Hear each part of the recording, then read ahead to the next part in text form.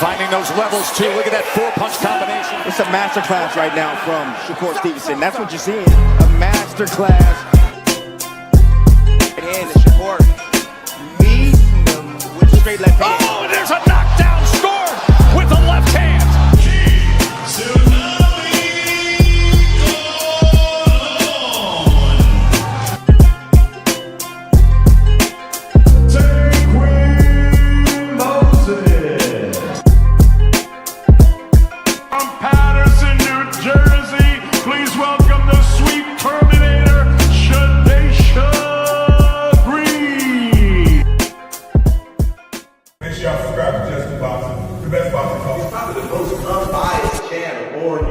Right now, we're going to give him his just due. Shout out to my brother, Just Due.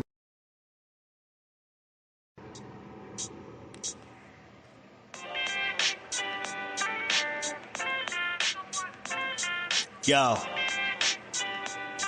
you know the deal. We back again. We never slacking. Word 'em up. Ladies and guys, whether if you drunk or you high, it's time to pay respects to the illest man alive. If you think you got a point, he'll shrink you down to size. And from there it's downhill like a slinky or a slide. Open your eyes, got a deep connection with the rise, so you might see them jump in whenever they go live. Peep it, this channel blowing up now, it's not a secret. With tons of exclusive interviews to listen to. Them other channels I hate, but yo, they missing clues. They start narratives, sip the goose and twist the truth. It don't take a rocket scientist to get the proof. Just click the live at 4 p.m. Eastern time. But when you chime in, make sure you keep it kind. But if cowards want to debate, then it's feasting time. My man Just Do shine busy all the time. Grind 24/7, 365. Videos he might have 365. My rhyme's sick, they make you do a 365. You get a rich if you think you fit to survive. It's Just Do boxing, time to click the live. Ain't no beginners, if you soft, you ain't down to ride. I crush you, respect too, it's Just Do. He got the illest boxing show on the internet. The boy been a threat and he ain't even had dinner yet. Word 'em up. Yeah. You know what time it is.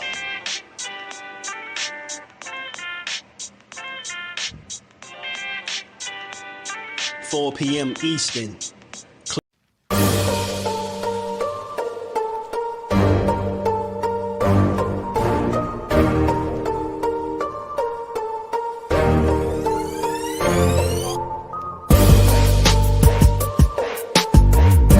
The truth gonna tell on your ass what you doing or what you're not doing every single time. You can lie, you can bullshit and all that, but when that bell rings, if you ain't put that work in, it's gonna show, bro. It's gonna show. Not to mention y'all in a sport that can cost you your life. Literally, you can die in this shit. So if that's the case, man, if you gonna do this, don't bullshit with it. If you don't really want it, say to yourself, keep it real with yourself. I really don't want this shit. I can't put the work in that it requires. Walk away. Ain't nobody mad at you. Go out there, you're young enough, you go get educated, get a skill, do something, man. But don't play with this, man. You can get killed in this shit, man. What's good? What's good? What's good with the fam? How y'all feeling on this good Monday? We early, we back, we building, we giving boxing is Just Do. Probably got a long show on the way. That's why we're here a little early. Very early. But we gonna talk about it, man. It's some fun, man. Boxing is fun right now for me, man. You know, people out here looking for DEEBO. This is fun. I'm just sitting back enjoying it, watching the pieces on the chessboard move around. And people, lose their minds, man. It's a little fun, man. Just a little entertainment, man. I like what Keyshawn is doing, man. Keeping his name out there. He a one-man band. I'm telling you, dude, having fun, man. I like it, man. I like the back and forth. I like all these guys jockeying for position. Everybody's, trying to campaign and put their bid in for their next fight. And I like it. I like all of it, truth be told, because all of these guys are truly talented, and it's just a matter of when, right? It's just a matter of when, if and when, with some of these fights. But as these guys continue to grow, we getting to see these fights. Hold on, man.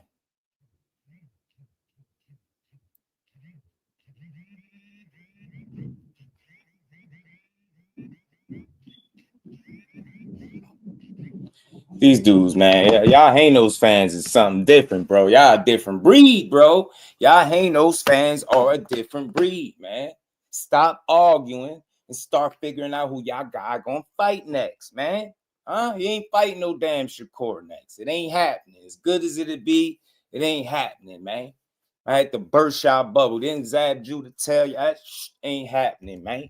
Let me say what's up to the fan. We're gonna get to this. We're here early. Let's hit the like button, man. Let's run the likes up. If you ain't here, just hit that like button. I don't know what side you're on. Hit the like button. Sub to the channel. Y'all know the drill. Support the bills. Shout out to OP.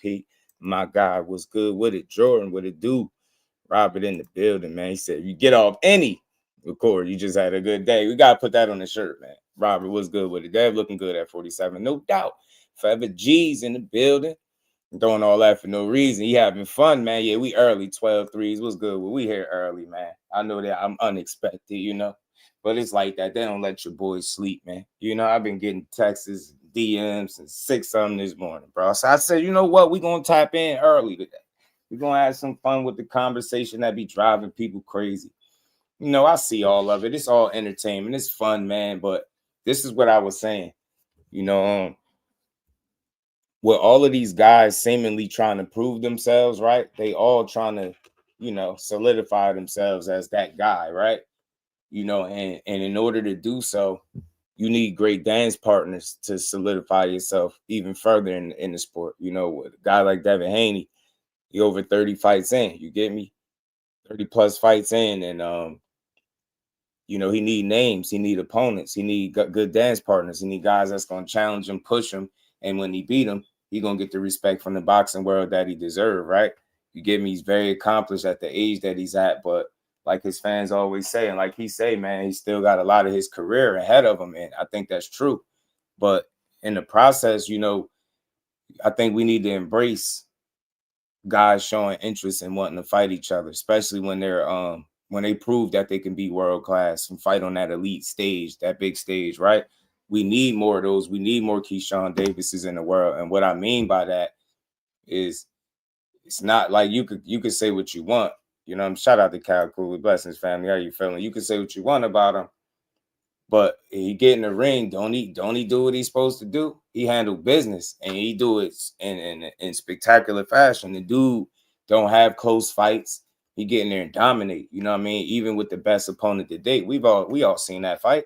You know, so I'm saying all that to say I don't get why, you know, the minute that he decides he want to mention, you know, Keyshawn Davis or Devin Haney, that it's like, oh, well, he's just clout chasing. He's just clout chasing. You get what I'm saying? And I just don't understand that because it's boxing. And when you got talent like a Keyshawn, man, a blue chip type of guy, silver medal is like, I don't think he need 30 fights to make, you know what I mean, make a good fight with Devin Haney. I hear people saying, it's too early, is this, is that. You better get him early than late if you have the opportunity. You get me? Because you get that kid more experience, bro. You get that young man more experience, he is only going to get crazier. In my opinion, the path that he's on is a good one.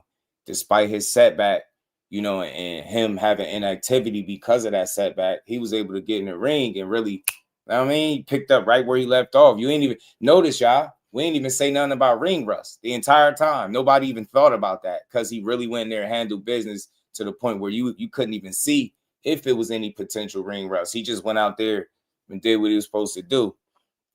And what I'm saying is when a guy like that's a proven talent, and he's proven himself as a you know, professional as well. He call your guy out, whoever they may be. You need to embrace it, you know, because right off the bat, you know, beating Keyshawn Davis and you the first one to be able to do it as a pro, man, you're gonna be able to talk a lot of trash. It'll be a really good name on your resume. You got to think about how many people that whoever your favorite fighter is, if he being called out, if Devin's your favorite fighter, you got to think of how many guys that he fought that wasn't on the level of a Keyshawn, that wasn't as talented, that wasn't a former world champion and none of that. And you had no problem fighting those guys on the way up. So what I'm saying is, I don't get that why, him opening his mouth, it got to be clout chasing, right? Like, we know these guys, like, clout is like a overused word, because what do that do for you? You get what I'm saying? Even with the pulling up to the smoky house, we gonna play the video, but pulling up to the house from Friday, that stuff is entertainment, bro. People gotta, some dudes know how to sell themselves outside of the fights. Keyshawn is one of them dudes that can be highly entertaining, even when he ain't inside the ring. It ain't like he out there getting himself in trouble. It's just good entertainment, man. He out there looking for DEEBO. You know what I mean? He tweeted he's still looking for DEEBO. It's fun because what I see is guys have options. You know what I'm saying? Keyshawn very well could move up to 47, and they sound like they would be willing to entertain that fight. But if it don't happen, you got Devin with options. Do you stay put at 47, pursue a unification, right, or a title defense? Do you go up to 54 and fight the guy in Xander Zayas with a couple belts that been calling you a diva and a crybaby? All these dudes got options, man. Clout is, we don't need clout for this conversation, right? Because these dudes, we all know who they are. They all earned their bones as of this point, respectfully. Keyshawn, I don't think you can name a guy with 14 fights that had a better first 14 fights than he did. You get what I'm saying? I don't think it's too many guys. So they all in the realm of, in the ballpark of being able to compete against each other. It's just a matter of intent. Like, what fight do these guys want for sure next? And I think it's so early. I don't think nobody knows for sure what their next move is. I don't think Devin Haney knows for sure who he's fighting next right now, right? You heard talks about Lewis Crocker. You get Keyshawn in the mix. You hear the Shakur Stevenson whispers in the back, right? You hear the Xander Zayas news. Like, these dudes all trying to figure out what the next move is and what make the most sense. And I like it. I like the back and forth. Like I said, I can see if Keyshawn was a guy that, when he fought, he just was timid, or, he didn't handle business, or he looked subpar, mediocre, as Tank say, right? Mediocre. All right, if he looked mediocre, I could see why people like, man, that dude's just running his mouth.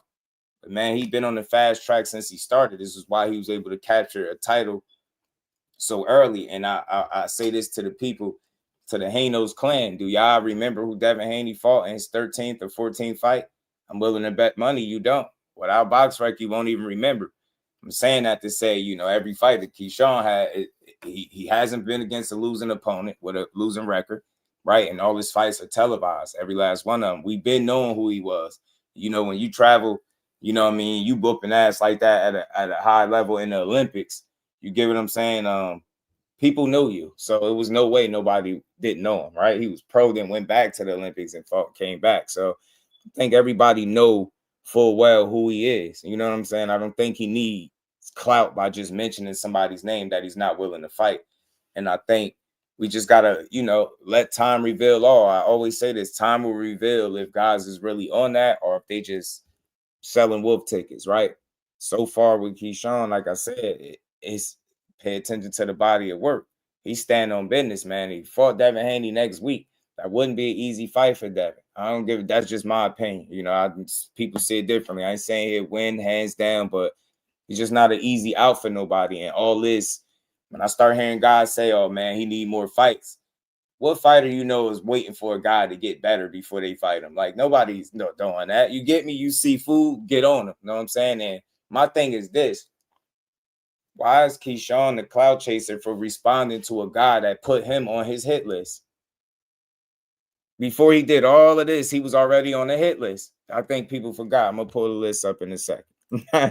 Come out and play. DEEBO. Kind stupid. Yeah, he put T.O. in check, man. You know what I'm saying? DEEBO calling out everyone doing how it should be done. Right. That's what I'm saying. Just call them all out. You trying to see what guy you could get on the hook. They all fishing for big fights, for the best fights, man. And they all trying to figure it out. Didn't want to fight Boots at 52, but you want to fight Xander at 54. Don't want to hear nothing about belts when you wanted at 45. Talk to him, T.O. at 145. You know it, Thrill Hill. What it do was good with it. Aaron in the building. He said, Badios, Crisis King. Shout out to Tommy. Man, he said, they fighting Key win. The funniest thing Key could do is walk up on Bill saying, you want some too, old man? I'm telling you, play into it ASAP, man. What's good with it? Keyshawn is nice. Dante's boxing talk. My dog was good, man. Said teach was good. Preparation and game plan is everything. I promise you is. They don't get it, man. They said, yo, they saying that's the reason Cord became brothers. JP is in the building. You know what I'm saying? They thought Keyshawn was playing. He not. I'm trying to tell you, bro. Looking for DEEBO. You hear me? He looking for DEEBO. Beat his ass, Key. Official everything, my dog, man. Yeah, man. We about to pull the list up too. Keyshawn gonna be Devin ass. I'm sorry. Oh, yeah, and Tim Bradley has some things to say. We're gonna talk about it all. We're gonna get to all of it, y'all. It's early, and we're gonna get to it. 10 fighter hit list. Do y'all remember? Huh? This hit list came out way before Keyshawn started saying stuff. Was Devin Haney clout chasing? See how it could go both ways? Was he clout chasing? Is he clout chasing with this hit list? Because he got guys listed from 35 all the way up to what, 47? You get what I'm saying? Think about that. Is that clout chasing? All the way up to 54, my bad, because Boots is up there. So is this clout chasing? When you put together a hit list and one of those guys on the hit list start responding, that's all Keyshawn did. He let y'all know, look, I ain't for play. And Key ain't the only one that thinks he'll beat Devin Haney. Hall of Famer Tim Bradley said, hey, man, I'm about to play the clip. You know I got the clips. The clip king is on it. I got the clips. I'm telling people they need to send an offer since he's the ace out there. Need to send an offer no matter how Keyshawn is talking. Right. Key say he wants to fight. Send an offer. Let's get his response. Hey, Teach, I like your thinking right there, Teach. Now, I had to remind you. I had to jog the memories of the good people. So, because I'm just trying to make it make sense. What I'm saying is we all know these guys are talented, man. Keyshawn is proven to be the cream of the crop right now. They all should be mentioning each other names. What we want? 10 people saying they number one? We want 10 fighters saying they number one right now, bro. Hell nah. We want to see dudes line it up, right? So that's all I'm saying. Keyshawn say, hey, DEEBO, where you at, G? Y'all mad at everything he do, bro. Key brought that belt out, man. Hold on. Remember this? Key brought the belt out. I'm gonna whoop your ass, so-called DEEBO. You know what happened to DEEBO at the end of the movie? He got hit with a brick. DEEBO might get hit with a brick. Talk some Latins and Spanish people. No, don't pick on them. Pick on me. Keep picking on Craig, yes, and you're gonna figure out what's gonna happen. Go get hit with a brick. And I ain't playing. You know I ain't playing. Hit with a brick. Hit. Belt, nigga. Belt. Talk to him. So organic, so genuine. Pick on me. I want you to pick on me. Tell DEEBO come this way. What you talking about? You know what Craig did to him. You know what Craig did.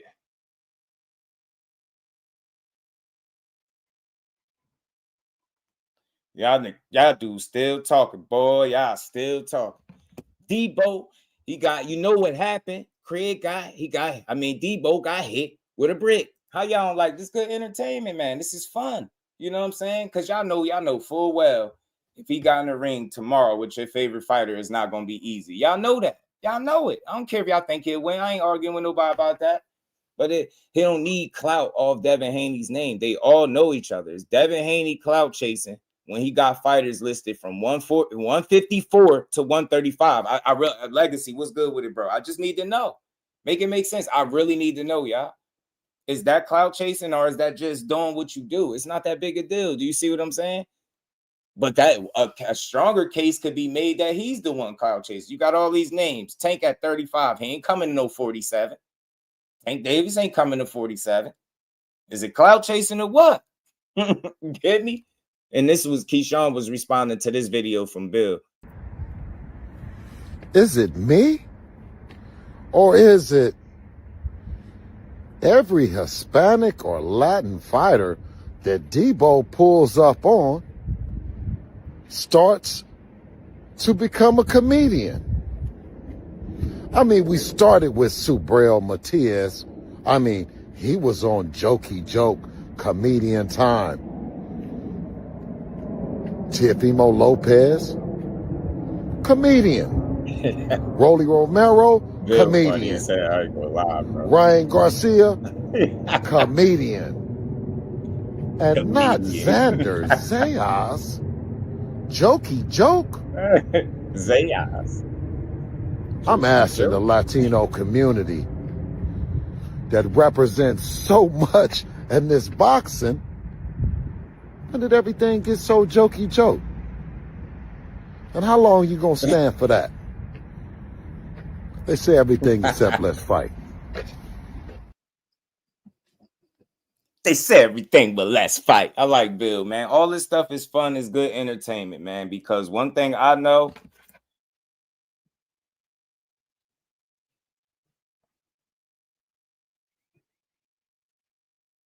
yeah, I ain't, you know what? Y'all Devin Haney fans, a different breed, bro. Y'all a different breed, bro. I see why Bill caters to y'all, to his fan base, and he's smart for doing it. And I mean this with all due respect. Y'all are easily manipulated, influenced, and like y'all very gullible. Y'all still talking that Shakur stuff. Just let it go, man. You better focus on your next fight, because playing with Corey, you ain't gonna make it to your next fight. Not unscathed. Telling you, that's a boxing lesson that y'all don't want right now. I'm trying to tell you, you could try to sit here and act like, yeah, we want Shakur. Yeah, y'all loud as hell up there at welterweight. You try big asses. Better going up to 54. Stop playing. You know what I'm saying? Y'all believe anything. Bill tell you something like, yeah, you heard what Bill said. Bill be having y'all up man, he be setting y'all up for the long one, man. Joke. Shout out to my dog official, everything getting it started, putting that 10-piece in the super chat. Much love to my dog, man.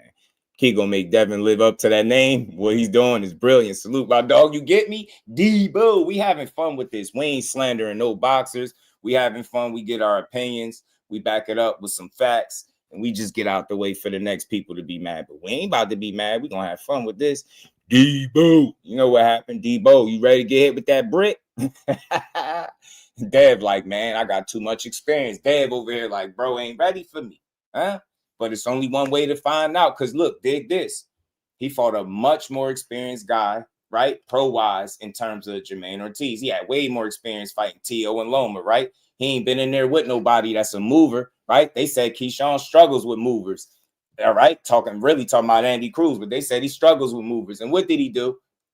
Got in there, made belt, man. That's what he did. Got that belt out all night. That belt was and out, we ain't never man. got a box again. Well. I already been getting these belts, but now it's time for you to get your just due. You feel me? You know what I mean? Belt to ass. That's what they not saying. Did he do exactly what he said he was going to do? Fight night? Stop a hole in Jermaine Ortiz. He said he going to stop him. Say he was going to stop him when he seen him, right? He stopped him. So, and he barely gave up a round. So, flawless victory. You get me? He boxed him down all the way to the 12th and then finished him off with the body work, man. That dude don't need no clout. We've been knowing who Keyshawn was since an amateur, for real. You get me? All of this stuff is being, well documented. People know who he is. Is he the biggest name? No. But those who know. Them real ones know.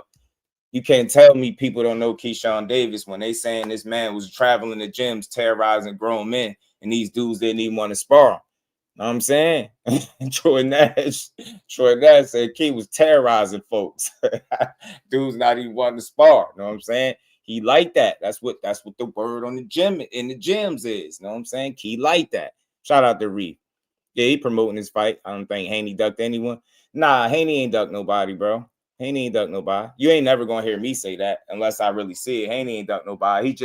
He know how to fool. They fooled the hell out their fans though. Yeah, dig. Shout out to Reef, man. His All-Star weekend, yeah, it was smooth.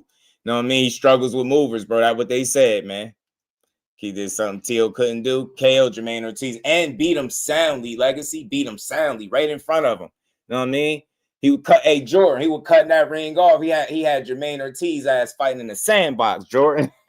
He had him fighting in the 4-square box, bro. He cut that ring short, had him fight playing 4-square out there. Man couldn't go nowhere. Everywhere he go, Keyshawn right there. Scrape his body.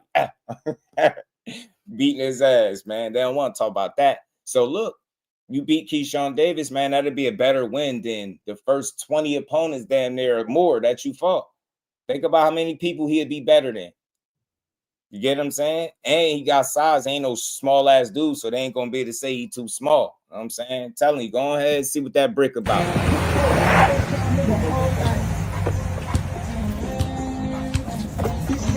Man, where the hell DEEBO at? Talk all that shit, man. Where Devin? Where DEEBO at? So-called DEEBO. Where Devin at? Where DEEBO? You ain't see him? Nigga hot, man. DEEBO! Hey, DEEBO! Where the hell you at, man? What you doing?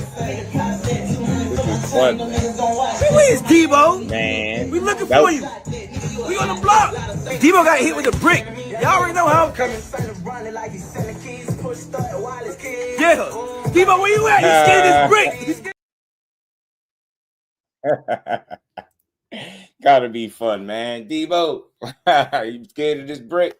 It's fun, man. Little promotion. And it's crazy because we ask dudes to promote themselves, right? We ask dudes to promote themselves, but when they do it, they clout chasers and they need to stop talking. They talk too much.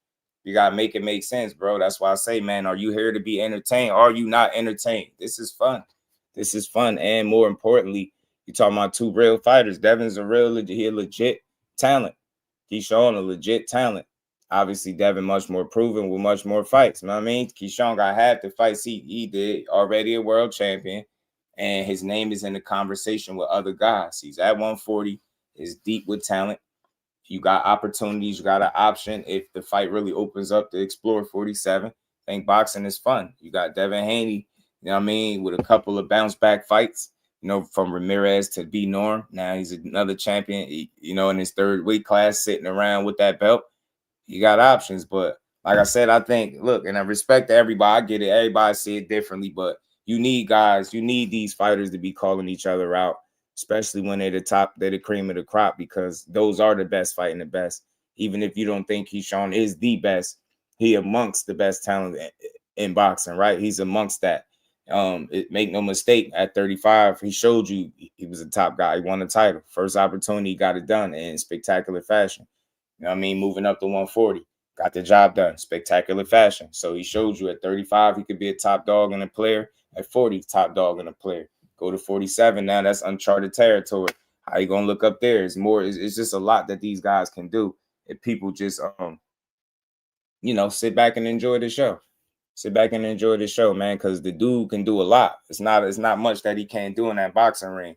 So again, like, that's why I don't have a problem with the talk, because he backs it up when he's in the ring. So, like, think about how many people talk and don't back nothing up and don't really ain't even active. And then when they get in there with somebody that's real, they don't stand on business. That's not him. So until I see him not being who he say he is, then I don't got no reason to be mad at his energy.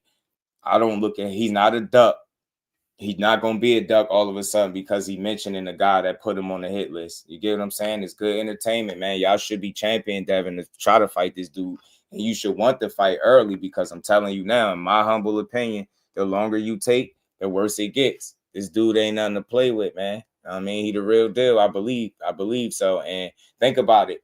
He changed his team, right? Restructured his team, different coaches, different voice in the background, inactivity. You know what I mean? It's a little layoff, right? It's his own fault, but he didn't miss a beat. He got right in there, and it was like, It was like, you get me?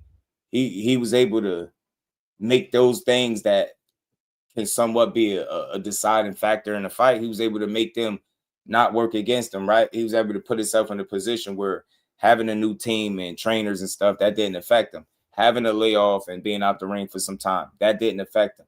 You get what I'm saying? It was a lot of stuff that he's been dealing with outside the ring, and he's been able to compartmentalize and get things done, put that stuff to bed. Now you're seeing, I think, you're going to see a really good version of him. We already was seeing a great version of him. I think if his mental is aligned now with the physical, we could possibly see one of the best fighters in the world, right? And he going to have a real good run, I believe. So sky's the limit, man. Like I said, you don't want everybody calling themselves number one, saying they're the best without being willing to do so, right? He's been in there. He's been willing, right? You know what I'm saying? And again, think about it. That was a risky fight that he was supposed to be taking with a guy in Jermaine Ortiz for his first fight in the new weight class, where Jermaine Ortiz was already comfortable there. Think about that. just jump right up there and boom, you fighting like a guy that's been in there with some of the best. That's what he's always done. If you rewind all the way to fight number 1 to now, he's always fought a consistent level of talent, and it's been improving subtly. Like, he's taking challenges, he's fighting guys, right? And like I said, this is not a dude that's having close fights. So you want to, if you can get him in the ring and be the first to beat him, why wouldn't you do it? You know what I'm saying? Why wouldn't you? Especially if you ain't got something better lined up, go ahead and get in there. You know what I'm saying? Go ahead and get in there and get that man his opportunity. Boots still need an opponent, yeah, because look like the legal situation got the hold on it got the chokehold on him fighting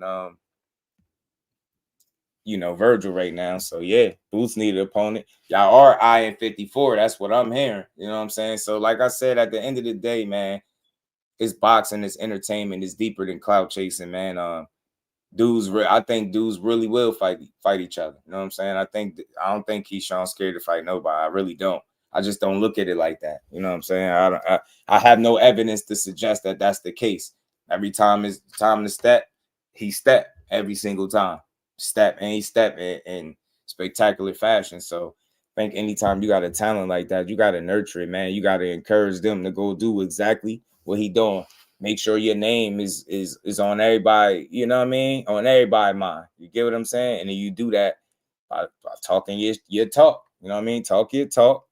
Most importantly, back it up. For the people that was talking about that Andy Cruz, remember with the belt video, they was mad because he was talking about the belt with Andy Cruz. Still fight him though. It just gotta make sense. And what people don't realize is my first homecoming, y'all must have forgot, but we reached out to Andy Cruz. Like my very first homecoming, before I was about to fight Limos, I reached out to Andy Cruz. I reached out to Eddie Hearn, and he said no, he don't want to make a fight right now. It's a little premature. I reached out to him already. You know what I'm saying? And then I got Limos. You know what I'm saying? So I wish people give me my credit on that. Like I actually tried to fight this guy. The very first time I had a chance to ask for an opponent. You see? And that's what people don't talk about. They'll say, oh man, Keyshawn, well, he don't want to fight Andy Cruz. And he telling you straight up, look, he already let it be known. I was telling y'all this. Didn't I tell y'all this? And that's not even the time that I was talking about. It was another time where he was face to face with Eddie Hearn, asking him about that fight. And that's the thing. He was just saying yeah to everything. And I know he wasn't really serious behind it, but he was being asked. And he tell you his first homecoming before Limos, he tried to reach out and fight him. And what he say? Eddie said the fight is premature. Now, Eddie Hearn called everybody else out when they put out false information, right? Oscar is trying to make Boots look a certain way, man. Eddie Hearn get right on top of that. Why Eddie Hearn ain't out there like, yeah, man, Keyshawn, he lying. Hey, we never talk. You get what I'm saying? Got to kill it. This dude, like, all I'm saying is he been showing that he want to fight and he's willing to fight.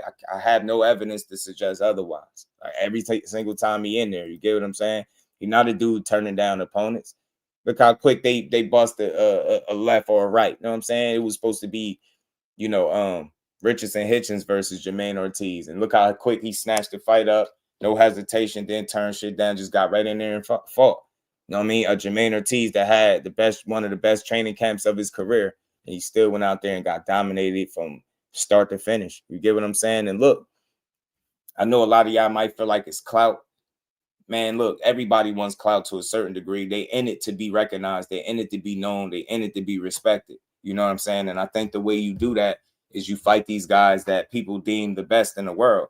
You know what I mean? He knows that Devin Haney is looked at as one of the best fighters in the world. His boxing skills, people feel like it's too early for Keyshawn. He'll beat you. Keyshawn, like, look, I'll fight this dude. You get me? And I think until proven otherwise, you know what I mean? That's what I'll think. But I feel like the conversation gets real once they're sitting in the same weight class. You get what I'm saying? It gets real then. So we'll see what he does next. I don't know. We'll see either of these guys up at 47 in the next fight. I'm leaning towards no, but anything could happen. But like I said, man, we got to stop misusing the word clout. These dudes all already clouded up. You know what I'm saying? If you can put a list together, like I said, from 135 to 154, you got to think sitting at 47, that could easily be saying, hey, man, you got lightweights on your list. What you doing? You know what I'm saying? You got people at 54 on your list. What you doing? So we'll see, man. We'll see which one of these fights materialize first. But at the end of the day, all these guys should want each other, calling each other out. Everybody should be interested in wanting to fight. All this top tier talent, man. Like, I think we got an opportunity, or should I say, these fighters have an opportunity to really bring somewhat of a golden era back. I'm telling you, with all this talent, mixing and matching, moving around, these moving parts. And what I'm realizing too is politics is going to always be there, but it don't seem like it's stopping these fights. And it lately is seeming like it's more so up to these fighters. Like, yo, if y'all want to fight, y'all can get on the same page, then y'all can fight, right? Notice the good thing about Shakur and Teal happened, and no outside entity was trying to pull them away from fighting each other. And we see how easy it was for them to put together a top tier fight, get it out the way. And I hope, you know, they continue to set the tone that way to get guys on the phone and hash it out and just make these fights, bro, without all the BS. But like I said, man, all these guys are ambitious. They all looking for their next best opportunity, and you're gonna throw some names out there. That's why I said when I seen this list, I don't got a problem with it. It's ambitious as hell, but you know what I mean? You working towards it and you trying to fight guys on this list and or guys trying to fight you, and you can do it, and politics ain't gonna stop it, then go be great. You know what I'm saying? These dudes don't need clout, though, for mentioning each other. I haven't never seen a fighter, you know, like it just the bare mention of somebody does something for you. You actually got to fight people. The reason why people could take what Keyshawn is doing as you know, they can take him serious because he's serious inside the ring. So I'm saying, I mean, I'm not talking about who will win the matchup, but fighter-wise, handling business, that's what he is. He is that. He the businessman. He get in there and handle business. So this shit should be encouraged, man. You want to see fights like this, man. You don't want to see no BS. You know what I'm saying? You don't want to see no BS fights, bro. You want to see great action, world-class shit. Shout out to the plug, the boxing, man. What's good with it, my guy? How you feeling, bro? Brad Goodman said hardest fighters he had to get fights before was Keyshawn Davis and Shakur Stevenson. I wonder why, Dante. I wonder why, bro. You get me? That's what I'm saying. And I think it's aside from being scared, it's just stylistically they be bad matchups for guys, and or it's that pedigree, bro. The guys be like, I ain't dealing with that. Sir Senior, what it do, family? How you feeling? BJ, what's good, fam? Guys to give him his just due, you feel me? Shout out to BJ, man. What's good with it? Stevens had to trick him into that fight. He got him, put the bait out there. Put the bait out there. I'm telling you, the Bash Brothers doing it the right way, man. Just keep building. You know what I'm saying? And that's what's next for these dudes, man. Everybody want to, you know, get the best next fight. You know what I'm saying? Yo, I'm telling you, boy, them Haney fans, something.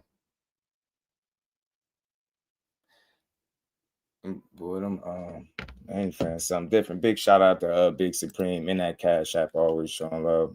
Much love, my guy. Said thanks for calling this Shakur fight. Always, my guy. You know, we got plenty more we're going to call. We most likely call this fight this weekend, too, y'all, with Ryan and Barrios. It's a good card. We're going to talk about that during this live, too, man.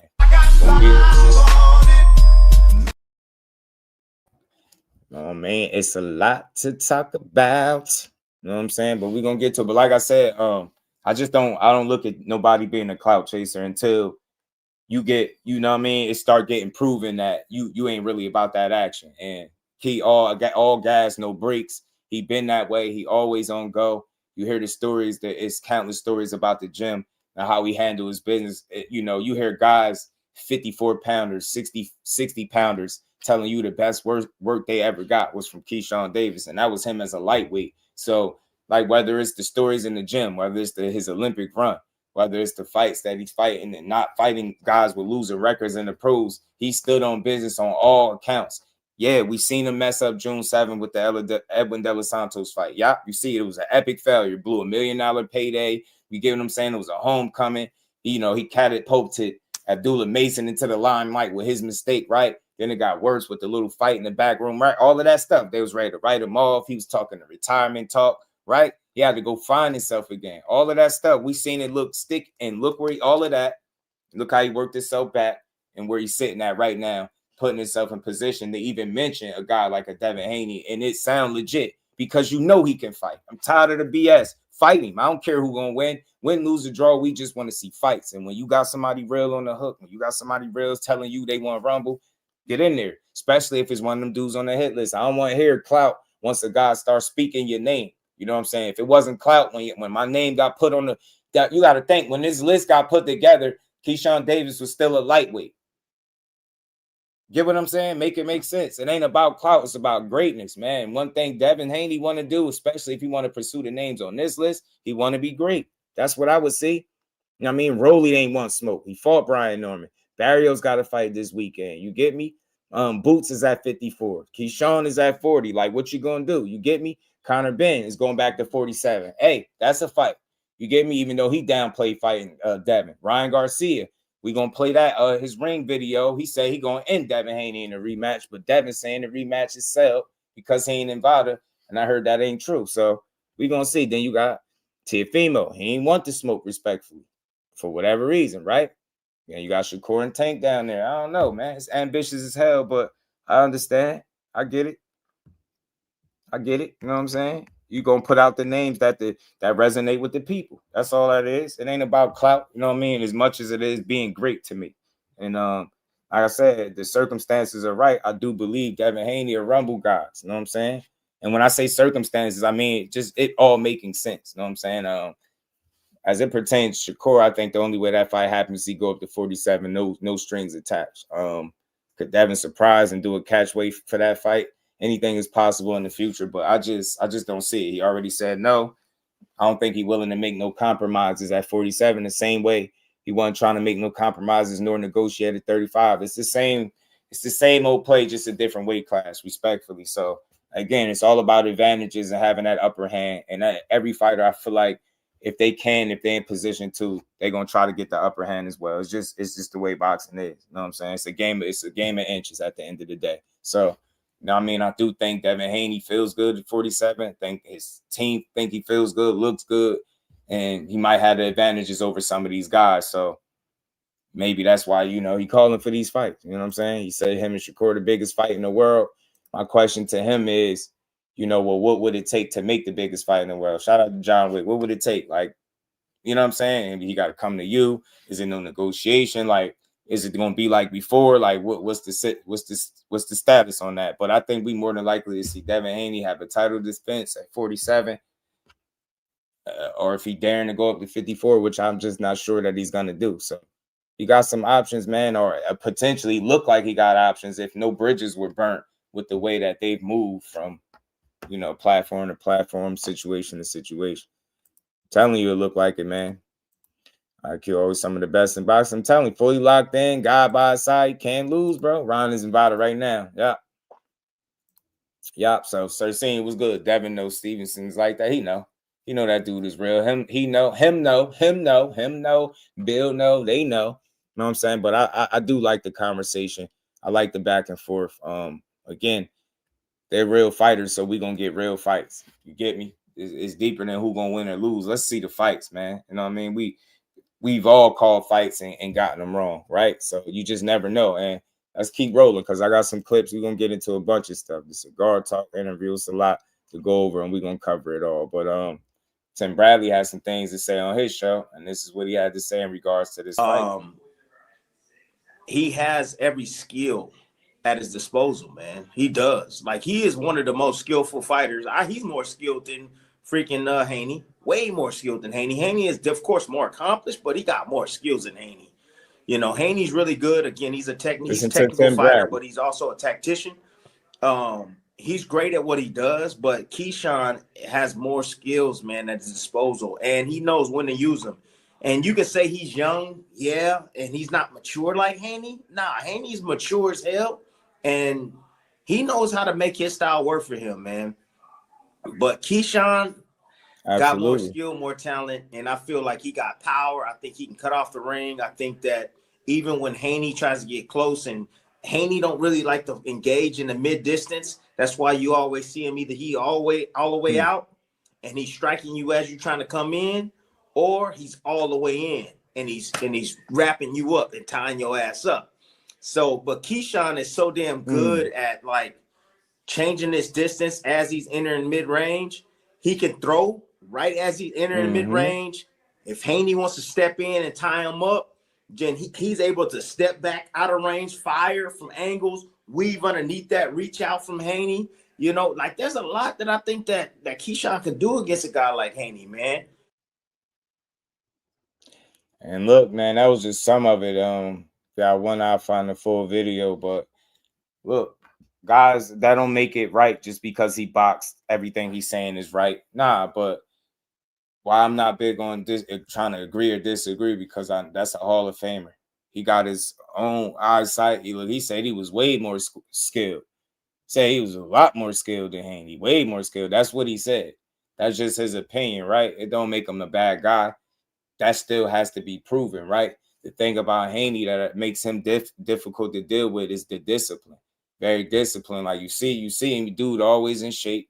He's looking in phenomenal shape for the last fight. Phenomenal shape, ripped up bad. You know what I mean? Very disciplined, and he brings that same discipline. The way he applies himself in the gym, he brings it in the ring, right? Very smart. Rinse, wash, and repeat kind of guy, and drive you crazy doing it. He had another one that, for the most part, not really counting the Ryan fight, this dude gonna go in there, have a game plan, and stick to it. And if you can't stop it, oh well, that's on you.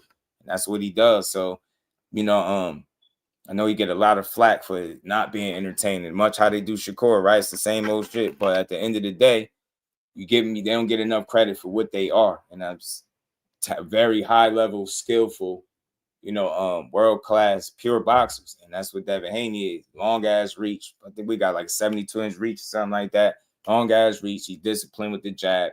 It has been one of his best weapons in fights.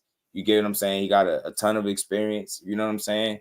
Not only got the quantity of fights, he got some quality fights along the way as well. So I think he's built himself to a really good point in his career where, if he can get the other guys can get on the same page, he got big fights to make. So I think Keyshawn is one of them. I like Tim Bradley's breakdown. Don't mean that everybody got to agree. Everybody got to think that Keyshawn is way more skillful, but at least the conversation is a good one when you got guys that are Hall of Famers in the sport.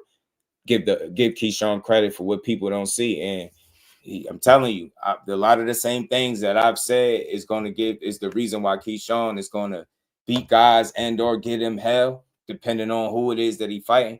It's because of the pedigree, man. People downplay the amateurs a lot, but that's still boxing, y'all. I get it's a point system, but it's still valuable experience and things that you can learn at that level, especially when you traveling around fighting the best fighters in the world, where you can't pick who you gonna fight. You just gotta fight the next best guy, right? He's been a part of that. He's been groomed up in that circuit, right, so to speak, where you can't pick. You got to go out there and be the best on the night. You got to win fights consecutively in a row to get where you at. How much grind you got to get a silver medal. That shit get nerve-wracking. People don't make it. You know what I mean? People do not make it, let alone medal. You know what I'm saying? So it's a lot of experience that I think he's picked up as an amateur that would help him as a pro. And the fact that he has a pro style makes it even better for him. That's why his transition from that amateur ranks to the pro game, it wasn't a difficult one. If you ask me, it was a very smooth transition because he already naturally had a bit of a pro style. And all he had to do with a guy like Bomac is refine those tools and that skill set. And that's what you've seen. You've seen a very smooth operator. Like, if you watch Keyshawn fight and you notice in his last fight, you see how smooth everything was. Nothing is forced, right? Rarely out of position, right? Let his hands go, but it's not wasteful with movements and or punches, right? It's just not something he do. He's very, very efficient guy, man. High level, like he does everything with intent behind it. He don't do things just to do it. You get what I'm saying? And I know that don't sound like much, but a lot of times we watch fighters and we say it and we don't realize what we be saying. You see guys doing way more than they have to do, burning the candle at both ends, unnecessary movements, right? Bouncing, just looking unsettled. He ain't like that. He a smooth operator. He get right in there. He control the pace. If you want to try to speed it up, you're going to find a way to slow it down. And once he's controlling the pace, you are in for a long night. You have to do something else to change that. If you can't put together rounds, his confidence is going to build, and he has the patience behind. Like, he's a calculated killer to me in the ring. Calculated killer. And he got the patience, the poise, and the experience with the tools and the skill set to get to you and break you down. He broke Jermaine Ortiz down. He took his time, beat his face up, hitting him with clean flush shots, and broke him. You get what I'm saying? Broke his ass, like broke his will. Think about it. He at the end of the fight, he stopped him in the 12th. You get me? That's hunger, man. That's determination. That's a guy that know how to put his shit together. You know how to put the right punches together, get you up out of there. You get what I'm saying? I know some people probably felt like when he made it to that 12, he probably was gonna make it up out of there. Keyshawn said, "Nope, we got plans." Taste his deck again. You feel me? So look, I like Tim's breakdown. But not everybody shares the same sentiments. There are people that feel like this fight would be a bit early for Keyshawn, but the beautiful thing about boxing is you never know until they get in there. And again, I know that this fight is less than likely to be next, but I don't mind talking about it because I don't think this is a clout chasing situation. And again, like I keep saying, if you're Devin Haney, you need opponents. 47 is not deep. You want to entice, encourage, and influence a guy to try to come up there and take what you got, because you need quality names to be able to knock off so you can continue to stamp yourself as one of the absolute best and a guy that's being willing to take on all comers. I mean, look, dare I say it, be this name that y'all calling yourself, DEEBO Dad. You DEEBO Dad, that means you fighting any and everything. You want smoke. So it shouldn't be about clout chasing. It should be about, look, if you really serious, let's fight. You know where I'm at. I'm at 47. What's up?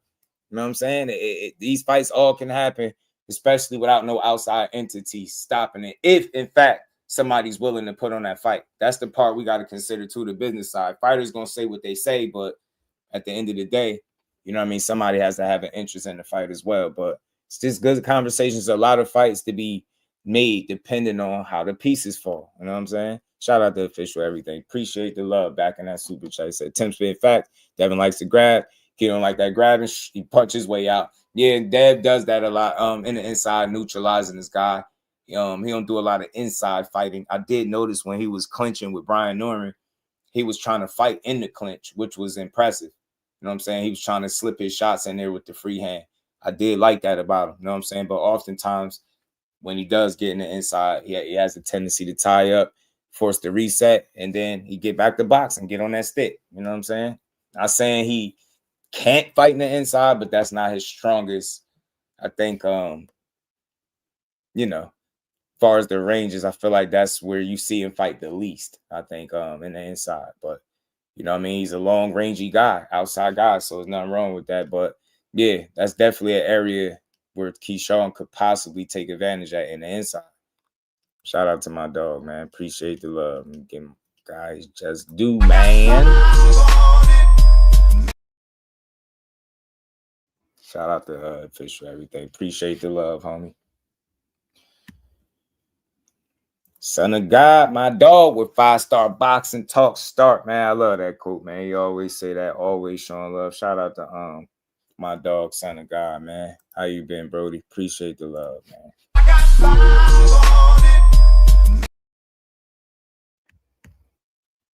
Yes, sir. So, man, just gotta see, man, who ends up.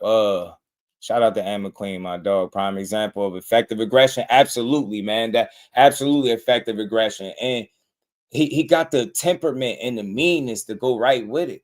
That's why I say I be confused as to how more people don't like him. But maybe if he's a threat to whoever your favorite fighter is, maybe that's why. But that ain't enough reason not to like him. That dude's mean. He nasty in there. Very poised. He just don't let you. He don't give away rounds. He don't let you get a lot of real flush, clean shots on him. Like, it's a lot to be said about him. I would love to know where he ranked amongst his plus-minus ratio right now through his 14 or so fights. I would love to know. I would love to know where he ranks at. You know what I'm saying? Because he that dude is he's tough to hit, bro. He's tough to hit. He's definitely tough to hit. Shout out to Son of God. Appreciate you, bro. Say Devin is strong too. Yeah, Devin is definitely to keep up the great work. You know I'm on the job, bro. Appreciate the love. Devin is definitely strong. He looks physically stronger at the weight, more than likely because he's closer to where he should be at. So he's operating, you know what I mean, on firing on all cylinders, so to speak, right? You're seeing a much better version of him. So I think he gives people really good fights up there. 47 is where he could reestablish himself. You know, if politics wasn't in the way, maybe he could chase down some more titles. But I think, you know, with the way guys are moving, don't put all your eggs in the undisputed basket. keep all options available and open. You know what I mean? And be willing to make the next biggest fight for yourself, whatever that may be. So, like I said, man, Devin is in a position where he got a belt. Is it gonna be a unification? It's looking like not. So you're gonna have to sift out through this list to find somebody to fight. You know what I'm saying? And it ain't gonna be easy to find those guys. You know I did, Jordan. I put a little short video out on it already, a little 7-minute jaunt. I might as well, every time I see one, I'm posting it from now on, making a short video. I definitely seen it. I posted it. They said Key been beating up Core all his life, man. That's why he made him his brother. I said, you know what? I ain't even about to argue with people. Yeah, he been beating him up his whole life. But you know what? I knew this was coming, and I love it because I told y'all gonna have to look at him as a real fighter, and you knew the comparisons were gonna start. You knew people were gonna start saying who could beat who and this and that. Good. All that's telling me is Keyshawn is that guy. Didn't I tell you? Because if he could beat Core right now, he great. You know what I'm saying? That's a great young talent. I ain't even mad. I'm loving it. Can't even argue, Jordan. We love it. Iron sharpens iron, y'all. Bash brothers out there got them confused. They like, man, we gotta find a way to separate this. We don't like this friendly shit. They ain't even brother. They don't even got the same mother and father. They be pissed off, don't they?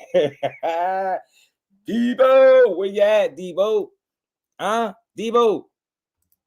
You know what I'm saying? DEEBO, where you at, man? I love this, man. It's fun, man. DEEBO dad said, look, man. Hold on. We're going to keep going. We ain't done. We got a lot to discuss. The man Xander is food. Listen, he's food. Damn. He's food. Listen. Come on, Bill. He's food. Bill, why you No, fight listen. first, man? Listen. That man showed Okay. superb legs. Let's talk serious. The reason why he's down on the list is because you guys didn't do a great job, you in the country and you and everybody putting it on the forefront that he's fighting. Do a little bit more because I'm helping out with pushing him to the list because he would make a 4-division champion. He's a lineal champion and he deserves that. But don't talk that bullshit about nothing. He's food to us, but he's a great fighter. But all of it is food when you're on your way and you have the skill set that Devin has. So he made the honorable mention list. So pipe down on all the other stuff that you're talking about. When you make the honorable mention list, you make it because you're food to us, right? And you have to prove that you're not.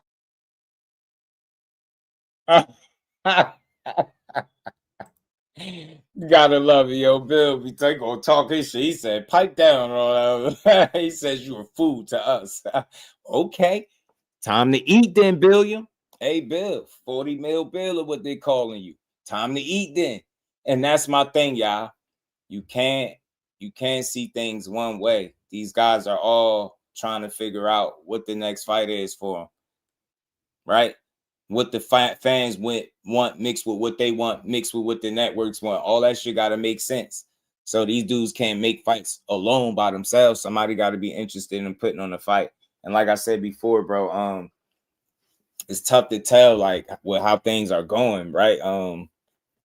You just don't know. I can't tell you what his next move is going to be because they literally got a list from 54 to 35. You know what I'm saying? And you don't know where they going to end up at.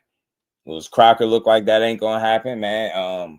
Eddie Hearn ain't trying to do him no solids. You know what I'm saying? Shout out to Shot. How are you feeling, Queen? Yes, indeed. Boxing in the building. Is they fighting Xander? If not, when Bill going to resume them DMs with Keyshawn? Something. Hey, look, something.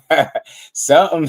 We can't be cool with fighters teaming up to go against one fighter. Last I checked, boxing not a tag team sport. Who teaming up? Who teaming up though? Who teaming up though? You know what I'm saying? Who teaming up? The thing is, that's just the way y'all choose to look at it, man. The Bash brothers made it clear, bro. Always. Shout out to the Queen. Yes, indeed. Boxing, man. Appreciate you as always, Queen. Oh, keep doing that great work. Love your energy. Love your takes. You know what I mean? And I appreciate you being a genuine supporter. As always. Shout out to Cecil. What it do, my guy? But look, man. I think he made it clear, bro. The first guy to get the fight. You know what I'm saying? I don't think nobody teaming up. I just think you got guys like this is boxing. Any of this shit can happen. Guys can fight. I mean, shit. He want to be great. Think about it. It ain't is it teaming up when he put them on the list? He got these dudes on his list. He put both of these dudes on his list while they were still at 135. Make it make sense. Y'all got to start answering some questions for me, man. The Hanos fans, where y'all at, bro? Start answering some. I need to hear this. Why y'all only see CLOUT chasing one way? This list is literally from 54 to 35. Make it make sense. Tank ain't going to 40. I said it already, right? Is that clout chase, right? You got Shakur and Keyshawn. The first, you said he literally said, "Little, look what he said. Look what he said. Where is it at?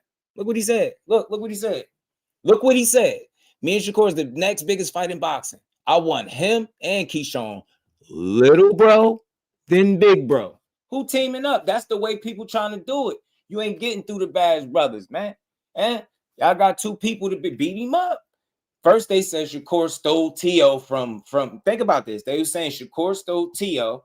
He's stepping on his toes. He took T.O. from Keyshawn, right?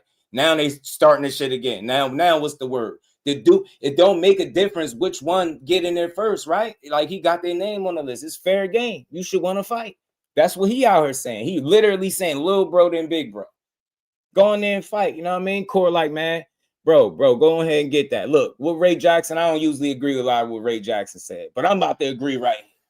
This is what they hate, Jordan. This is what they don't like. I'm about to rub it in today. We early and we gonna have some fun with it. DEEBO sound like a mean mother. Good to me, he'll be all right. You know what I'm saying? He could deal with a little tag team. You know, DEEBO was a bully in the hood, John Wick. He was a bully. You know what I mean? DEEBO Dev. You know what I mean? Ray says Shakur has every fighter from 130, 135, 140, and 147 calling him out right now. He got hella options. Said y'all mad because he wants to let Keyshawn eat as well. There are plenty of smoke for both. Y'all really mad because Shakur and Keyshawn about to run this shit for the next 5-10 years. Drop the gavel, man. Bang, just drop the mic drop, man. Drop the mic on them right there. That's what they really mad at. They like, damn, ain't no way. So we ain't gonna see neither one of them get beat.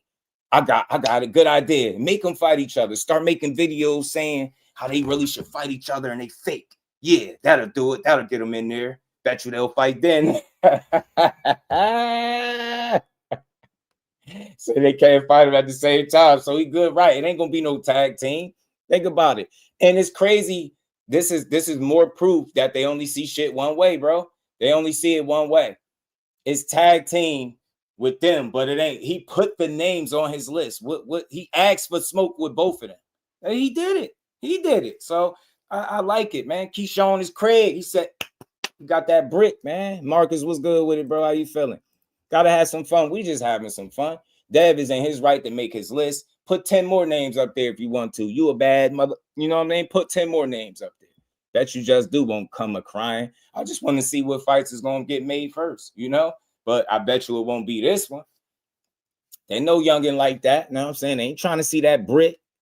You know what I'm saying? They ain't trying to see brick. Hold on. K, tell them again about the brick. I'm gonna whoop your ass, so-called DEEBO. Hey, tell them again about you know the brick what happened and to belt, DEEBO bro. at the end of the movie? Brick and belt combo he got hit with a brick. Unmatched. DEEBO about to get hit with a brick. Talk some Latins and Spanish people. Nah, don't pick on them. Pick on me. Keep picking on Craig, and you gonna figure out what's gonna happen. You gonna get hit with a brick. And I ain't playing. You know I ain't playing. Hit with a brick. hit. Belt, nigga. So organic, so genuine. Pick on me. I want you to pick on me. Tell DEEBO come this way. What you talking about? You know what Craig did to him. Hey, get him. You know what Craig did to him. Wait a minute. He's not fighting fair. That's how she was. Wait a minute. He's not fighting fair. So look, man, let's have fun. I mean, Dad, look, you got options, bro. When people are calling you out, if the networks can get behind the fight between the two, I mean, it can happen. I don't see either guys being scary, man. They just having fun. Keyshawn promoting himself, he applying some pressure to Devin Haney, letting him know, look, I'm willing to take the fight. I'll fight him. But, you know, it's just a matter of when he going to go up there to try to do it. You know what I mean? But I think Keith threw it off in a good way. Like, he don't really care.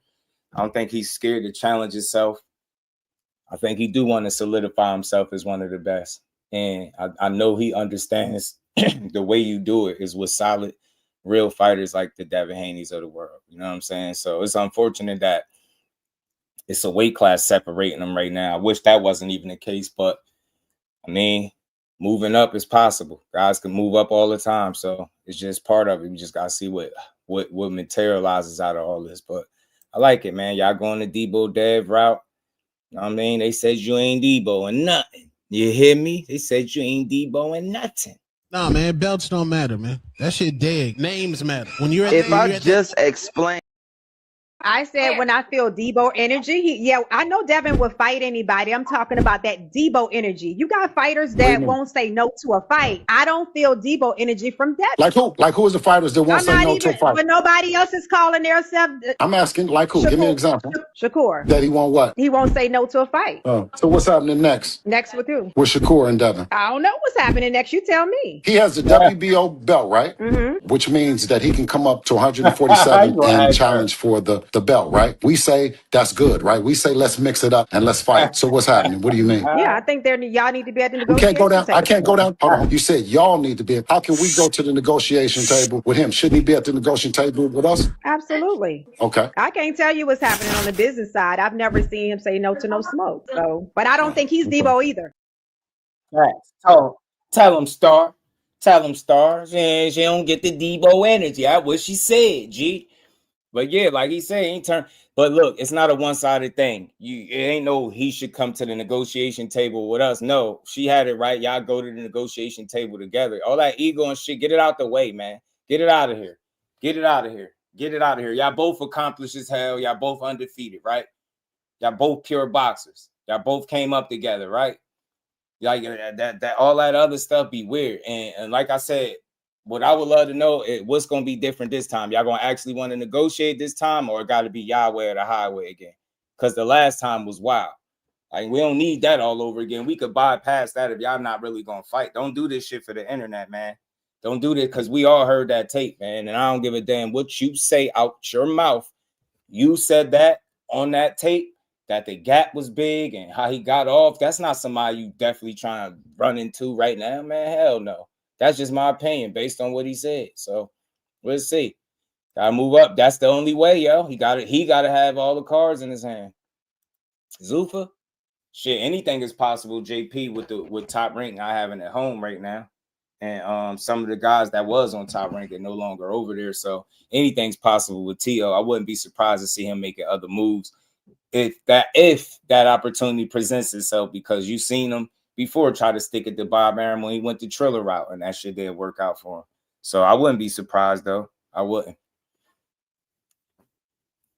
Of course, say he will fight Devin at 140, not 147. Bill Devin, they fans are nowhere to be found. Now, that's a fact. They noticed they ain't call him out till they got 2 weight classes away. Like Pop said, man. I told y'all, man. Pop said it, and that's what happened. That's what we seen. We seeing guys being called out now. So, you know, shout out to the Boxing Voice Star. Says she don't see DEEBO energy. I just think that's a play on words. DEEBO Dev. It's fun. He not DEEBO. His style is not DEEBO, but he's a damn good boxer, man. He's a hell of a boxer. He don't gotta be DEEBO. I just think it's funny. It's like it's a good play on words. It's fun. It's funny.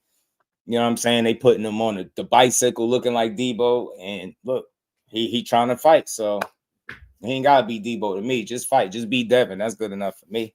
Till's last fight with Top Rank. I don't know if it was, then maybe. But you never know with T.O. because remember, not too long ago he was asking to get out his contract, saying it was invalid, and they said that wasn't the case. So you never know with T.O. I'll just say this: if that was his last fight on Top Rank, I wouldn't be surprised if I seen him somewhere else. I wouldn't be surprised. So shout out to Pooh Dangles, man. What's good, fam? So he was at the Zoof event last night. Maybe going that right. He could, bro. Casual Corner, my dog. He put out a new channel. Good. Shout out to my dude, man. So I make excuse for these fight. All these dudes need to fight. Yeah, it ain't no excuse for me. I just think that's the problem is I don't know what the excuses are that you referring to, because for me, like when you got the problem is you be having dudes, you know, talking about how great a fight is, but the fight got to come to. Perfect example. Let me pull this picture up, right? Look at this. Let's make it make sense. Let's talk about this. Let's chat. We here for a long while and a good time. By you saying You came out the blue and said the next biggest fight is you and Shakur. What is it about Shakur that makes y'all two the biggest fight? You get what I'm saying? Think about it. Like, the biggest fight for you is not a guy in your weight class. It's not a guy above a weight class from you. It's a guy that's never been to 47 is the biggest fight for you. Make this make sense. We got to make this make sense. We're having a legit, real boxing conversation. We don't know what the negotiation is going to look like, but let's just talk. We got a guy started at 26 versus a guy started at 35. We already know that's 2 weight classes apart. That's why it's no surprise that Devin is at 47. But they said he can be at 54 right now. They're literally partially somewhat entertaining Xander Zayas up there at 54, right? You're never going to see Shakur Stevenson fight at 54, is my point. I think at some point we're going to see Devin there. So what I'm saying that to say this. You got a guy that started at 26, guy that started at 35, and is possibly going to be as high as 154 at one point. So when I hear him say this is the next biggest fight, is me and a guy that's not even in my weight class, is a guy that's under me. In my mind, both of these guys need each other to a degree, right? Because they're legacy chasing type fighters, right? They want the belts, they want the accolades, they want the legacy, they want the money, they want the full package. And they can get that fighting each other, right? But by you telling me that this is the biggest fight, you've already let it be known that in order for you to make the biggest fight that you feel like for yourself, you need me, right? So we need each other because we would be great dance partners. So I feel like right then and there, when you got a guy that could be fighting at 54 right now, possibly exploring an opportunity up there with Xander Zayas, the way Bill is talking, right? You got a guy that started from 26, one fight at 40, never fought at 47. I think you're gonna have to be willing to negotiate, is what I'm saying. You get what I'm saying? You feel like all the cards, you holding all the cards, but in reality, y'all gonna have to make it work with each other to make it happen. You're gonna both have to give up something. Because one guy is probably never going to be at 47 unless it's for a specific opportunity.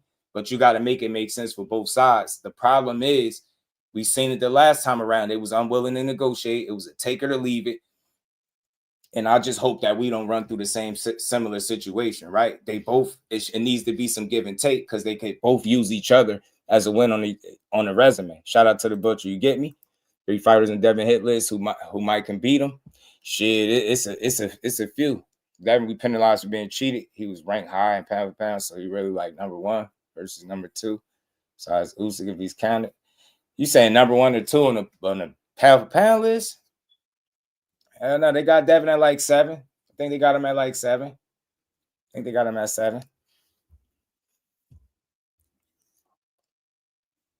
Yeah, I think they got him at like 7. You know what I'm saying? He scraped that pound for pound list. It was 9 before, and then he got moved up 2 more spots. So he making his way too. He making his way. I'm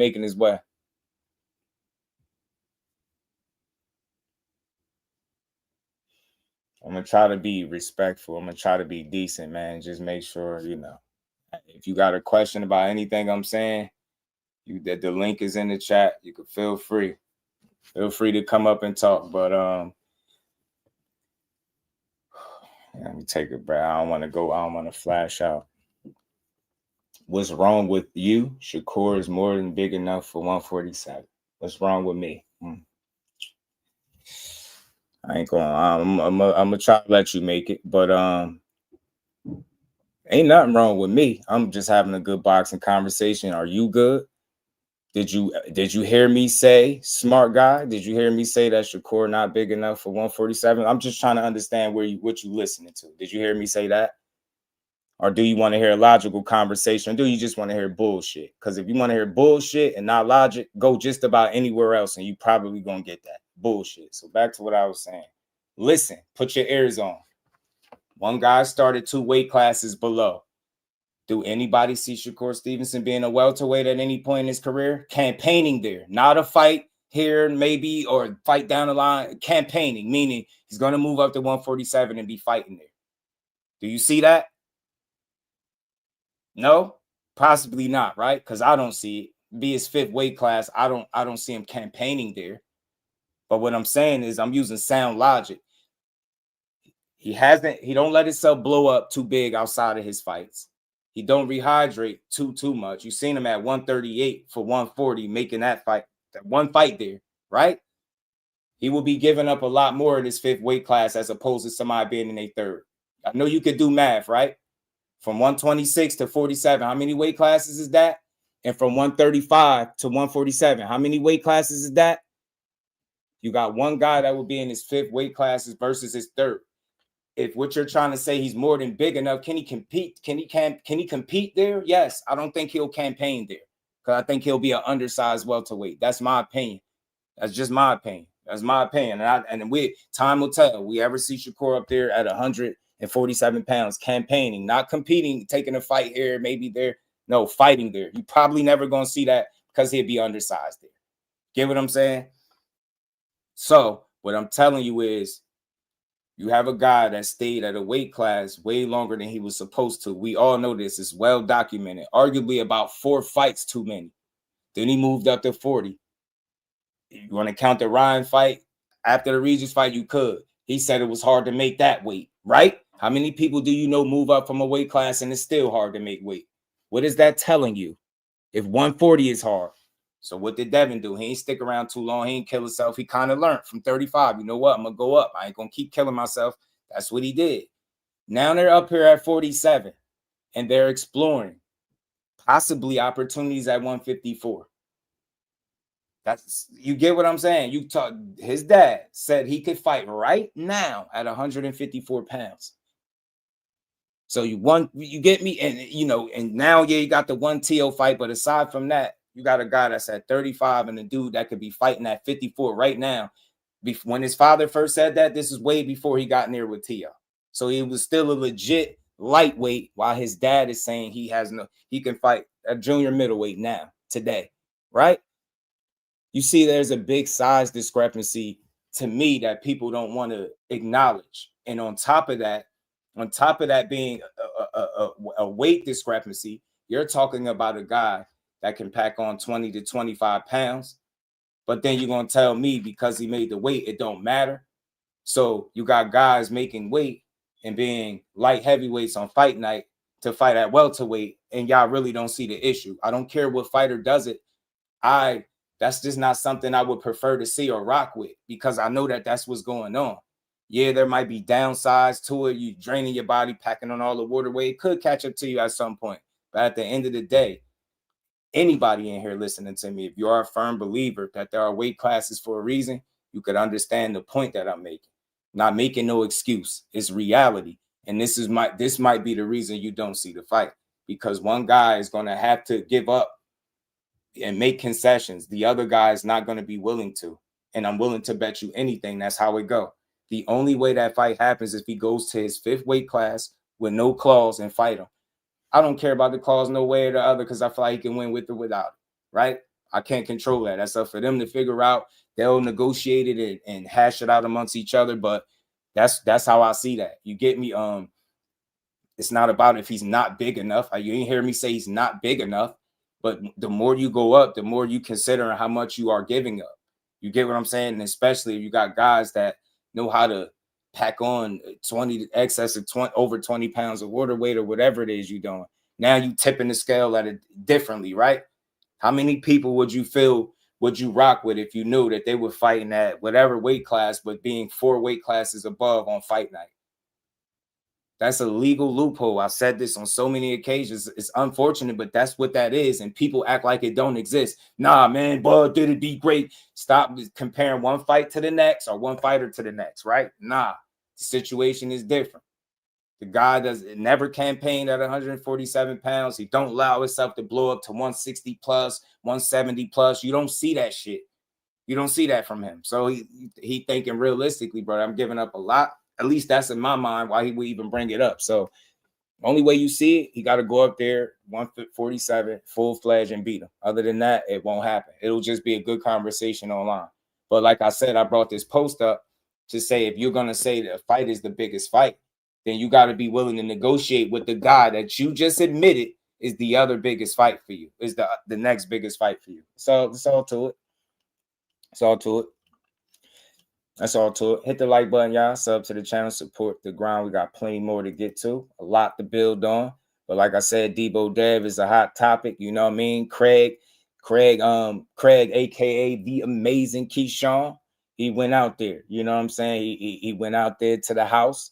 He want to see what's up. He's still posting on Twitter. He said he's still looking for DEEBO. So it's fun. They having some good back and forth, and it is what it is.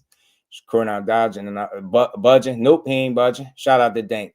I hear you. I seen what Andre Ward said too, but again, and shout out to Ill Status Boxing. My problem is not with what Andre Ward said. That's not law though. I heard what he said, and what he says not wrong. I can rock with that too, but I can also see it on the other end. Some people see it the way they do, but I feel like that's something that guys be trying to take advantage of, and they don't acknowledge it. People want to act like it don't exist. People have found a loophole. I'm gonna kill myself. I'm gonna make this weight. I'm gonna pack on a significant amount of weight, and that's where my advantage is gonna lie. And if that wasn't the case, then you wouldn't have had a guy that was killing himself. You know, at the first time you'd have felt like you was drained, you would have moved up. At least the second time at most. You stuck around longer and longer, and people try to make it like, oh, you just was daring to be great. No, you're killing yourself to fight smaller guys. How do I know? Because every time you're in front of one of these guys, you happen to say they're smaller. So you were clearly a guy that was benefiting from being bigger than these dudes. And the fans want to act like that shit don't matter. That's why they have weight classes. That's why they have weight classes. If you believe in weight classes, then you understand my position, my stance. You understand it clearly. Simple as that. Simple as that. By that type of practice, you're into so many words. You're saying to hell with this weight class. I'm about to make the weight, and then I'm gonna blow up. Yeah, and I'm gonna be a super, not a super middleweight, a light heavyweight, posing as a welterweight. And my fans ain't gonna have a problem with it because I'm gonna be strong. Like, nah, I don't rock with that. I don't rock with that. So my thing is this: got a guy that could be fighting at 54. That's 2 weight classes above where the other guy is gonna go at. You got to make concessions, bro. You just admitted that it's the biggest fight for you. What are you willing to do to make the biggest fight? The biggest fight got to come to you and wrap it up in a bow, huh? Wrap it up in a bow. Yeah, come do what I said, do. That shit don't work like that. And that's the part that I be trying to tell y'all. If he's stuck on the fact that his rehydration, you know why? Because we know what he doing and blowing up. We know this shit. Keith Thurman said, how is he doing that? Is he taking liquid IVs? Keith Thurman was a welterweight before he was. And he hydrate. He's a dude fighting at 140, but when he rehydrates, he's bigger than the full-blown career welterweight in Keith Thurman.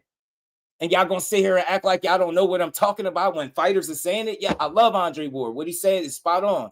I rock with it, but nothing has to just be one way. That's one view.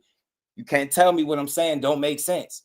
Because other than that, then we might as well have guys like Better Be fighting welterweights. We might as well have guys like Dimitri Bivol fighting 47-pounders, bro. You get what I'm trying to say? Think about that. That's all I'm saying. Like, I feel like skills pay the bills, like Dank said. But I'm just telling y'all, I'm not for or against. I just understand. I get it. Campaigning outside of your weight class, you start talking about weight restrictions, to not let a guy beat you on the scale and then in the ring too, I get it. But if it's somewhere where you're campaigning at, and you talking about clauses, I don't really need to see that because y'all the same side. Once you're campaigning in a weight class, campaigning meaning that's where you're going to be at fighting, man, all this shit is on deck. Fight everybody. You know what I'm saying? So it is what it is. You know what I'm saying? I just see it differently. I wish that this wasn't the case. I wish that they was in the same exact weight class and we ain't have to hear about this. But I'm just not a fool, man. I see the play. People be, they get a lot louder when they feel like they got the advantage. You know what I'm saying? Yeah, light heavyweight, bro. Light heavyweight, bro. That shit crazy, ain't it? For sure, if he paid the clause, we'll go away. Let's just go to the negotiation table. Yeah, at the end of the day, you know what I'm saying? So look, man, but people ain't gonna make it seem like he crazy for saying that. Get what I'm saying? Like, you gotta acknowledge this shit. Like, dudes wanna have advantages, and the fans want to act like they don't know what it is. Like, nobody is going to kill themselves on a scale consistently to make fights if it's not an advantage for them. You got to think about that. Nobody is going to be willing to look like a extra from the thriller video if it wasn't an advantage. And then the first thing come out their mouth is you too small. You notice he didn't say that to Ryan Garcia, even though he cheated. So I ain't giving Ryan credit. But you notice he didn't say, "Oh, you too small," because he wasn't. This is why I know guys he was clearly taken advantage of being a bigger guy. I'm not knocking it, but it's what it is. You know what I'm saying? And think about it. Hey, I will never forget this, Jordan. I'm glad you brought this up. They thinking 25 or 25 pounds is nothing, but all these dudes was crying about how he cheated because he didn't make weight on purpose. Remember that? Even though he got paid for it. Remember that, Jordan? 3 pounds. They was crying over 3. But now I'm telling you, a guy packing on 25, and we like, what's that? 25 pounds? Nothing. That's nothing. It's just water. It's just a little bit of water. Like, man, beat it, man. Beat it. Beat it, bro. Because people see it different ways, and nobody's wrong. Like, if you feel like, you know, the hell with clauses get him out of boxing, I get it. I ain't mad at it. But I know nothing I'm saying is not, you know, is unrealistic. You get what I'm saying? Dudes want to have, you know, significant weight advantages, and they expect fans to be dumb and ignore it so they can trick people out of their position. And this is why fights don't get made, because dudes think they slick and they not. They slick and they not. Think they slick. Tank knew Barrios, Ryan, and Rolly. Devin was always bullies, but they condemn Tank. That's crazy. That's the good thing about it, man. I can only speak for me. They might have condemned Tank, but I didn't, you know. So it feels good to be just due, man, because I ain't got to condemn nobody. You know what I'm saying? You can't make it up, Jordan. You can't, bro. You can't. Yeah, they ain't say nothing because they don't, man. Look, I'll play the clip again. What Pop said? Pop said what? Listen close. So now they gone. You know what I'm saying? I'm not going to talk about people who said they're going to always try to stay 2 weight classes above us. Right. But you know, that's it. The person who said it know who said it. You know, I'm just going to kick it back in and whatnot. Right. But we know the deal. You know, quote unquote, everybody and his weight class, and everybody that's out there now. We used to box Tank all the time we was together. We fought Ryan. It's only one motherfucker we ain't fought. What's that? That's Devin. And I don't think Devin won't none. No. Devin look shell shot right now. Everybody, look, Shakur went up on weight class.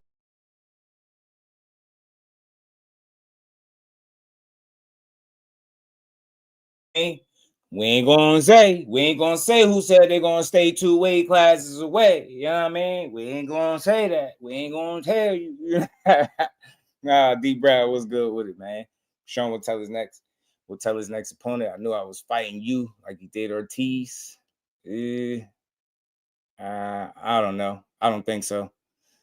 I mean, I think that was only the I only seen him do that with Ortiz. I don't know. It's possible, but if he did so, was that before the Norman fight? Yeah.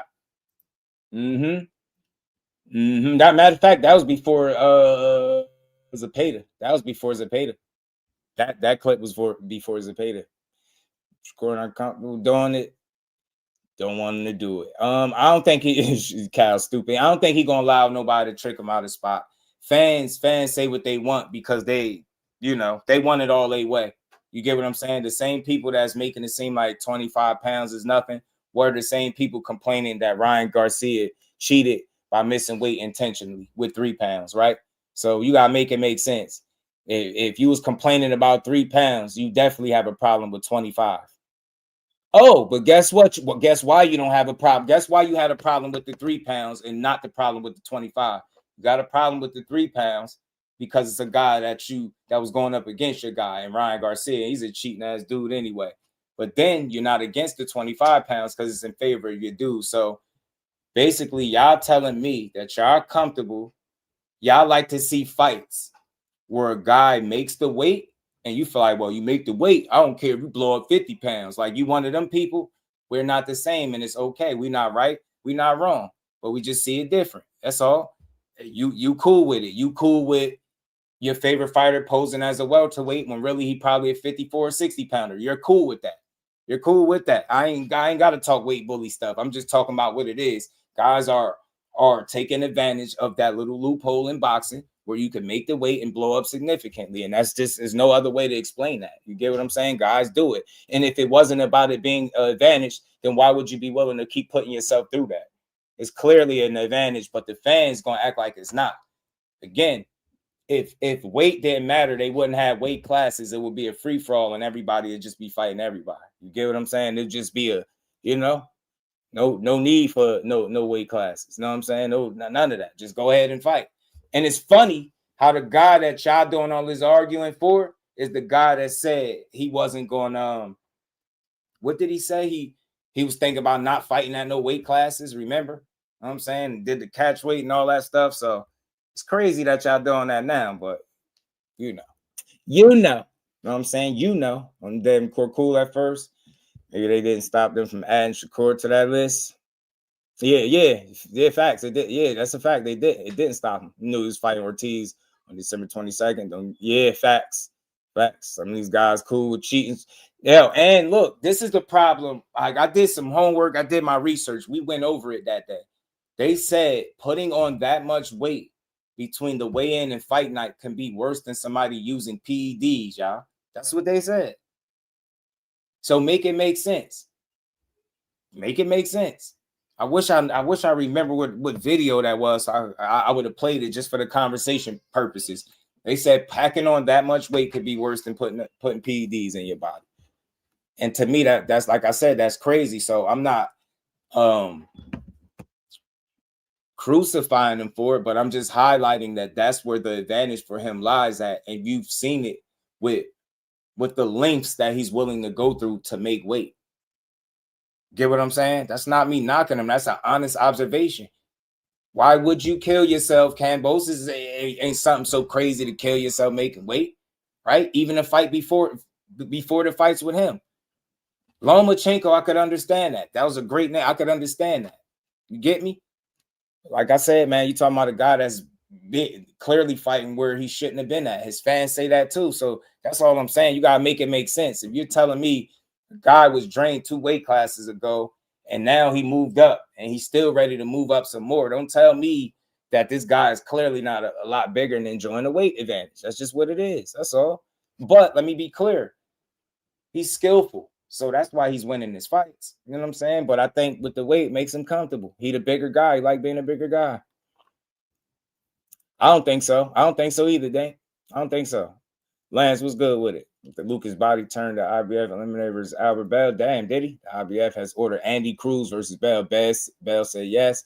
Andy has 3 days to say yes. Shout out to the plug, L Boxing, my guy. I appreciate that, man. I didn't even know that. Y'all go tap into the plug. Anybody not sub the L, go check them out. And if you in here and you ain't hit that like button, you bogus, man. Let's get the likes up. Hit the like button. Double tap the screen. I don't know what side you're on, but let's make sure we like hitting the like button, y'all.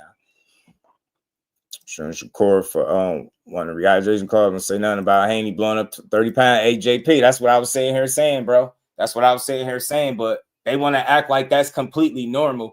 That's why it's hard to have conversation with people, because outside of their initial way of thinking, they don't see nothing, that they don't hear nothing else. They don't see it no other way. You know what I'm saying? And I'm just being real. Like I said, I understand they had weight classes for a reason. If it didn't matter how much you weighed, and you know, look, don't get me wrong. At a certain level, I feel like skills pay the bills, like Dank is saying. But at that highest level, it's about business, and people not willing to give up everything just to make your favorite fighter comfortable. You just admitted that this is the biggest fight. What are you willing to do to make the biggest fight in the world? Let it come to you, right? Let it come to you, not willing to do nothing to get it. That's all I'm saying. That's the question for them. What are you going to do about it being the biggest fight? You going to try to make it? How you going to do it? Oh, you got to come up there to you? I figured. So, you know, helps with punch resistance, helps with grappling strength. Go watch their sparring partners and peep how much Shakur is struggling with Devin in the clinch. Yeah, got to be for real. Shout out to Jordan. That's a fact. That's what they wanted for, but they're going to act like it don't mean nothing. Nah, it's just all about the skills, and it is. But at that level, it's a game of inches, and people be looking to have the slightest of advantages that can turn into somewhat of an X factor come fight night. You know what I mean? We ain't no fools. We know about this. But real quick, let me see if I can find the Twitter spaces from Wiley Moses, and we could play a little bit of that. Because like I said, we are here early, and we going to cook, y'all. It's a lot to talk about. It's a lot. Andy about to lose again. Tell you, man, him and Albert Bell, that woo. Him and Albert Bell, that's gonna be crazy right there, bro. That's gonna be crazy, man. That's gonna be crazy. Him and Albert Bell. Sheesh, AB. Hold on. Hold on, y'all. I gotta get this with Wiley Moses, man. Let me see.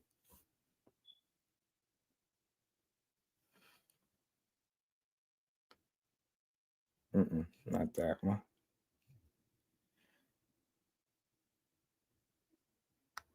Man, damn, I had it. Oh, hold on. This might be it right here. Is it?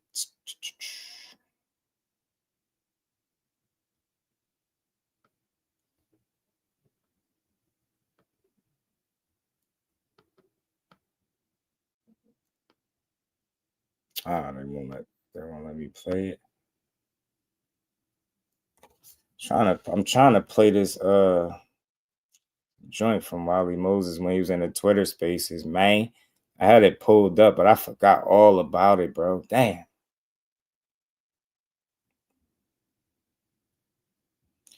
But anyway, y'all know what the story was. He was letting it be known, man. That shit was different, man. The amateur level, man, dudes wasn't on his level then, and they not now. And that's one thing he's been constantly letting it be known. Like he, for like bro on his level, and he gonna talk about it. Nah, they won't let me play it. Maybe it's too old. Natural 47-pounder couldn't break the clinch with Devin. Yeah, technique. What it do, homie? So, like I said, it's all about inches and having advantages, bro. And dudes want to be comfortable as hell. You know what I'm saying? It's boxing for you. You know what I'm saying? But we're going to keep building. We got some more to get to, man. So, look, DEEBO Dev, you got to keep pulling up. I think it's fun, bro. It's fun to see Keep pull up and look for that smoke, man. You know? And, like, hopefully they could make a fight happen between the two. You know what I'm saying? Hopefully. I hope so, man. And this was him, you know, talking to Xander's eyes a while ago, man. Some days ago, last week or sometime, saying his fight. So when I see his fans are pushing that everybody clout chasing him, I think they're all doing the same thing. It's not clout chasing. Dudes trying to see what fight they can make for themselves that make the most sense. You trying to shop for fights. You know what I mean? Devin is a guy that likes accolades, you know, chasing titles and stuff like that. So I can see something like this being up his alley, right? This would be right up his alley. Bill Haney went on the Boxing Voice. He says Xander is food to them, right? It's only one way to find out. I would like to see the fight, but we just got to see. I don't know what's next for this dude. He just got the 47 officially. So is he ready to go up already? We don't know, but we could sit back and see. I don't know what Dev's next move going to be, but that's what I'm saying is shit ain't about cloud chasing as much as it is people shopping their name around and seeing what fights make sense. You know, facts, they all got some options, right? You get me? They all got options, right? And that's what I like. So just don't know in which order that these fights is going to come to fruition, but I'm here for it. I'm here to see all of it. I want to see all these dudes fight. Xander will beat Devin.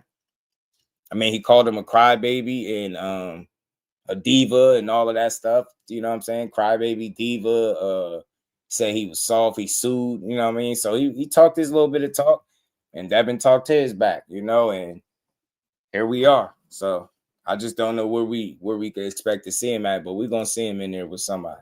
Best believe. Matter of fact, while we keep going, since we still talking Dev, let me pull up the Ring Magazine interview from Ryan. We got to cover that. Ryan said he gonna end up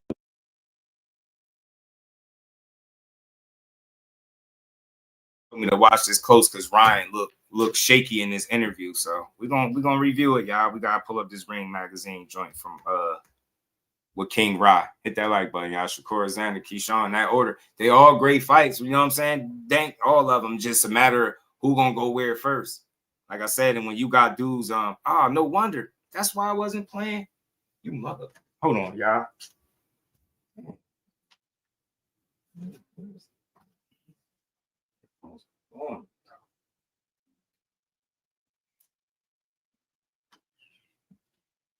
My bad. That's why I wasn't playing. No wonder. My bad, y'all.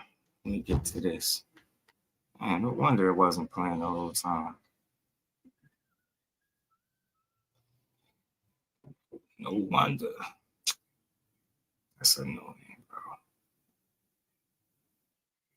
That's annoying. Ryan say he want to be Devin ass, bare ass, die. Yeah, Ryan been on one when it come to dead, man. That's why I would like to see him just get his lick back because dude talk too damn much, right? And he just need a foot in his ass.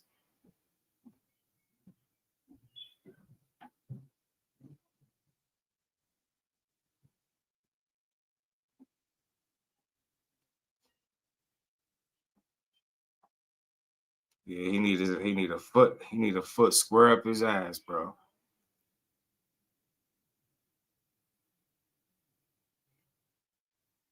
Man, he'll stop all that damn playing.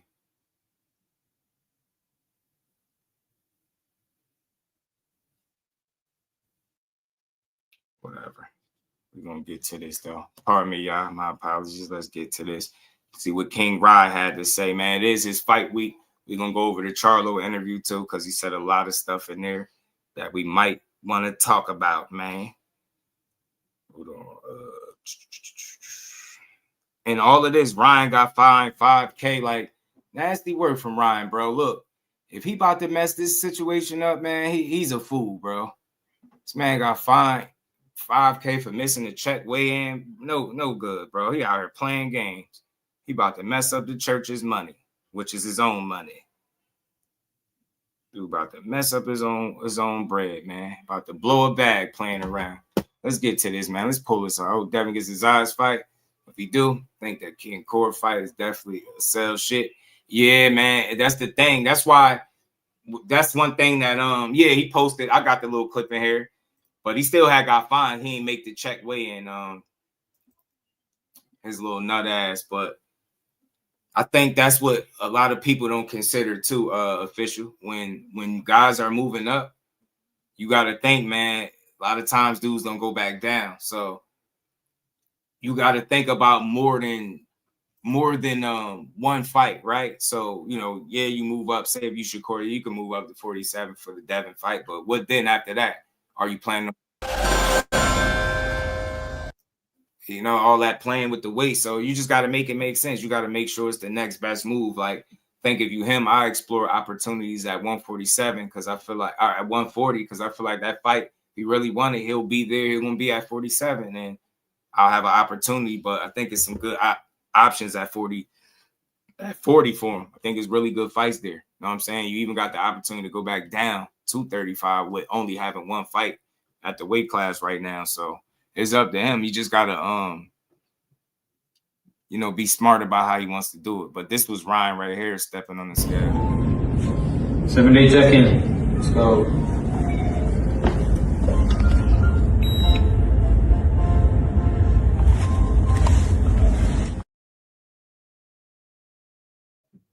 So there you go. That was him making posting his weight. That shit was shout out to Joe. So I don't mind Keyshawn. Fight or Xander. I think they both great fights. What I was saying is, I don't know how you see it, Joe, as being part of the Haney's clan, but people think that it's always clout chasing. And that's why we was talking about that earlier, man. You can't say a guy is clout chasing when you put his name on the list when he decided to speak up.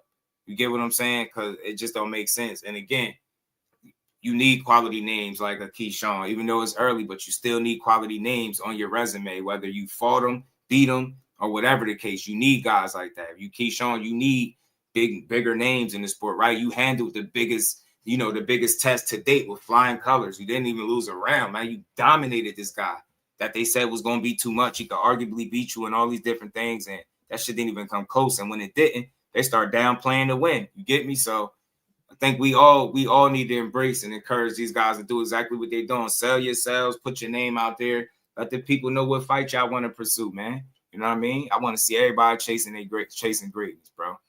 Yeah, you fishing for fights. See, that's why I rock with Joe, man. That's why I rock with you. You get it, bro. It's just fun, and it's a quality fighter speaking your fighter's name. You should want that because he beat up Keyshawn. Get me? Like, or vice versa. Keyshawn beat up Devin. They both could talk their shit, man. I just want to see fights, man. That's it. I like seeing people get called out by real fighters like a Keyshawn. This is Mike Coppinger with The Ring. We are here with boxing superstar Ryan Garcia. He's going to be fighting for the WBC welterweight title they said he looked drained. next week, February 21st, against Mario Barrios in Las Vegas. Ring Magazine High Stakes on the Zone pay-per-view. Ryan, thank you for letting us be here with you to watch you train. You're looking super sharp. We're here at Craft Boxing Gym in Calabasas, California. Really nice area for Ryan Garcia, for a superstar. How's training going? Obviously, there's been a lot of turmoil before, but right now it looks like you're in a lot of calmness around you, and you're looking like you're at your best. Yeah, man. It's training camp's been going really, really good. We've been super focused, and everything has been working as it should. That's what I'll say. What would you say would be, and I'm sure there's a lot of differences, right? But what would be the biggest difference that you could pinpoint right now in this training camp as opposed to, say, last year when you were getting ready to fight Rolly Romero? Yeah, I mean, the circumstances are much different. After that year of suspension, it was much different circumstances. I was coming off of suspension, and during that suspension, I was drinking and partying and doing whatever I want for all the way through until they told me that I had to fight. My instincts told me not to. My body wasn't well. It had a lot of. And his dad talking about 44. They might can go back down to 40. Ryan to go back down to 40. I don't trust Ryan Pops as lead trainer. And I don't either, Dub. Me neither. And I think that's going to be put to test. And that's wild. I don't trust that at all, L-Dub. I think he in real trouble.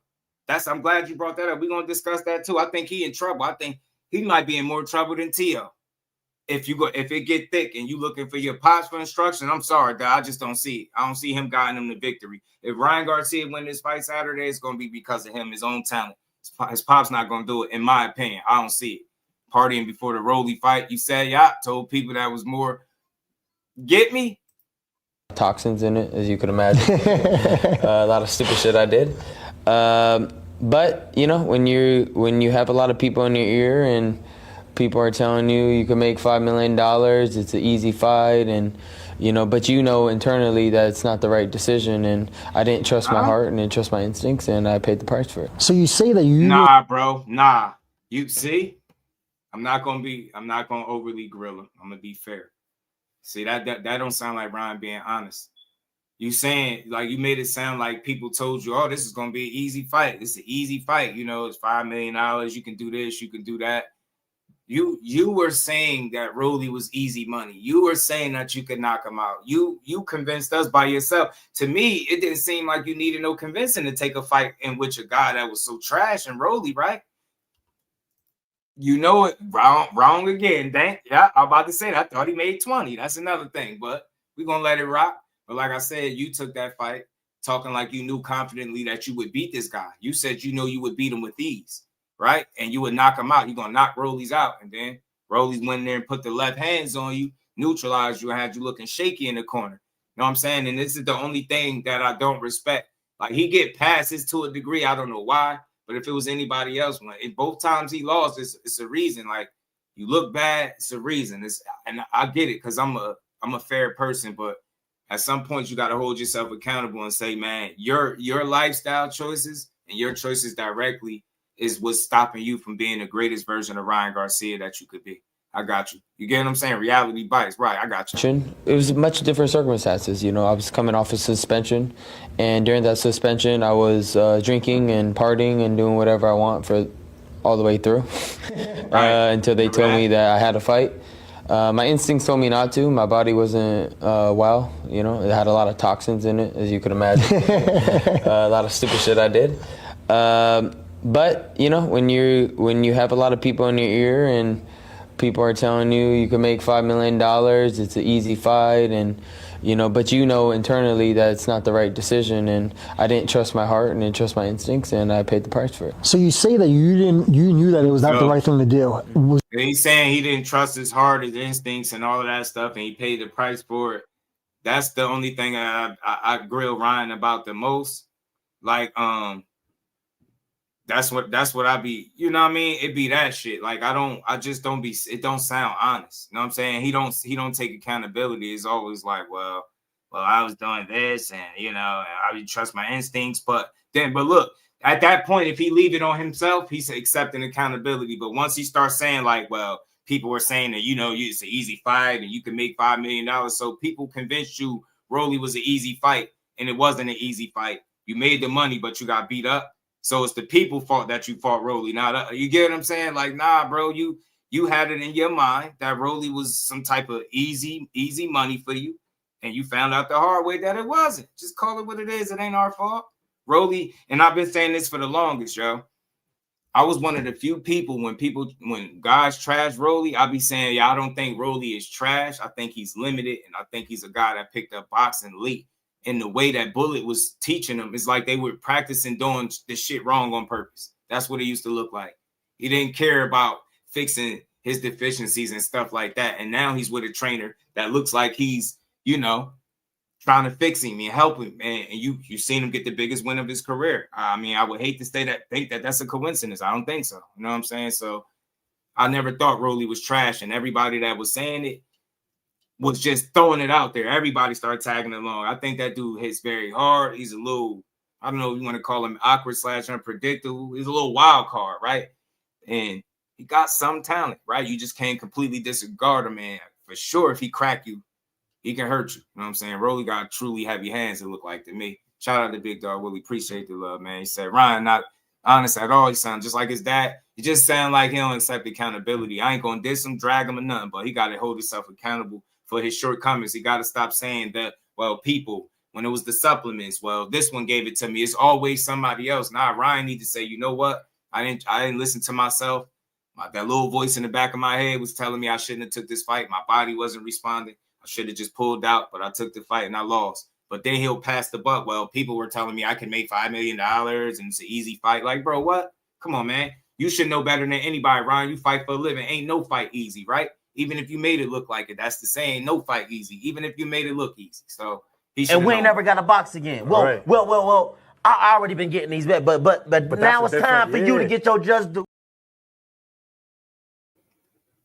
Shout out to Big Dog Willie. Appreciate you, man. Y'all hit the like button. Double tap the screen. I don't know what side y'all on. Blunt Sports, my dog. What's good with it, bro? How you feeling?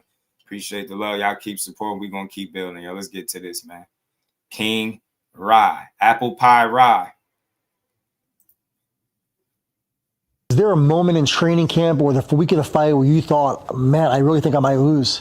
Oh, every day. Really? Every day, yeah. I looked at the hill that I had to go up, and I said, I'm going to have to lose 30 pounds. Listen to him. Remember how to box. Listen to him. And try to get sharp all in 2 months. And this is what these dudes be doing. Blowing up crazy in between fights. And after they make weight too, trying to juke the system. I'm not a fan of that. If you cool with it, it's cool, man. But I ain't a fan of that. 30 pounds? Come on, man. You sitting around like you say, you drinking and just living a life. See what I'm saying? Discipline is the reason why he won't reach his highest potential to me. Discipline. 30 pounds. At what point do you live the lifestyle? You're not going to be in your 20s forever, Ryan. Think about how this shit going to affect you when you hit 30 and you still talking about boxing. Come on, man. Tighten up. Rozier was good with it. Definitely back by 30 pounds. Then y'all wonder why people talking about weight. Y'all dudes be big as hell trying to cheat the system.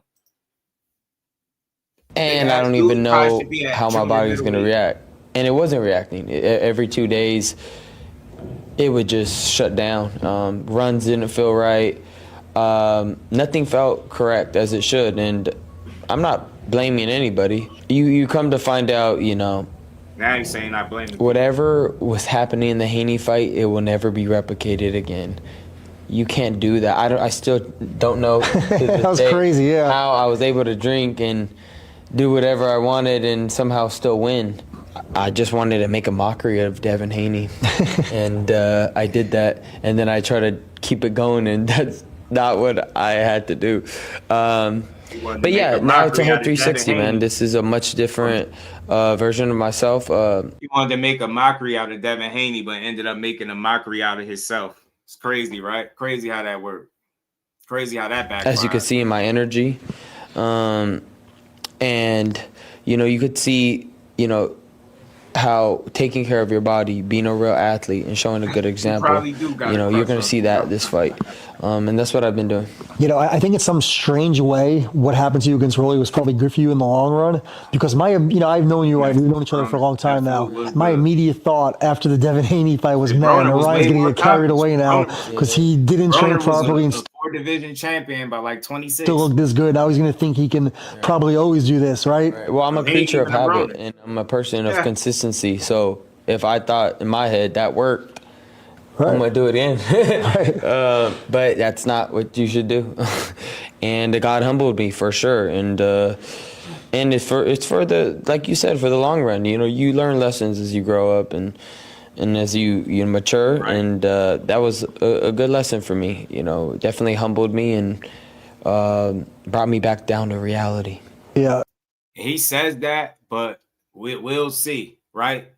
Mike Kirkland, shout out to my brother. How you feeling today? We'll see if it humbled you and how much reality it brought you back to. Because like I said already, you've been fined. I think they said $5,000 for missing the check weigh-in. So that don't mean you're going to miss the weight. But it makes me wonder how you been. Like, what was your approach? Did you get a jump start on camp? Like, for what reason would you be getting fined already for a check weigh-in? Why is your weight not on point? You want and see, this is what I mean. Mauricio Suleiman act like he did everything right to get himself this opportunity, but you can't even make the check weigh-in. You getting fined already. Ryan, your lifestyle choices, respectfully, is going to be what holds him back, bro. It's the lifestyle choices. You're not going to be in your 20s forever. You can't keep drinking and partying and, blowing up. You had to lose 30 pounds. And come on, man. That's because you're not living the lifestyle of a fighter. You can't blame nobody but yourself for that. You got to tighten up. And that's why I say the fighters that live the lifestyle and treat this shit like, like it's a full-time job and not lay off and think just because you ain't got no fight, you could just blow up. Those are the ones that go the farthest, in my opinion. People that struggle with discipline and concentration and consistency, you'll see flashes of what they could be at their peak. And that's what Ryan Garcia is showing you. He's not overrated or underrated and none of that. He's actually rated pretty fairly, but it could be even better. But it's up to him, right? Because no matter what you think he is or is not, look where he at right now in amongst the making these fights, whether he deserve it or not. His talent, to a degree, allows him to be able to hang on this level, win, lose, or draw. So people see ticket sales, dollar signs when they see him, and he's going to always have an opportunity because of that, unless he don't make money. You get what I'm saying? Unless he just fall off a cliff. But Ryan has always been talented. His work ethic, I think, is the worst part about him. I think his lack of consistency. You know what I'm saying? Well, he is a walking contradiction, all that stuff. So, you know what I'm saying? That's what it is. They saying his face looking skinny, man. He looking bony in the face. He dropped out of 365 VADA. Let me say this, bro. I don't think he's a fraud by doing that. I'll look at it like this. As long as you're being tested accurately and thoroughly when you got fights, I get it. But consider this absolute. That testing costs. That's not free. So if you testing even when you don't have fights, you're paying out of pocket. And I think in many ways it could be a waste of time, right? You get what I'm saying? It could be a waste of money. It could be expensive. So I could understand not, the 365 shot. I always thought that was overkill. But I get what you're saying. A guy that has a history of, or a situation where it didn't, he wasn't on the up and up and he had Oster, and you would think that he would want to stay enrolled in that. To just, just from an optic standpoint, and you would think he has the money, but that stuff could get expensive. 40 cash, it can get expensive, man. You know what I mean? But I think he's it's a title fight, so I think they both being tested. You know what I'm saying? Let's keep rolling. So the fight was in early May. When would you say you stopped with the toxins and started trying to get them out of your body and was really training hard? Probably June, July. Yeah, probably like July, August. I just started going to the gym every day. That was just my thing. Like, I don't know how to fix my body. I don't know what's going on, but I'm just gonna go to the gym. And I got to give credit to my neighbor Jeff. He seen me at Down and Out, and I was really fat, and it's weird. I stayed fat in that roller camp too. I never unfatted. But fat for you is not fat for everybody else. Right, yeah, pretty swollen. But yeah, so my neighbor just really picked me up and said, let's go to the gym, and every day, and I was just like, all right, I'm just gonna lift weights. And then slowly I started falling in love with the gym culture, and then I'm like, oh, damn, kind of look good. And then that makes you want to make better health decisions, and before you know, that momentum picked up, and then I was like, ooh, I feel myself again. This is cool. I haven't felt myself in a long time. And then, you know, I had some gut issues I didn't know I had, and I cleared that out, and then before you know it, my brain started just clicking back, and I felt normal again. And then I was like, all right, let me bring in a mitt guy, and brought in PJ, and I didn't really put pressure on myself, just started hitting the mitts, and then slowly I was like, damn, I'm sharp. This feels good. And that was like in September, and then October just started feeling even better. November was like great, and they were like, you're gonna fight. I'm like, bro, easy, anybody. And then, yeah, training camp from there, just like, as you see, I'm just getting tighter and tighter and stronger, and I'm just taking myself to the next level. And yeah, that's kind of where I'm at. Yeah, no, because I mean, you definitely look way different to me. Like, I remember I was in camp with you and La Jolla right before the Rolly fight, like a month out, and I think the difference right now between that is like night and day, right? Oh yeah, for sure. You know, I just want to say this real quick. That's why I always say that you're only as strong as your team and the people that you have around you. Remember when he was going through all the stuff with the Devin fight, the build up and all that, he had people around him that seemed like they was encouraging BS, right?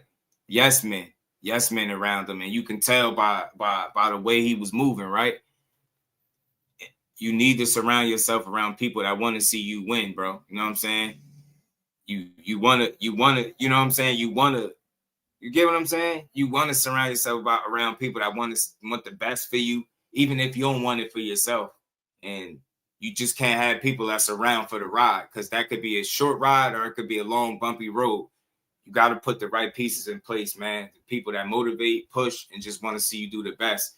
We seen too many times on camera. You had people like fanned out just to be next to him. Tell him when he doing wrong. You ain't got to make it public. It don't got to be on the internet. Nah, pull that man to the side, and bro, we get it. You came from nothing, and you got a lot of money, and it's easy to make mistakes. But if you want to stay on this road where you were able to make this money and be a part of these big fights, you got to tighten up. Live the lifestyle.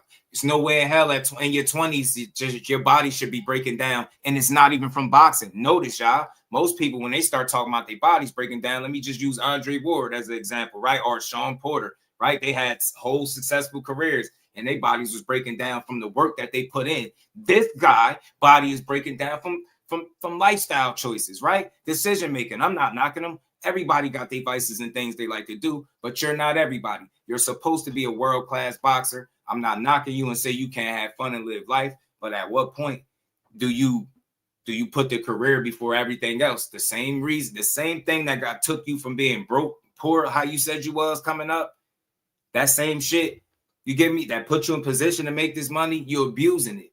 And you know how talent, your prime don't last forever, bro. Your prime don't last forever. You're not young forever. You get what I'm saying? And think with your body breaking down, the way he put it, your body is responding to the I think the wear and tear that you're putting on it. And it's the interesting but concerning part about it is you can tell by the way he's describing this, he's not telling you his body is breaking down from all of the rough and wear and tear from boxing.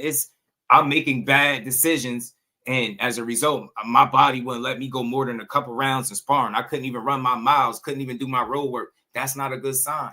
And he did acknowledge it to a degree, said maybe it's all the toxins and stuff that he's putting in his body that's stopping him from being able to train to max capacity, right? And I agree. Just change your lifestyle up a little bit, bro. Eat different. You have the money. Do it while you have the money and the resources and the youth, and you still can operate somewhat in your prime. Take care of that.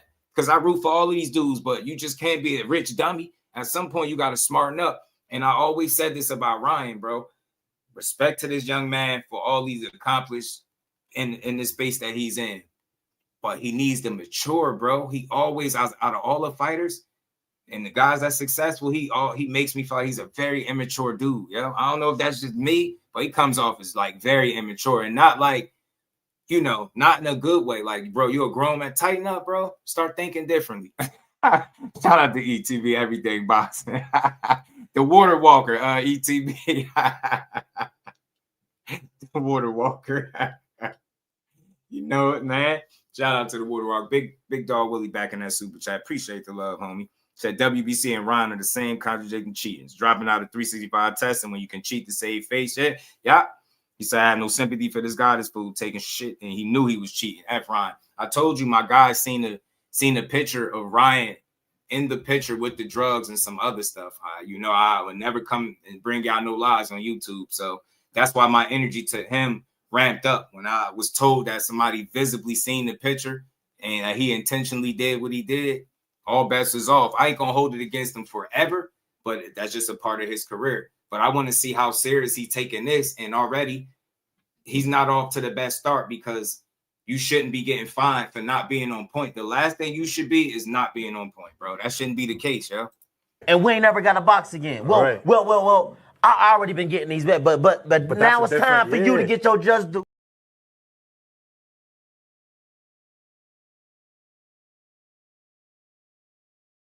For sure, man. Oh my God. What's shout out to my homie. Yeah, man. Alden, you said Ryan need to watch a little bit of De La Hoya. Yeah, man.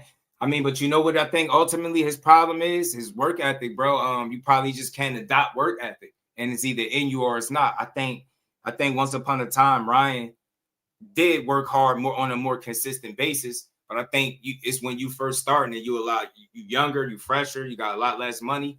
Seem like the more success he has, the more undisciplined he becomes. Like he got, you know what I'm saying? And I get it. You go from nothing to a whole lot of something and ample time to be able to do what you want. And that's when it's important to have the right pieces around you, because there are people that won't allow you to crash out no matter how much money you do or don't got. They ain't gonna let you do it. You know what I mean? People are gonna be positive influences around you.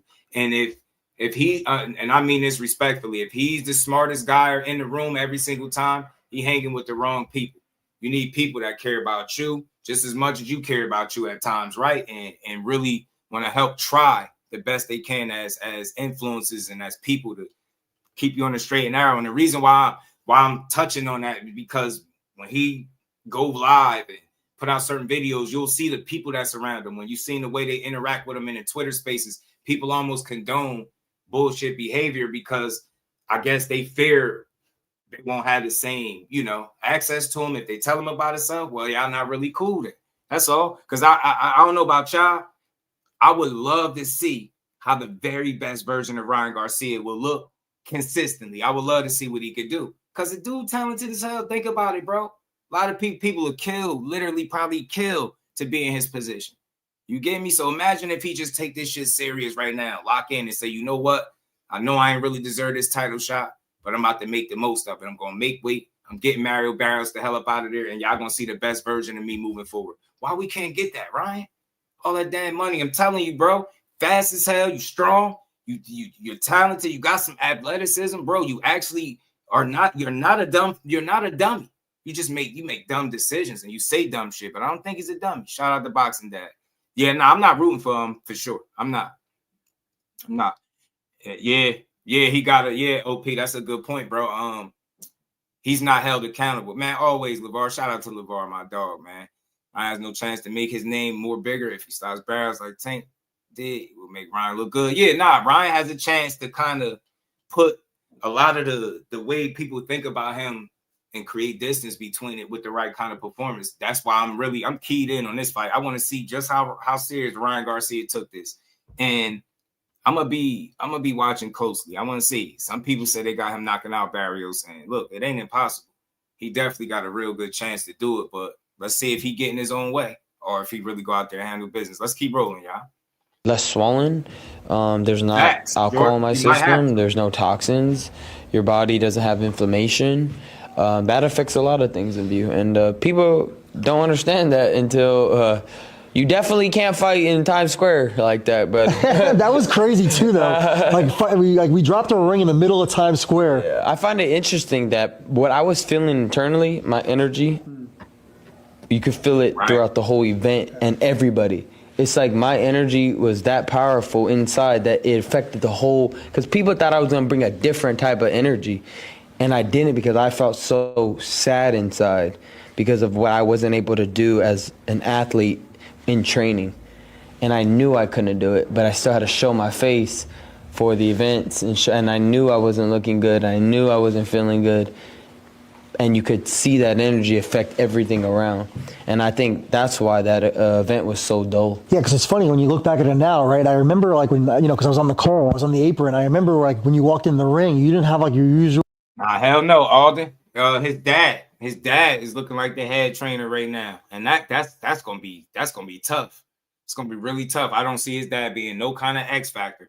I see, and all due respect to Henry, I see him being more of a liability than anything else. Like swagger, and like it was like you kind of like were just going through the motions. And then even when I interviewed you in the ring after, you didn't seem sad about the. It's like almost like you were just like whatever. I was like, want to get this over with. Yeah, yeah. That's it. No, literally, let's get it over with. Boom, boom.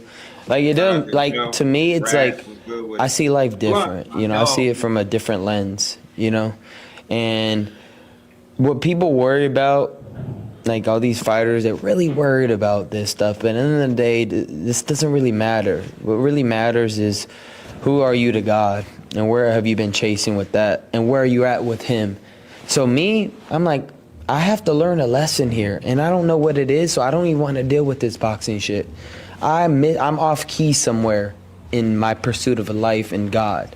So I need to take a step back and figure it out. That's why when you were interviewing me, I was just like, God, I don't know what it is, but we'll. They both in trouble if they relying on their corners, Kyle. Figure out. Trouble. You'll help me figure it out, So you got Jean Jacket Joe, that's now Tuxedo Joe, against Papa Garcia, man. It ain't gonna work. Here come the Jesus talk. See what Ryan just said? He knew he was off that night, but fighters get mad at the media when asked how was Camp. Yeah, right. I always thought that was a realistic question. And that's something that I ask a lot, Doug, when I get fighters up here. And I get pretty positive responses because they know you're asking, because based on that training camp, a lot of times people say they had great camps. It reflects in their performance. And sometimes when they don't, it also reflects. Yeah, man. That's Jean Jacket Joe. Hey, you artist formerly known as Jean Jacket Joe, because he don't sport jean jackets no more. You know what I'm saying? He don't sport the jean jacket, so he ain't the same guy. You know what I mean? Joe with the jean jacket was like Keith Thurman with the ponytail, man. It just made sense. Now he ain't got the jean jacket. It ain't making sense. He looking like an announcer in the corner. I ain't feeling it. I ain't feeling it. I get it.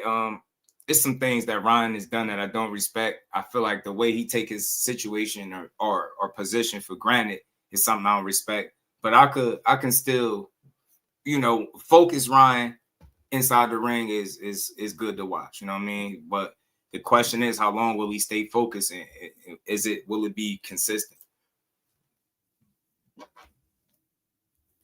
That's how I see life, But I was called to boxing. That's what I'm gonna do. This is my profession, and now I've taken this serious, and I'm about to show y'all what I could really do February 21st. Yeah, and I feel like you like this position, right? When you go into the Rolly fight, everyone's like, "Oh, he's gonna crush this guy." It's like fighting a guy that you're supposed to be is more annoying, because it's like if he hits you once, oh my God, he hit you. Yeah, right. Like when Jake Paul was fighting Anthony Joshua, it's like. Jake Paul was surviving. They're getting more and more intense. It's like, bro, just calm the fuck down. He sucks. Just wait. You know what I mean? So it's sometimes in a way it's a little harder. Right. You got to be more focused, because even if they land one, that's worth 10 shots. Yeah, and that punch he hit you with, he hit you with the first one. The second one kind of was like a pusher. It didn't hurt at all. No, you weren't hurt. I was hoping it hurt so I could just stay down. I was like, yes. Were you really? Yeah, but it didn't hurt. What? It was that bad. I was like, it didn't. Whoa, what? Hold, whoa, what the? Nah, I'm definitely not about to let you slip that one by. Like, what? Nah, we're gonna have to rewind that, Ryan. Say that again. Just one more time. I didn't hear you. A little harder. Right. You got to be more focused, because even if they land one, that's worth 10 shots. Yeah, and that punch he hit you with, he hit you with the first one. The second one kind of was like a pusher. It didn't hurt at all. No, you weren't hurt. I was hoping it hurt so I could just stay down. I was like, yes. Were you really? Yeah, but it didn't hurt. Wait. It was that bad. I was like, it didn't hurt that bad. So I'm like, I'm not gonna. You're trying to be funny though. You weren't really hoping that. That you'd stay down. Of course not. But I got up and I was. What you mean? what? He about to drive me crazy. Yo. All right, bro. Let me just chill. This is Ryan. All right, whatever. Let me not wild out. This man just sat up here and said he got hit and he was hoping it hurt it so he could stay down. So basically, he was just hoping to get knocked out. And then seconds later, he's saying, oh, nah, I wasn't really hoping it. Like, well, why say it then? What the hell? Nah, bro. See, this is... I feel like when you're immature, you move like what he's moved because nobody forced you to just say that. And then he just walked you into saying the opposite of what you just said seconds ago. You just said you hope it hurt it enough to stay down. So you was hoping to get knocked out? Yeah, I'm definitely not rooting for you. Hey, Mario, we got to do work, bro. The Azteca, bring that Azteca warrior out, bro. We ain't trying. Don't lose this fight, bro. Nah, bro just said he hoped to get knocked out and just turned around and said something different. Nah, he can't be playing with us like that. He can't play like that. Bro said he hoped it hurt it so he could have stayed down. That's diabolical. Hey, Dub, you hear me? That's what I'm getting from that. What is he? I feel worried about this stuff, but at the end of the day, this doesn't really matter. What really matters is who are you to God and where have you been chasing with that and where are you at with him. So me, I'm like, I have to learn a lesson here and I don't know what it is, so I don't even want to deal with this boxing shit. I'm off key somewhere in my pursuit of a life in God. So I need to take a step back and figure it out. That's why when you were interviewing me, I was just like, God, I don't know what it is, but we'll figure it out. You'll help me figure it out, you know? So that's how I see life, you know? But, you know, I was called to boxing. That's what I'm going to do. You know, this is my profession, and now I've taken this serious, and I'm about to show y'all what I could really do February 21st. Yeah, and I feel like you... And that's my problem right there. Look how far he is into his career, and he's still telling us the same shit he told us ever since the first time he slipped up. Oh, I'm about to start taking my boxing career serious. One thing that I've learned about fighting boxers, like you ain't got to keep telling us. You could show us, and he had ample amount of times to show us how disciplined and focused he was from working in different camps, switching trainers, right here, there, to Derek James, Jean Jacket Joe. You get what I'm saying? He was over there with not Robert Garcia, Team Canelo once upon a time, but even with all the resources that you had at your disposal, you still haven't put yourself in this kind of mind frame where you put in your career before everything.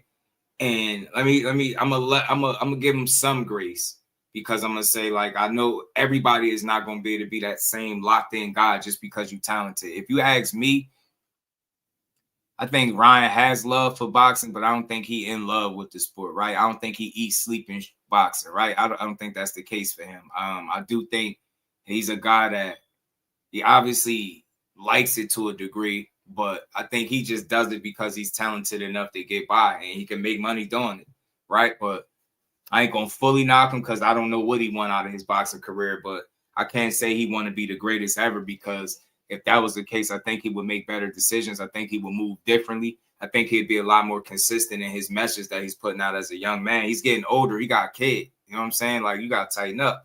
You can't be, you get me? Because now you got something bigger to fight for, more than yourself. So if you ain't going to do it for yourself, I think you got a daughter. Do it for your daughter or something like that. You know what I'm saying? Lock in. Because like I said, you're not going to be 20-something forever. You're not going to be in your 20s. Your prime could come and go, and before you know it, you know what I'm saying, you done kind of wasted it not being sincere to the sport that you trying to convince us that you about to give it everything you got.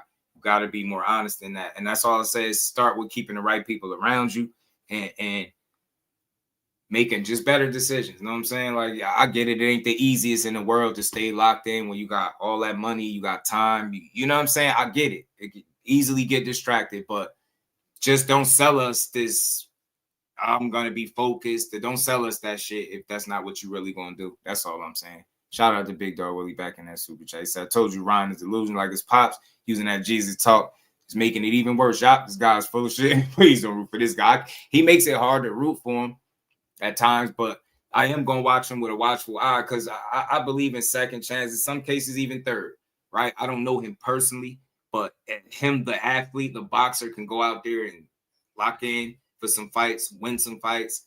I'll salute him for that. You know what I mean? Each individual fight, you got to deal with him fight by fight basis, because you just don't know what they expect, right? Is he going to be Ryan that's fully focused and coming to stop some shit and put hands on somebody, or is he gonna be, you know what I mean, undisciplined? Like, who's to say that he had the greatest training camp? He already off getting fined, right? So who's to say? This is just be more smoke and mirrors and more BS from Ryan Garcia, man. We really don't know. So, like I said, at some point you gotta plant your feet and go to work. It can't be every couple of fights, I'm about to show y'all the best version, because no disrespect to AB, but you sound like when AB be telling us he about to lock in and we gonna get the best version, and then you'll see him lock in for a camp, and then it's right back with the BS. So I feel like Ryan, to a degree, is very similar to that, right? I ain't saying they habits are the same. I'm not even going there. Just in terms of making those empty promises to the fans, you get these opportunities and then you squander them. You have all eyes is gonna be on you. They got you out in Vegas for a fight you didn't deserve, and you fighting for a WBC title. Let's see how serious you taking this shit, bro. Let's see. Let's keep going, y'all. Hit the like button. We're going to keep rolling. Like this position, right? When you go into the Rolly fight, everyone's like, oh, he's going to crush this guy. It's like fighting in a guy that you're supposed to be is more annoying. Because it's like, if he hits you once, oh my God, he hit you. Yeah, right. And like when Jake Paul was fighting Anthony Joshua, it's like, Jake Paul was surviving. They're getting more and more intense. It's like, bro, just calm the fuck down. He sucks. Just wait. You know what I mean? So it's kind of, sometimes in a way, it's a little harder. Right. You got to be more focused, because even if they land one, that's worth 10 shots. Yeah, and that punch he hit you with, like he hit you with the first one. The second one kind of like was like a pusher. It didn't hurt at all. No, you weren't hurt. I was hoping it hurt, so I could just stay down. Yes. Were you really? Yeah, but it didn't hurt. Wait. It was that bad. I was like, it didn't hurt that bad. So I'm like, I'm not gonna. You're trying to be funny though. You weren't really hoping that you'd stay down. No, of course not. But like, I got up and I was just like, this dude doesn't, like, that didn't even hurt. Like, he hit me with his best shot, it didn't hurt, but I can't do nothing about it. It's crazy. That's gotta be so frustrating though. Because he's not good, but my body can't do nothing about it. It's really. What you're describing to me sounds like what I've heard like older fighters when they don't have it anymore describe, right? Like you can't. Yeah, it was like I was a retired fighter, right? That got back in the ring. You see the openings and you can't. And you that young going through this, and mind you, you're not an old fighter, you're not a retired fighter coming back out of retirement. You're a guy that's been abusing his body, and that is what your body is reacting to, the abuse you putting it through. Not that other shit that you talking about, bro. Like, not that other shit, bro. Man, this dude is amazing, man.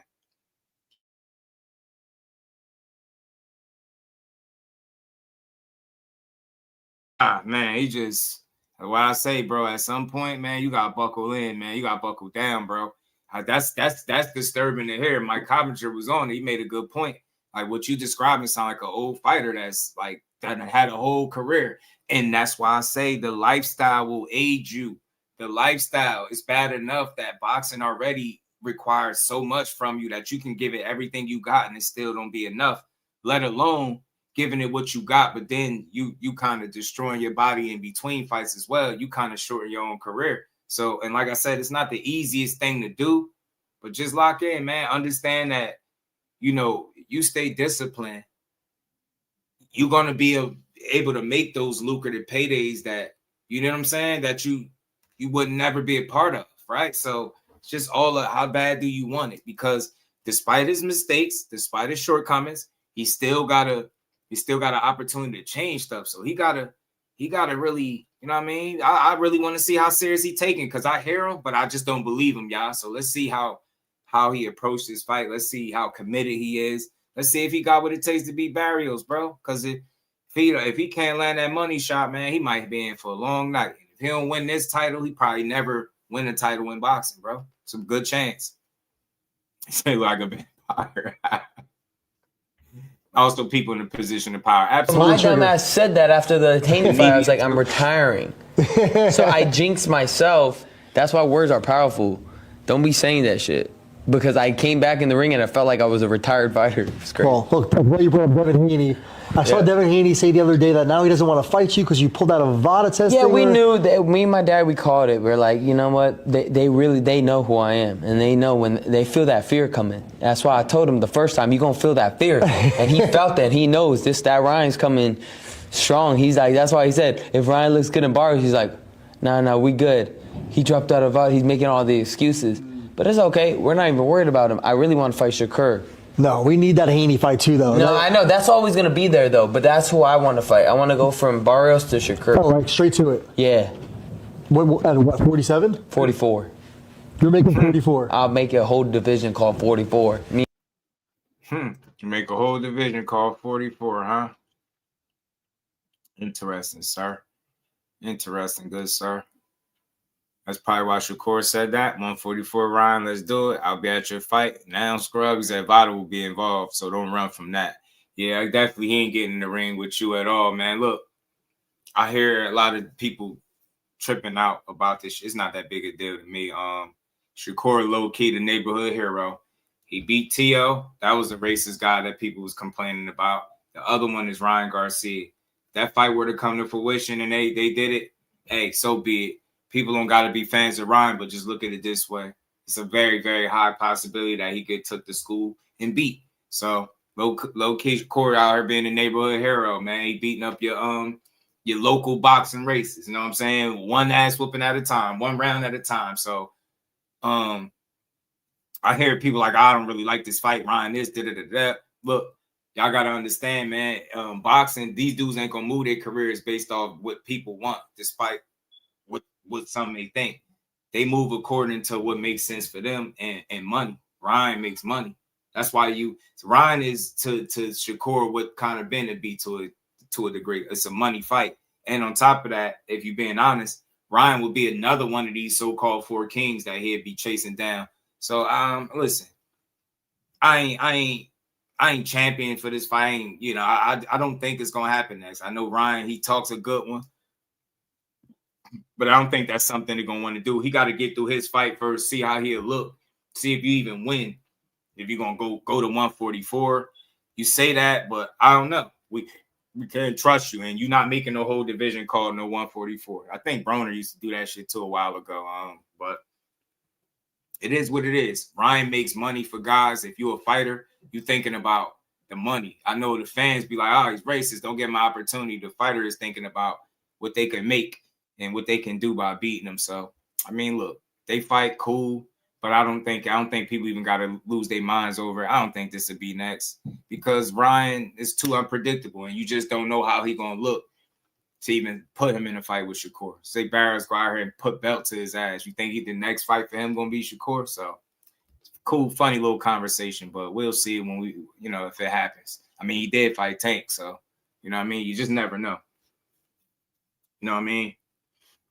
First time, you're going to feel that fear. And he felt that. He knows that Ryan's coming strong. He's like, that's why he said, if Ryan looks good in bars, he's like, no, we good. He dropped out of out. He's making all the excuses. But it's okay. We're not even worried about him. I really want to fight Shakur. No, we need that Haney fight too, though. No, I know. That's always going to be there, though. But that's who I want to fight. I want to go from Barrios to Shakur. Oh, right, straight to it. Yeah. What 47? 44. You're making 44. I'll make a whole division called 44. Me and Shakur. 44. He said he'd do it. No rehydration. No. Yeah. Okay. Yeah, that's a huge fight too. Yeah, and I know he's confident, so let's run it. But I feel like with all the bad blood now between you, I feel like you and Devin truly don't like each other.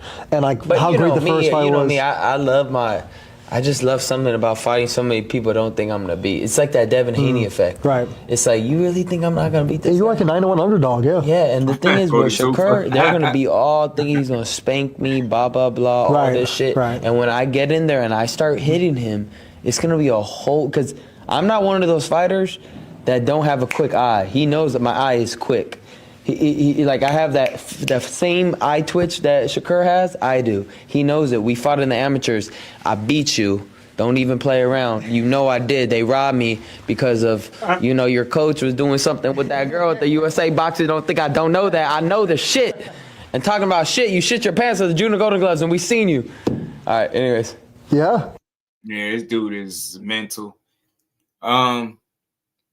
Even in the amateurs, whenever this dude lose, he got an excuse to why he lost. It's always somebody was cheating, somebody was doing this. Devin Haney lost in Mexico. They scrubbed it off his record. He was the same dude doing that. Fact of the matter is, you had your opportunity back then to beat him. Wasn't your mom like the ref or judge or something, and you lost, still lost. Ain't nobody rob you with your people being on the, you know what I'm saying, judging the damn fight. But look, Ryan he has talent, he has speed, got the left hook, he got a right hand, it's solid too. but he lacked discipline. He got IQ, but again, he's impatient and he makes mistakes. He gets eager and he can be beat. He's not a smarter fighter than Shakur. His only shot at ever beating him, to me, honestly, is knocking him out. I don't see it. I think he'll box his head off. You know what I'm saying? I think he'll box his head off. So that's just me. I mean, I think he'll box him. Ryan could give anybody trouble. He's fast, he's twitchy. You know what I'm saying? And he can crack. So he got talent, but you can't let him hit you. Don't let him land that punch. You neutralize the left hand, he'd probably be in a world of trouble. You know what I'm saying? Probably be in a world of trouble. They just told him go to Zuffa. 144, no rehydration call. That's what he said, 144. So like Coppinger about to ask, okay, you a fool. Shakur duck too. Shakur, that's the thing, man. Shakur, if you can tell me who Shakur duck, I agree with you that he duck. You got to tell me. Wilder ain't got nothing to do with this conversation. This is Ryan. He don't sound nothing like Wilder. They situations ain't the same. Let's not try to compare. He cheated. Wilder got cheated. They're not the same. It's not the difference. It's not the same. It's a difference. You know what I'm saying? He didn't mention nothing about a rehydration clause for Ryan. Ryan mentioned 144, didn't he? I don't know why we keep applying other situations to the next. Like one don't got nothing to do with the next. He said 144. He said nothing about a clause. He just said 44. Like, I don't know why we adding our own words. Devin and Conor Ben was the clause talk. This is cheating ass lying Ryan. So again, if you could tell me, because I've been trying to find out since you already know, JP, we gonna get there. I want to know who he ducked. Hey, Jerry, you could do that hating ass shit on your own time, bro. We're not even getting into that. Wilder don't got nothing to do with this. Let's keep it on Ryan. This don't got shit to do with Wilder. The proof is cheating ass Fury paying the photographer to take down the fucking photos. You don't pay tens of thousands of dollars to remove photos if you didn't cheat. Kill that shit. We don't care what you think. He's a known fucking cheater. I'm sick of y'all. He cheated Nicholas Asbury. The videos are still on YouTube where he removed the fucking pattern from the glove. Shut up about this dude not being a cheater. I don't want to hear it. We don't care what you fucking think. I'm telling you what I know. It's up there. Did he sue him for defamation or any of that? He's paying a farmer to say he ate boar nuts, and boar is not even in the UK. They don't have boar over there. Damn, shut up. Damn, y'all people piss me off. Like, stop trying to bring him into Ryan slander. Shut up. This shit ain't got nothing to do with Wilder. Wilder got a fucking dent in his head from the cheating ass Tyson Fury. You ain't never seen no gloves do that a day in your life, bro. You ain't never seen no gloves do that weak ass shit. We keep talking about no proof. Shut up and wait for him to drop his documentary or whatever he called it, a documentary or whatever he said. Sit there and wait. Y'all kill me with that. We always lump in one situation in there with the next. Wilder don't got shit to do with Ryan cheating ass. He's the known cheater. Wilder got cheated. The shit ain't the same. You ain't got to believe it. I know what I know. I know what I seen. The dude paid thousands of dollars to get photos removed. Paying people to say that he ate bad boar nuts at that. Make it make sense, bro. Y'all keep talking about proof. The proof been on YouTube for years. Do y'all all remember Nicholas Asbury? It's up there. He literally showing you gloves with the padding removed, and y'all still sitting up here talking about he don't cheat. The man tested positive for PEDs. Y'all still talking about he don't cheat. He got caught and had to rewrap his hand before the Christian Hammer fight. Y'all still talking about he don't cheat. Make it make sense. And then there's a fucking gym. I'll do my research. I'll go look up the video. I'll find it. There's a gym that teaches him the technique that he used against Wilder. Miss me with that shit. And when he was in there with Nicholas Asbury and he hit him and they stopped the sparring, he said something felt different. The dude don't got power, but the end of the punch felt different. And he found out they out here removing patent and arguably had an egg weight in there. They told him to calm down. They just wanted Tyson Fury to have more confidence in his right hand. Shut the hell up about him not being a cheater and proof. It's right in y'all face. Y'all just too damn silly to see it. He got the complexion for the protection. I don't give a damn what nobody say. I ain't never seen a pair of gloves flop like that in my life. Dude had knuckle prints and all that shit in his glove. Y'all still talking about proof. Acknowledge what I'm saying. Why would you pay thousands of dollars for something if you up on the up and up? And any of y'all that's making a case for Tyson Fury not being a scumbag, y'all, I question you. I seriously do. A known fucking cheater. This is the same dude that accused Usyk being on steroids. He called him a steroided middleweight, and he the one that's popping dirty. You can't make this shit up. Y'all act like Wilder just pulled this shit out the thin air or something.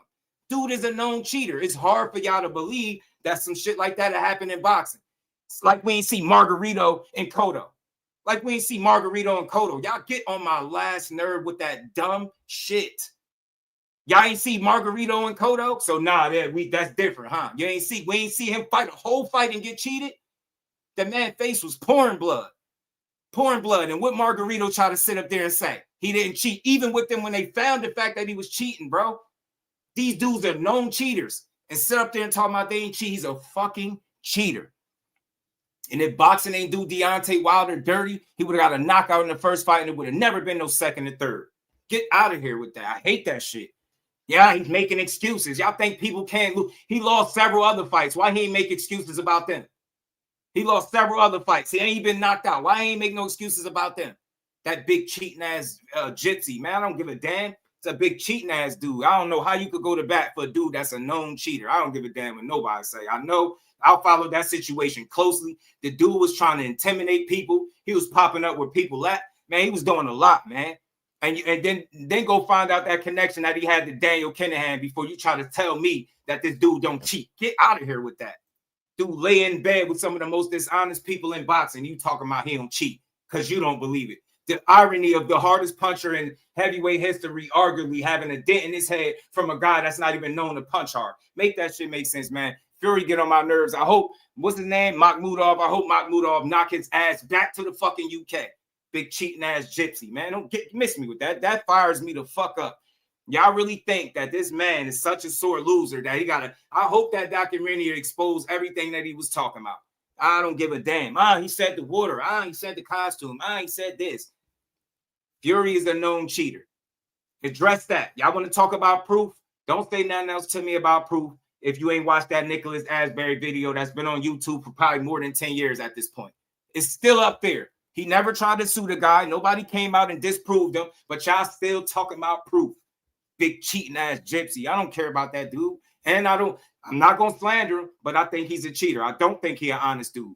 Only thing I've seen from him from the outside looking in, he looked like he's a solid father. And as a man, I'm going to always respect that. But the dude is a known cheater to me. And you don't see it that way, that's cool. But I do. Big cheating ass gypsy. That's what I see. Out of here, man. They had to cheat Wilder to get that belt up off him. They know it was no other way. Man went to sleep. The man went to sleep in front of everybody. The man took a mini cat nap and was allowed to wake back up from the dead. We out here talking about who ain't get cheated. Go look at the Christian Hammer fight. Why did the referee make him rewrap his glove? Why? Why did he make him? Why? I got questions that none of y'all won't answer for the ones that he just can't take a loss. Nah, man, he could take a loss. He just can't take a loss if it came by the hand of some big cheating ass gypsy that was over 300 pounds or whatever he was. And while y'all talking shit, what's the best win on Tyson Fury resume? What's the best win? What's the win that they can't stop bragging about? They don't even talk about that dude unless it got Wilder attached to it. Win, lose, or draw, it don't fucking matter. The only reason people even talk about him is because he beat Wilder. If he didn't, you probably would never mention a Tyson Fury ever. Get out of here, man. Dude, cheating is cheating, bro. I don't give a damn. You can say, ain't no proof. Man, I hope he dropped that documentary soon, man. I really do. Shout out to Mike Kirkland for telling the truth about Fury cheated. Wilder, he did, man. People could say I'm delusional. You can call me what you want. I seen so much inconsistency with that fight. It ain't make no sense. The man was literally laid out sleep. And then look at the glove. Look at the glove and where his hand is placed at while he laid out on the canvas and tell me it ain't nothing funny about it. So tell me that you've seen a pair of gloves bend like you did with Tyson Fury's ever since that fight. Tell me you did. Tell me you've seen knuckle prints in the gloves in any of these fights since then. Tell me you've ever seen Tyson Fury wear a pair of gloves that look like that ever again in life. Them shits look like some flat tires or something, man. Miss me with that. Old-ass couch cushion, man. Man, miss me with them weak-ass Paffin sport gloves that he was wearing. Big cheating-ass dude. That shit gets me mad, bro, because where the clip at from Malik Scott? I'm gonna play the clip. And we ain't never got a box again. Well. I already been getting these back, but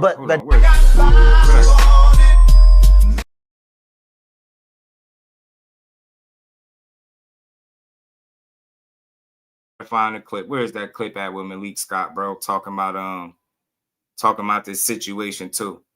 I always think it's about being a sore loser. Nah, that shit is conveniently thrown in place so you could disregard all the shit that really happened to him. Y'all don't think cheating go on, but we watched Miguel Cotto get beat to a fucking poke in front of our faces. And you still questioning the people are cheating in boxing? Oh my goodness, bro. Dude that got a history of it. I can see if he had a clean record and it was just the one time, I get it. This ain't it. It's been situations that happened way before he got in the ring with Wilder. Y'all just don't watch boxing enough to know. Everybody ain't lying, bro. Everybody ain't lying. Hell no, that dude ain't solid. He can't be trusted, bro. He can't be fucking trusted. I don't care what nobody say. I'm standing on that. That big, goofy, cheating ass gypsy. He can't be trusted. Now listen up.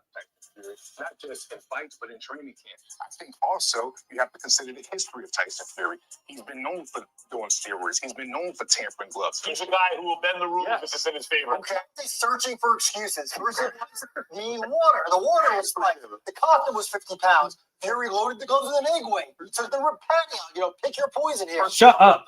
Let the real ones talk. Shut up. He didn't say that though. No. That was reported. Okay. Well, he said that brother cheated with the reps and all that. So his legs were drained. His legs were drained. He has special character, and that kind of special character sometimes requires ego protection. He's doing it for himself, and there may even be some reason to believe that he thinks Tyson Fury cheated, and there's some circumstantial evidence to suggest maybe that happened. And yet, I'll pick Tyson Fury to beat Deontay Wilder every time. Shut up. You see how they try to distract? You see how they make light of the fact that somebody could have got his career got changed after that point. And they thinking it's all because everything was on the up and up. You see the goofy ass Coppinger? We don't want to hear from you. Somebody showed me the quote or showed me the audio of Deontay Wilder saying his suit was too heavy. I really don't like these people. All they report is bullshit. Don't make light of it, what he said. You heard what they said. This dude got a history of cheating. How are y'all in here arguing that a guy that got a history of cheating is crazy? They'll go to the ends of the earth for a guy that we know cheated on more than one occasion. But then somehow you got to make it make sense, bro. These people are unbelievable. Shout out to Jannard, man. Second Fight Furious team covered up the camera. Remember threw the joint, unplugged it, or they threw the shirt or something over the camera. They cheated, bro. That's all I'm gonna say. I feel like he did. Yeah, man, they don't care because it's Wilder. It's facts, bro. Facts, yo. Only like people don't cheat in boxing, bro. Y'all making excuses for a known cheater, though. A known cheater. This new Max Kellerman suspect, I ain't like that. Word wizards, they lie and smile while doing it. I'm telling you, shout out to Rod. What's good, homie? IQs can't explain why Fury isn't filing a lawsuit for lying. That's what I'm saying. They can't answer that. You heard Wilder when he went off, why he ain't suing me for defamation. The same thing Nicholas Asbury was talking about. You know why he ain't going to do it? Because he know he cheated. Get out of here. I just hate that, man. I had to go off on that rant. That's the Just Do rant for the day. Hopefully we don't got another one. Let's keep building, y'all.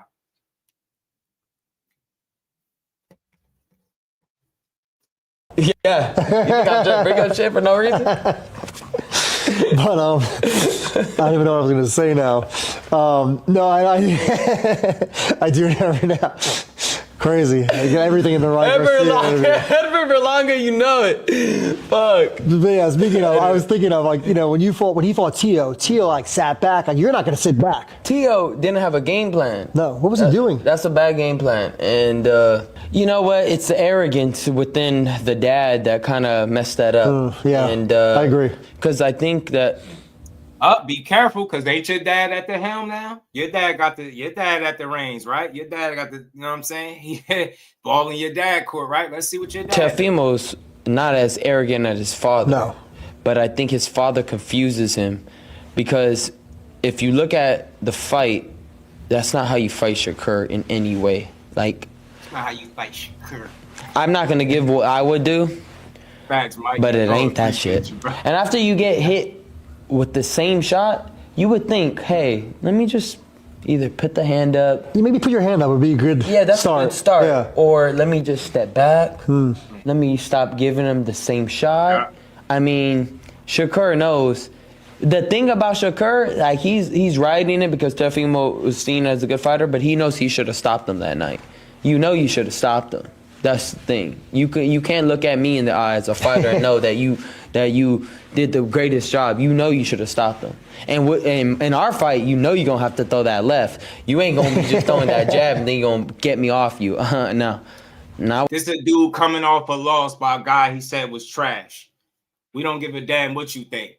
The problem with Ryan Garcia, why he loses the fight to Shakur, I'm gonna just go out and say anybody could win a fight. Could Ryan land a shot possibly and knock him out? Yeah.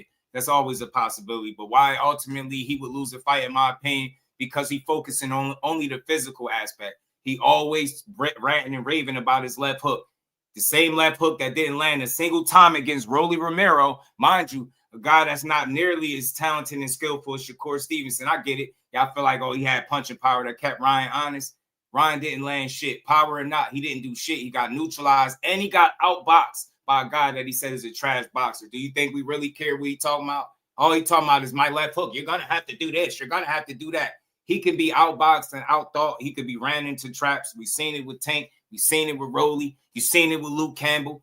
He inconsistent. Nobody that no dude that body is shutting down after 2 rounds is beating Shakur, in my opinion. Your undisciplined lifestyle is what's going to get you messed up against a dude like that.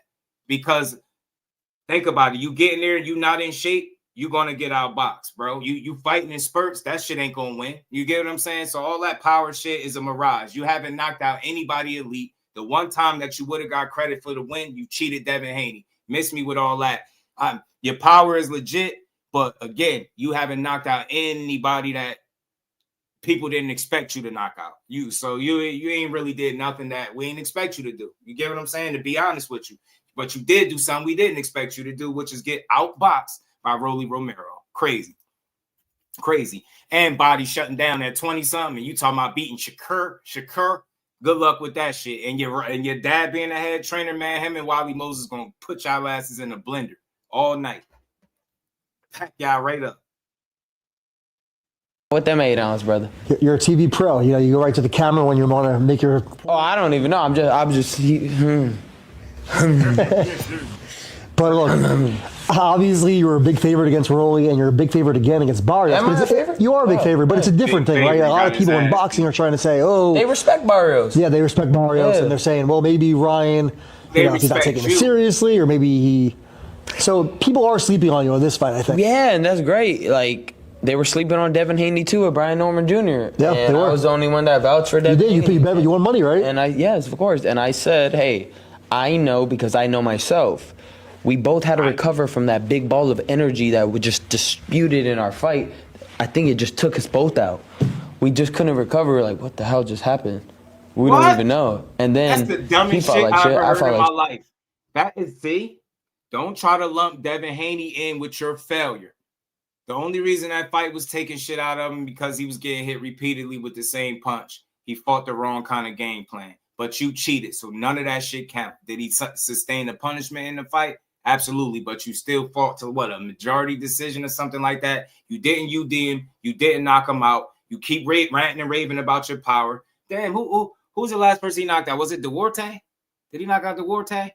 I'm tired of hearing about this dude power, man. You ain't knocking out nobody that's on the elite level. You just talking it. So until I see that, yeah, you can punch, but at what level? You get what I'm saying? At what level?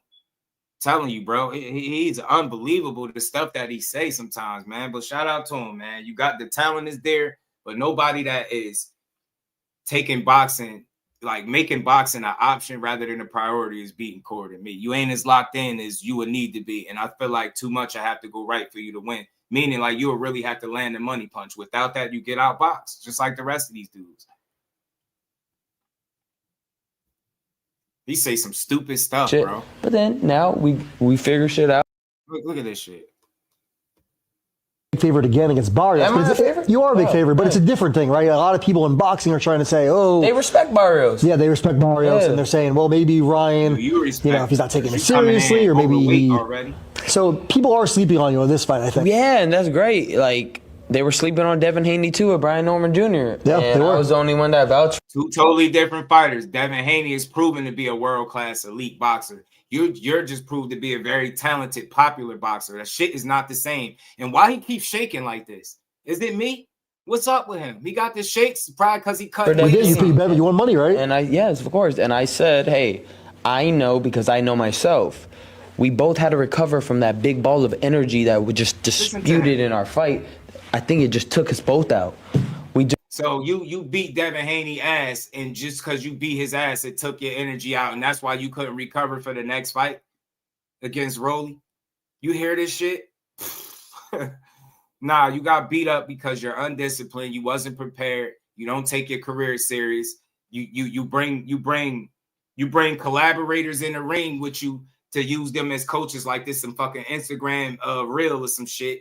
You get what I'm saying? Like, you just don't take your craft serious, and that's why you lost. Stop talking about all this other shit, the big ball of energy from Devin Haney. You mean all that you took the wrong. I heard you was off Listerine for the Rolly fight. They said you was taking the wrong ring. No Osterine, it was Listerine. Got your ass beat. Somebody swapped your that secret serum. You had an Osterine and you got cooked. Shut up. It was the last time we seen you in the ring when you had an opportunity at a title. You blew weight. And then you messed up what would have been the biggest win of your career because you cheated. Now you get to sit up here talking about after I cheat Devin and didn't get it, that my biggest win of my career, got turned to a no contest. I was unable to recover from that big ball of energy, and that's why Rolly beat him. You see? He tell a different story depending on the time of day as to why he lost the fight with Rolly. All his dad do is make excuses, and you got him in the corner with you. Y'all gonna have a tough night. Barrios about to beat y'all both up. Barrios gonna beat both of their asses. He gonna be Sean, Henry, and Ryan asses. Just couldn't recover. Like, what the hell just happened? We don't even know. And then he fought like shit. I fought like shit. But then now we figure shit out. Now watch me have a better performance. Watch, I'm gonna show you a killer in the ring. You know, you should have finished Brian Norman Jr. You kind of took it a little easy on him after you dropped him. Got a little happy there, buddy. But yeah. You're asking pure boxers to get knockouts. You supposed to be Mr. Knockout God, Mr. TikTok sensation. You get what I'm saying? You supposed to be the knockout king, and then you get in the ring and get outboxed. You ain't knocking shit out at the elite level. You didn't knock out Rolly. You say he was trash. So again, I'm really starting to question how good is your power? How good is it? Like, yeah, you strong, you can punch. I would never say you can't. But how quality is it though? If you can't land it against, because Rolly, according to you, was trash. Why was a trash boxer able to neutralize your best weapon and make sure you couldn't land it? You so fast. Your body is dead. How you know your body going to respond against your core? You out here, all these excuses. Now your body going to be ready to make 144 pounds? Yeah, right. Said Ryan, appreciate you back in that super chat. Said Ryan said Rolly didn't hurt. That was enough for me. Right. But in another interview, he told you how hard Rolly punched. All he do is contradict himself. He's not an honest dude. I don't dislike him. I just don't like the energy he put out in these interviews. A focus, Ryan, is fun for boxing, but the personality side that he shows us, I can't get with it. And we ain't never got to box again. Well. I already been getting these bets, but now it's time for you to get your just due.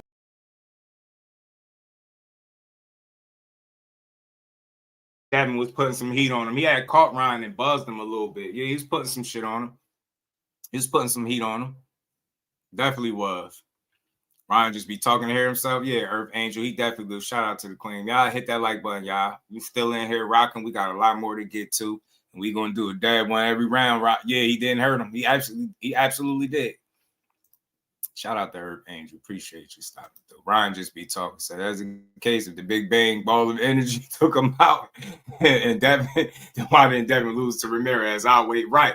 Why did Devin bounce back with back-to-back wins when he got beat up by a guy that they threw him an alley-oop off the backboard for him to knock this dude out and stop him? You blow it and lose, and then you can't recover the next fight. You know what I mean? Like, or you couldn't recover from a fight that you was supposed to have won. Like, this dude all over the place. He just say anything and it don't make sense. Fact of the matter is, Ryan got a real punch. He got a real left hand and speed, real athleticism and talent, but he got a real problem with discipline, focus. I don't think he got the strongest corner, and I don't think he keep the right people around him. I've seen him.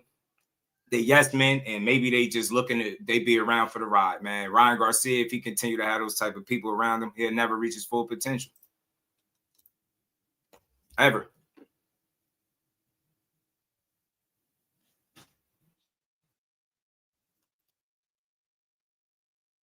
was just not stopping. Did I stop it too long? Hold on, y'all. I know you're not used to knocking people down, so you don't know what to do after that. But at the end of the day, you know, let's see my performance, and then we can all judge each other for how we fought, and that's what we do. You know, right? We're fighters. We assess our performance, and then we'll go from there.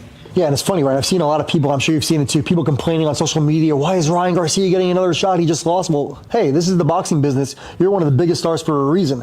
So please tell the fans why you're getting your shot. This ain't my fault. This is, I'm just blessed. This is what I'm trying to tell people. Like, when you're blessed, what am I supposed to do? Just not take the opportunity? Like, if you were in my shoes, you would do it too. Just, you know, that's just what it is. What can I say? Is it fair? No, that ain't my problem, though. And if you win this fight, obviously no one can say that you haven't won a title anymore. But the problem is that it's people that deserve the opportunities that don't get it. And I'm tired of boxing and the powers that be, the people that interview this guy, justifying him getting opportunities because he got a social media following. I don't give a damn about his following at all.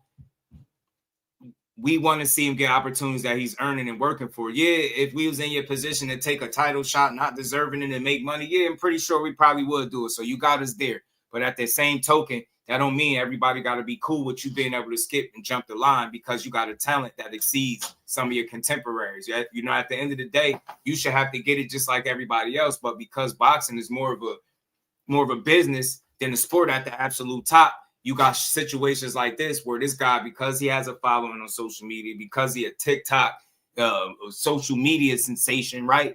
And he can sell tickets, he gonna continue to get opportunities despite whether or not he deserves them. And it goes to show you that it's not about what you deserve, it's about what makes sense and what makes money for them. And as long as Ryan Garcia is a ticket seller, a guy that can draw a crowd, and you get what I'm saying, then they're gonna always you get what I'm saying? They're gonna always push this dude. They're gonna always put him in position to get opportunities, and that's just what it is. You know what I'm saying? That's just what it is.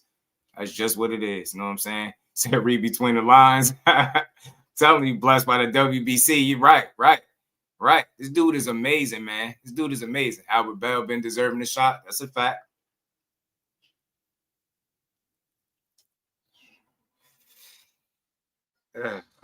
Shit, man.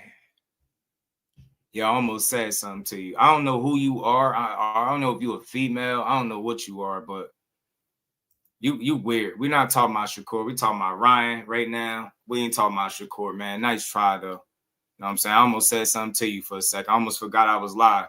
Yeah, I'm telling y'all, man. Never mind. Let's keep going. Let me ignore you. We're not talking about Shakur. Dog, you want that? They're really mad about that. They are mad about it. Really mad about that. It's going to take away a big... They're going to be like, damn, we can't say he's not a champion no more. He's done it all. Yeah, bro, I'm just quick with it. Wow, fifth biggest pay-per-view of all time or fifth largest gate of all time. Come on, bro. I'm quick with it. Yeah, let's not get carried away. It wasn't the biggest pay-per-view. No, it wasn't big. It's fifth. The L-Dub said Andy Cruz got 3 days to decide if he's gonna fight Albert Bell. Albert Bell said yeah. So I like that. Big shout out to L-Dub, the plug. My guy. Let's keep rolling. Largest gate. Fifth largest gate. That's huge. Yeah. Pay-per-view is different. Pay-per-view is different. Yeah, I caught myself. You did catch yourself. You don't gotta tell me. I know my shit too. You are. But look, you're a funny guy. I try to be. Yeah. But look, you win this fight here, and I feel like everyone forgets about the Rolly fight. That's ancient history, and you're on a new path. Yeah, of course. The Haney fight. We need the Haney fight, I think, this year. Go straight into it. I'm with it. But you seen him. He said he don't want to do it. So what can I say? What can I say? I didn't say no. He did. Do you think it's the biggest fight in boxing? For sure. I hope I messed that up. 100%. Yeah, I think he said. Man, did he mention Lucas' body or something? I think he said Albert Bell. Did he say Albert Bell and Andy? I got to double check. I don't think I'm wrong. I thought he said that Andy Cruz had 3 days to decide if he'd take the fight. I got to double check. Bigger storyline is there. This first fight was so good. It was so entertaining. Yeah, and because of me. Yeah, well. I brought the shit. He didn't. Well, let me ask you about that, He was out there scared. He didn't know what to expect. And people in my camp said, oh, he wasn't, people that in his camp told me, oh, he wasn't himself in that training camp. Yeah, because I scared the shit out of you. And I'll scare the shit out of you again. That fear, I told you, humble yourself before I do it again. But look, I think you're one of the best. It's almost Spank over, him. y'all. Speaking That's of, what I was visualizing, just spanking him. is that what you were visualizing? Yeah. On everything, the only reason I would want to see Ryan win Saturday is because it only if Devin Haney gets his rematch. There's no way I want to see you get your hand raised, and I don't root against people, but you're an idiot, man. You need to be humble still. You know what I'm saying? I always root to see people do well, but this Saturday I'll be rooting for the Azteca Warrior. Some tell me you talking a good one, but the only way I want to see him win if Devin gets a rematch. If not, the hell with him. You got a title shot. You could call yourself blessed. Nah, you just favored by the WBC. You a meal ticket. Mauricio Suleiman getting fighters standing up to him left and right. He out here trying to extort people. He not getting them extortion fees. He going to look to make money off you. That's all it is at the end of the day. You think you so blessed, but if you didn't sell tickets, you wouldn't be in this opportunity. You wouldn't get this opportunity neither. They don't like you that much. They like you until you can't make no money for them. You know what I'm saying? So he need to be a lot more humble with his position because he didn't earn it. And respectfully, popularity don't earn title shots, but this is what this guy get. And I think somebody else mentioned it. They kind of enable his behavior. That's why he doesn't have a true incentive to ever have to change because, again, he think, oh, I'm blessed. Don't be mad at me. It's not about people being mad, but they like, yo, it's people that's dedicating their life to this blood, sweat, and tears. Training camp after training camp, people are not getting opportunities. And here you are getting opportunities. You piss on them, you lose, you cheat people, and then you get title shots. Then the WBC come out with bogus ass statements that back you and everything you've been doing. You could be racist in the spaces going against people backgrounds, religions, and all this different shit. And then Mauricio Suleiman is the guy that he want to damn near make you an ambassador of the WBC. But you got a Shakur Stevenson that's doing this shit right, chasing legacy, making his money, putting asses in seats, trying to do this shit the right way, and you strip him days after he won a title in his fourth division. Make it make sense. I'm sick of the WBC. They single-handedly are tarnishing whatever name, reputation, legacy, that prestige that belt held. That shit is by the fight, by each sanctioned fight, by the title fight, that belt is losing its validity to me. It's becoming less of a thing that you could respect. Because the people that's in position, the people that call the shots, allow people like this guy, and I'm not knocking them, get your opportunities, but don't talk like you worked yourself into this position. You coming off a loss. Mike Coppinger, stop being a super fan, bro. Stop being a super fan and tell that man, just like you would have told anybody else, if they was coming off a loss, a disappointing loss to a guy that you was throwing an alley-oop off of the backboard to be able to beat in Rolly Romero, and he cooked you. Now you sitting up here thin in the face, neck all long, looking giraffe-like, and as skinny as you look, you still hit the scale at 149 pounds and still got fined for missing the weight, the check-in weight, the weigh-in check, the check weigh-in. Terrible, man. Old Money Swag was good with it. You can't make this shit up. So I don't dislike Ryan. I just wish he would mature. I wish he'd mature and put some better people around him. And I would like to hear that when he finally matures. I'll be glad to hear it one day from him, man. And from out the mud, have to work 3 times as hard, but always like that black box have to be damn near perfect, man. Earp Angel, you telling the absolute truth, and you seen it even with Core. He ain't getting into none of this trouble. He been fighting for the WBC title since he won it and defending it, right, and paying the sanctioning fees, and then you go make another fight and then try to stick it to him and kind of, I don't know, extort them for extortion fees. It's nasty work to me, man. These dudes got to work 2 to 3 times as hard, like you said, and they still won't get the opportunities. You got guys like the O Snatcher, Marquise Taylor, literally willing to fight any and everybody, but he won't get the recognition, or he won't get the opportunities because he ain't the biggest name in the sport. And I understand that stuff got to make business sense, but I feel like anybody that's committed to the sport is what Marquise Taylor has been, deserves a shot. Anybody that's embodying what it means to be a world-class guy or top-level guy or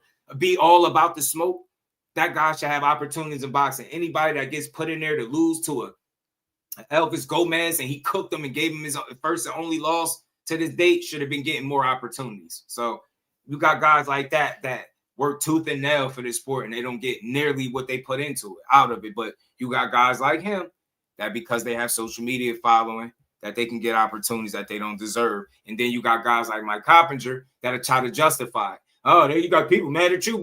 Come on, Mike. If this was anybody else, you'll be complaining about it. because I can go and find situations where you complain about guys getting title shots off of losses, but you're going to sit in front of Ryan and make it seem like this just business as usual. It's Shit out of you. And I'll scare the shit out of you again. That fear, I told you, humble yourself before I do it again. Last time I checked, the reason why you and Devin Haney didn't fight again is because you lost, got outboxed, and fumbled the bag against Rolly Romero. You did it.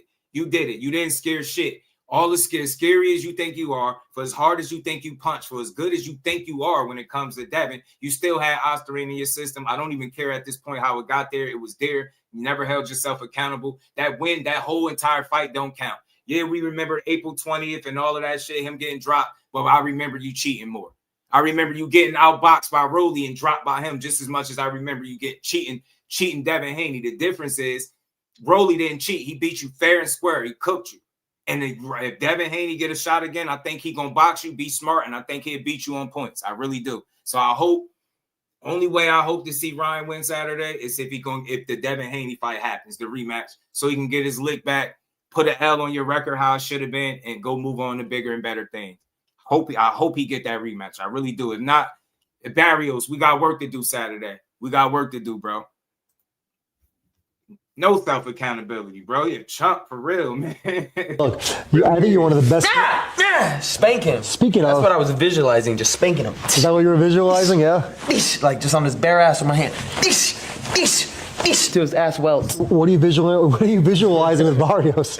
Oh, that's gonna be a great fight. But you don't have any bad blood with Barrios. He's like a nice guy, right? No, I mean, I don't even really. I don't see Barrios. I just see an opponent that I need to beat. So it's not really about Barrios. Barrios, great, probably great human, great person, but I don't see him as like. It's Barrios, bro. It's the Azteca warrior. You better see Barrios because he gonna see your ass, and I hope he can see them left hooks, time him, and beat you up. Matter of fact, I don't even care if whether you fight Devin or not. Barrios, we got work to do. Right there as him. I just see an opponent, and that's it. Have you watched the Pacquiao fight with him? I just want to see. Not really, because it's southpaw, but I do see a little bit of tendencies that Pacquiao was doing, and what type of punches were catching Barrios a lot. Just based on just boxing, but it's more Keith Thurman I like watching. Keith Thurman, who else he fought? Abel Ramos. I watch all the fights. Jermell Davis fight or no? Because southpaw. Nah, I was trying not to watch the southpaw because it's a different position. Yeah, it makes sense. Yeah. But look, you're one of the best finishers in boxing. Like, I know you didn't. Because that southpaw punched your rib, damn near through your kidney. Had you on the damn bended knee doing the Tim Tebow pose. About the shit. Tank punched him so hard. Tank punched him so hard, his stomach, his nose started bleeding. Yeah. I know y'all remember that trickle of blood start coming down his nose. Tank punched Ryan so hard in his stomach, bro. You know, and it punched his rib through his kidney and halfway through his back, bro. Bro he took a second. That delayed reaction, he just crumbled to the ground. And then he looked up, you seen that trail of blood coming down his nose. Said that Tank done punched that man into a nosebleed, bro. Finished Devin Haney, but you had him drowned. Ref saved him. I should have knocked him. I just didn't have the conditioning. I think it still bothers you, huh? Yes. Because I should have knocked him out in that 11th, man. I was playing around too much. Yeah. And I was like, ha. Nah, you wasn't playing around. Devin Haney is tough as hell. And that night showed me that. He said it, man. You're going to have to kill him in there. And I ain't saying he wanted to die, but he damn sure ain't have no quit in him. And whatever you was going to do, you was going to have to do that to him because he wasn't laying down. His face was swollen. He was like face down, ass. That looked really bad. He had some bad knockdowns. That man got up each and every time. You had power pellets. You had secret serum. You had senso beans straight out of the damn, Dragon Ball Z universe, and you still didn't knock him out. So you rant and rave about your power, and then you justify why you didn't knock him out because you was playing too much. Nah, look, you didn't look like you was playing to me. You just didn't have what it was take. On one end, you saying it's your condition, and then on the other end, you trying to say you was playing too much. Which one is it? Nah, it wasn't that you was playing. Your conditioning was piss poor, and Devin Haney had his mind made up that he wasn't getting knocked out that night. He got dropped, but he got up, and he won rounds after that, and he still fought a damn good fight, a clean fight. You, on the other hand, you cheated. Disabled by a liver tap. Facts. Uncross the legs and get some conviction behind them words. They don't even believe what he's saying. Hey, Queen, talk to him. He don't looking super sus, man. I like Ryan, but it's just his lack of accountability makes me grill him a little bit harder than I grill others. But it's more Keith Thurman I like watching. Keith Thurman. Who else he fought? Abel Ramos. I watch all the fights. Jermell Davis fight or no? Because southpaw. Nah, I was trying not to watch the southpaw because it's a different position. Yeah, it makes sense. Yeah. But look, you're one of the best finishers in boxing. Like I know you didn't finish Devin Haney, but you had him drown. Ref saved him. I should have knocked him. I just didn't have the conditioning. I think it still bothers you, huh? Yes, because I should have knocked him out in that 11th. Man, I was playing around too much, and I was like, ha ha, like bro. It wouldn't have counted. But next time, no contest anyway. Oh, that next time, buddy. You won't have a next time. I'm finishing you. You will never box again if we fight again, and you know that. And I have vowed to that. If we fight again, you will never box again. I promise you that. But I'm not even gonna lie. It's something about him saying that don't hit my ear the right way. If I'm Devin Haney, I might be looking at that a little funny too. Like, I get it, you be trying to sell shit. But look what you talk. Why wouldn't he never box again? You shouldn't even want to talk like that after already cheating them. And I get it. You trying to sell it. Like, I don't believe that shit, man. I'm telling you, hey, everybody that's Team Haney, I rock with all of him. I rock with Team Haney as well. But the Hanos clan, I really want to see Devin Haney get that lick back because I felt like he got cheated, obviously. And he talking too much. He ain't never going to box again. Like, come on, knock it off, Ryan. Knock it off. You ain't ending nobody's career, bro. You ain't ending nobody's career, bro. Definitely not Devin Haney. You had sensu beans in your system that night and still couldn't get the job done. Bro was running around with spiked muscle milk and shit like that and couldn't get the job done. But you out here talking about you gonna finish him this time for real. What's gonna be different this time? You gonna what? You gonna have an extra dose of Ostarine or what? And I can take all these free shots because you had it in you, man. Nobody that got popped in a fight for any type of PED should be talking about ending anybody's career, you idiot. Damn, it don't sound the same when you somebody that known for cheating. And think about it. He was cool with it all the way up into the Ostarine tape. Remember all the trolling he was doing? The man made Blessed and Highly Fit. Remember? He made a mixtape. Do y'all remember this man made a mixtape? Man, DEEBO, man, you gotta get this dude, bro. If you don't get nobody else, get Ryan. Blaze, what it do? What's good with it, bro? It's that Ryan vampire.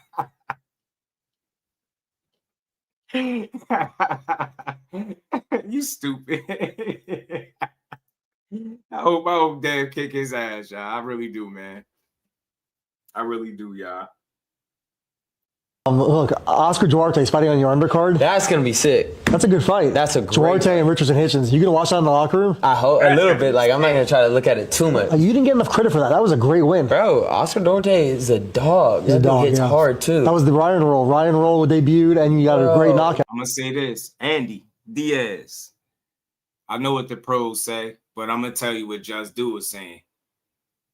Whether it was the amount enough to make a fucking ant strong is not what matters. It's the fact that he had anything in his system at all that was on the banned substance list. So my argument is never going to be how much or how little he did have. It's the fact that he had a banned substance in his system.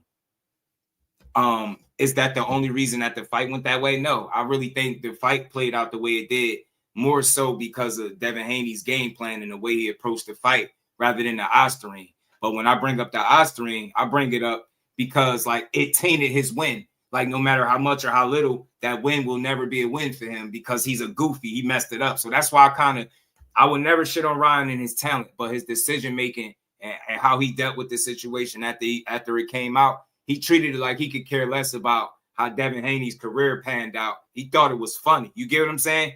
He thought it was funny that he could just cheat him and just move on. And it's crazy. Like, that's why people have an issue with this guy, because not only that, you cheated a guy. The boxing world turned on Devin Haney after getting cheated. It was wild. You would have thought he did the cheating. All over a lawsuit. That was silly. And then he get beat up. He get an alley-oop fight off the backboard to set him up for a rematch with Devin, and he loses, get beat up, then he get injured, goes to inactivity, a fake ban. Then the WBC allows him, unbans him, right? Allows him to fight the very first opportunity he got. It was like the fakest ban ever. You know what I'm saying? So this dude he don't take things as serious as he should. You know what I'm saying? The GOAT fight Sunday too. Yeah, man. Shout out to the GOAT. You know, we always watching Clarissa. I might call her fight. That dude was tough, and I was like, damn. Mixtape, right, Andy? The mixtape was crazy. This motherfucker is hard. And yeah, he was the first one to ever cut me. Damn, really? Yeah. You only been cut once? Yeah, in my life. But the thing is, you couldn't see because my eyelids go over my eye, so it's like hidden. You've never seen it. Look at that. The Ryan Garcia face has everything. It has built-in mechanisms. I know, right? That's blessed, baby, blessed. I told y'all, blessed. All right, so we're what? We're now, what is it, 9 days out? 9 days out. 9 days out from fight night. High stakes, the Ring Magazine. Give us a prediction. What's going to happen? A prediction? Man. Prediction, man. 8, 9, 10. 8, 9, 10. 10. I think that sounds. I'm going round 8. I like that. 8, 9, 10. I think round 8 is. That feels good. Feels good, yeah. Yeah, it feels good for a real fight. We're gonna get to it. And Barrios is one of those guys. He'll get cracked and he'll keep trying to fight. So I think Shakur might be in Vegas. I heard. Well, let him be there. Let him be there. It's okay, man. Come through. And then what else? What are your other goals? I mean, obviously your goal right now is to win this fight. But win this fight, become breakout streamer of the year. And sky's the limit, man. Just keep on being a truth speaker. I mean, people have seen the things that came out. I'm not gonna bring it up, but y'all know I wasn't lying though. Y'all thought I was. I know what you're talking. I know what you're talking about. I'm not gonna say it. You guys know what I'm talking about, but you know, I don't feel vindicated. I just want to say, you know, protect children. Have anyone come up to you and been like, "Hey, you were right"? So many. Yeah. Thousands of people in my DMs every day, like, bro, we should have believed you. Y'all think I'm just talking all the time, right? Hey, man, the thing is, Christ, come back already. We need you. No, we really do. I'm not even playing around. We need Jesus. We need Jesus bad. All right, well. I can't take none of that from him because he be all over the place, yo. Y'all can't yell Jesus stuff when it's convenient. That's not legit. But look, Ryan's a cool talent, fully focused whenever that happens to be. Yeah, Connor could do it sometimes too. I'm gonna be looking to see how this fight look, but I'm rooting for Barrios for obvious reasons. Anybody that cheat and think it's funny, I can't rock with that. That's lame. I get it. He didn't have a whole lot in the system, but at the end of the day, you shouldn't have none of it in your system. It's a banned substance for a reason. You shouldn't have had it. Yeah, that's the only thing I was leveling with him. When he was saying that stuff, I knew he was on point with that. I already knew about that. Blue Wells was going on. Yeah, Barrios is the dog. He is. So he got his work cut out for him. Look, it ain't going to be the easiest fight for him, you know. Real quick before we move on to the next topic, because we got plenty more to get to, man. I thought I had the whole card up here, but oh, well, I got it in the back. It's a nice card, man. You got Hitchens on that card as well, man. Duarte, that's a good fight. They got a nice solid card. I ain't gonna lie. Barrios and Ryan, they put together a nice card for these dudes. Hold on, where did I put it at? How was this at? Barrios. They had a pretty damn good a good card. Yeah, you got Hitchens and Oscar Duarte as the co-main. I definitely got Hitchens winning that fight. I think Duarte is tough, he game, but I think Hitchens could outbox him. I don't think he's a more skillful guy than Hitchens. Hitchens could have learned from the Lemos fight. He did break down some of the things that led to him looking the way he did in the Lemos fight. I do think since then he could have learned from it. As a result, you could see a more polished version of Richardson Hitchens.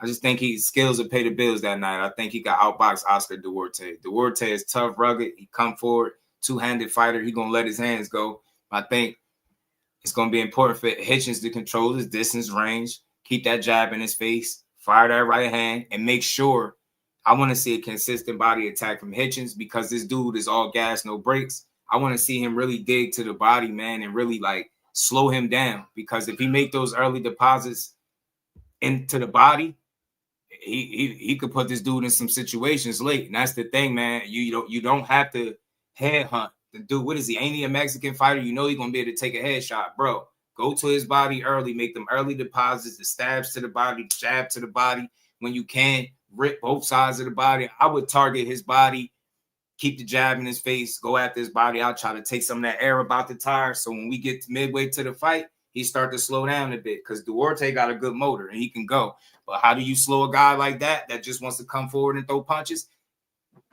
Go to the bread basket. Go to his body. Beat his body up. Yeah, man, this is going to be a good one. Shout out to the Queen Lisa. How you feeling today? Shout out to the queens of the chat showers, the Lisas. Earth Angel, we appreciate the ladies being in the building. We rock with y'all. And we appreciate y'all being in here with us, man. We came on early today. So y'all got to pardon me. Shout out to Timmy Torch sending that gift, man. Appreciate you, my guy. Sending that torch, man. Who's that? Is it my guy? Tim A.T. Shout out to you, my guy. And Blue Wells as well, man. Yeah, we came on early, y'all. We've been on for about over 3 hours, bro, but we're going to keep building. We got a lot more to get to. I came on at like 1:30, I think, today. You know what I mean? We missed some days, so we just going to make up for it. Y'all know how we do. Y'all know how we do. Shout out to Blue Wells. Appreciate the love, homie. Said, keep it up. You know we are on the job. Appreciate the support, my guy. And we ain't never got a box again. Well. I already been getting these bets, but now it's time for you to get your just due. Yeah. I'm with you, Shawa. It's all what his approach is and how effective he allows Duarte pressure to be. We know he only want to fight one way. He don't like to take a backward step. He like to get in your chest and work. And it got to be Hitchens got to do a good job at controlling distance, range, not letting them close the gap. Keep the jab in his face, go to his body, keep him on the outside. The thing is, I want to see Hitchens try to make this fight as easy as possible. We seen how it looked with Kenneth Sims. That was a real tough fight for Kenneth Sims, right? You definitely don't you want to see him try to make that fight easier. Why I say that because we just seen Pitbull Cruz fight, right?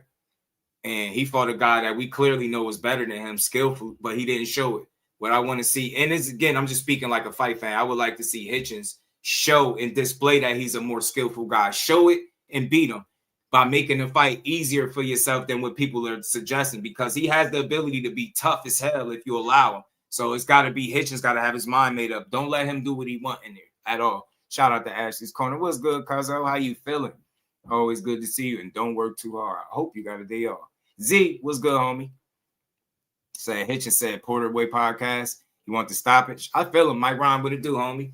Yeah. So look, being that we talking about it, if he wants to, what is the word? If he wants to stoppage, I'm glad you said that, bro. If he want to stoppage, he gotta go to his body. Z, got to. I was just saying that before you popped in here. Go to his body. To it. Hey, do you hear me? Hitchens. Go to Duarte's body. Somebody get the message out to him. Go to his body. All right. You want to knock out? That dude is Mexican.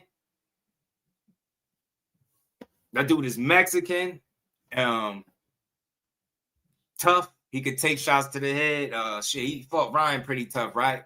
But he can be stopped. But I say if you Hitchens, I think Hitchens got more than enough power. He's not no puncher per se, but I think he can earn your respect. It's all about punch placing and attacking his body early. If he attacks Duarte's body, I think he can slow him down.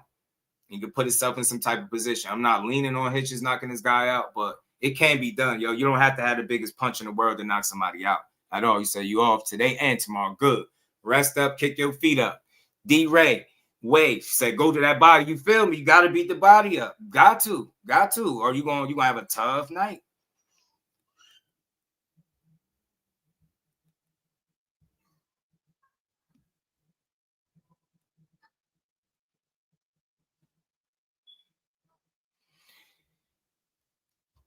My bad, y'all. Responding to a text. All right, man. So look, let's see it. Let's see what Hitchens got, Let's see what kind of game plan where I like his coach too, Coach Lenny. I like him. Think he definitely do. Hitchens got like a 70, what is it, 74? Let me pull it up real quick while we here. We're gonna talk about it. Hold on. We're gonna pull it up while we here. And big shout out to the Queen Lisa, always support. A huge supporter of the channel. Big shout out to the Queen Lisa. She said for the early fight call for the big 50 piece in the cash out. Much love, much appreciation to the Queen Lisa. And we ain't never got a box again. Well. I already been getting these bets, but now it's time for you to get your just due.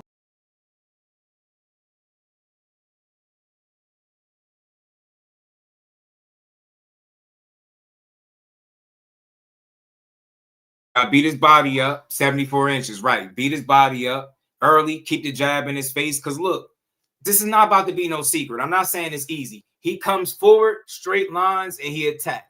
Hitchens, you got pedigree. You a world-class type of guy. You got all the skills in terms of a boxer. You got the legs, you got the reach, you got the IQ. Box him. Fighters like this that are limited in certain areas, right? Like he's a good pressure guy. He know how to get in there and make the fight tough, Oscar Duarte. But he can't do what Hitchens can do from a boxing standpoint. And it's up for Hitchens to make sure he puts that on full display. Fight night. Box his ass, Hitchens. Box him. Don't go do what Lamont Roach did and try to prove that you can bang with a bang. Don't do that shit. It's not necessary. This is not the fight where you got to prove none of that. Box him. We know what your strengths are. We know where his weaknesses are. Exploit them. Exploit him and play to your strengths. And that means box him, keep him on the outside, keep him at the end of your jab, and rip his body any and every time it's available.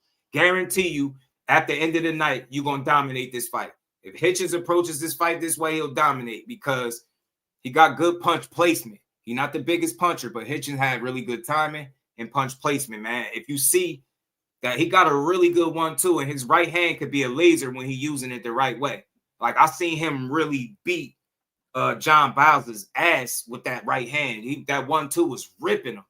Hitchens wouldn't allow him to break the distance. He was just controlling him the whole way through. Now, I know this is a totally different fight in Duarte, but I'm telling you, y'all, these pressure fighters, they only know one way. They come forward, and they don't have a lot. They don't have plan Bs oftentimes. His job is to get in there, close the gap, and swing. I'm telling you, and go for the fences. I'm telling you, he probably going to go to your body, too. You know what I mean? He do got Robert Garcia, who's a hell of a trainer. But look, you got Coach Lenny. Y'all going to be all right. You know what I'm saying? Hitchens put on a jab clean on John. You remember Shower in them right hands was like lasers when they was catching. I was like, yo, he is beating his ass, ain't he?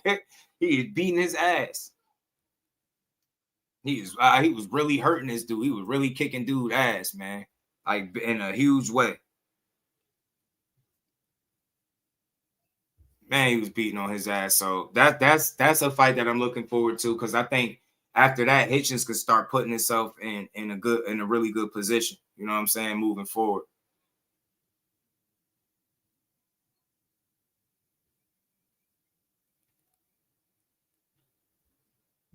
My bad, y'all. Appreciate everybody and shout out to the Queen Lisa set for the early fight call. You know we gonna make sure we call the fights. We're going to make sure we call him. Hold on, y'all. So let me pull this back up real quick. Richardson. Maybe finally they'll get Hitchens' name right. They'll stop calling him Richard Hitchinson and shit like that. But yeah, man, that co-main event, that's going to be a good fight, man. Hitchens got an opportunity to either stay at 140 and try to make big fights there or go to 47. He's expressed thoughts of wanting to go to 47.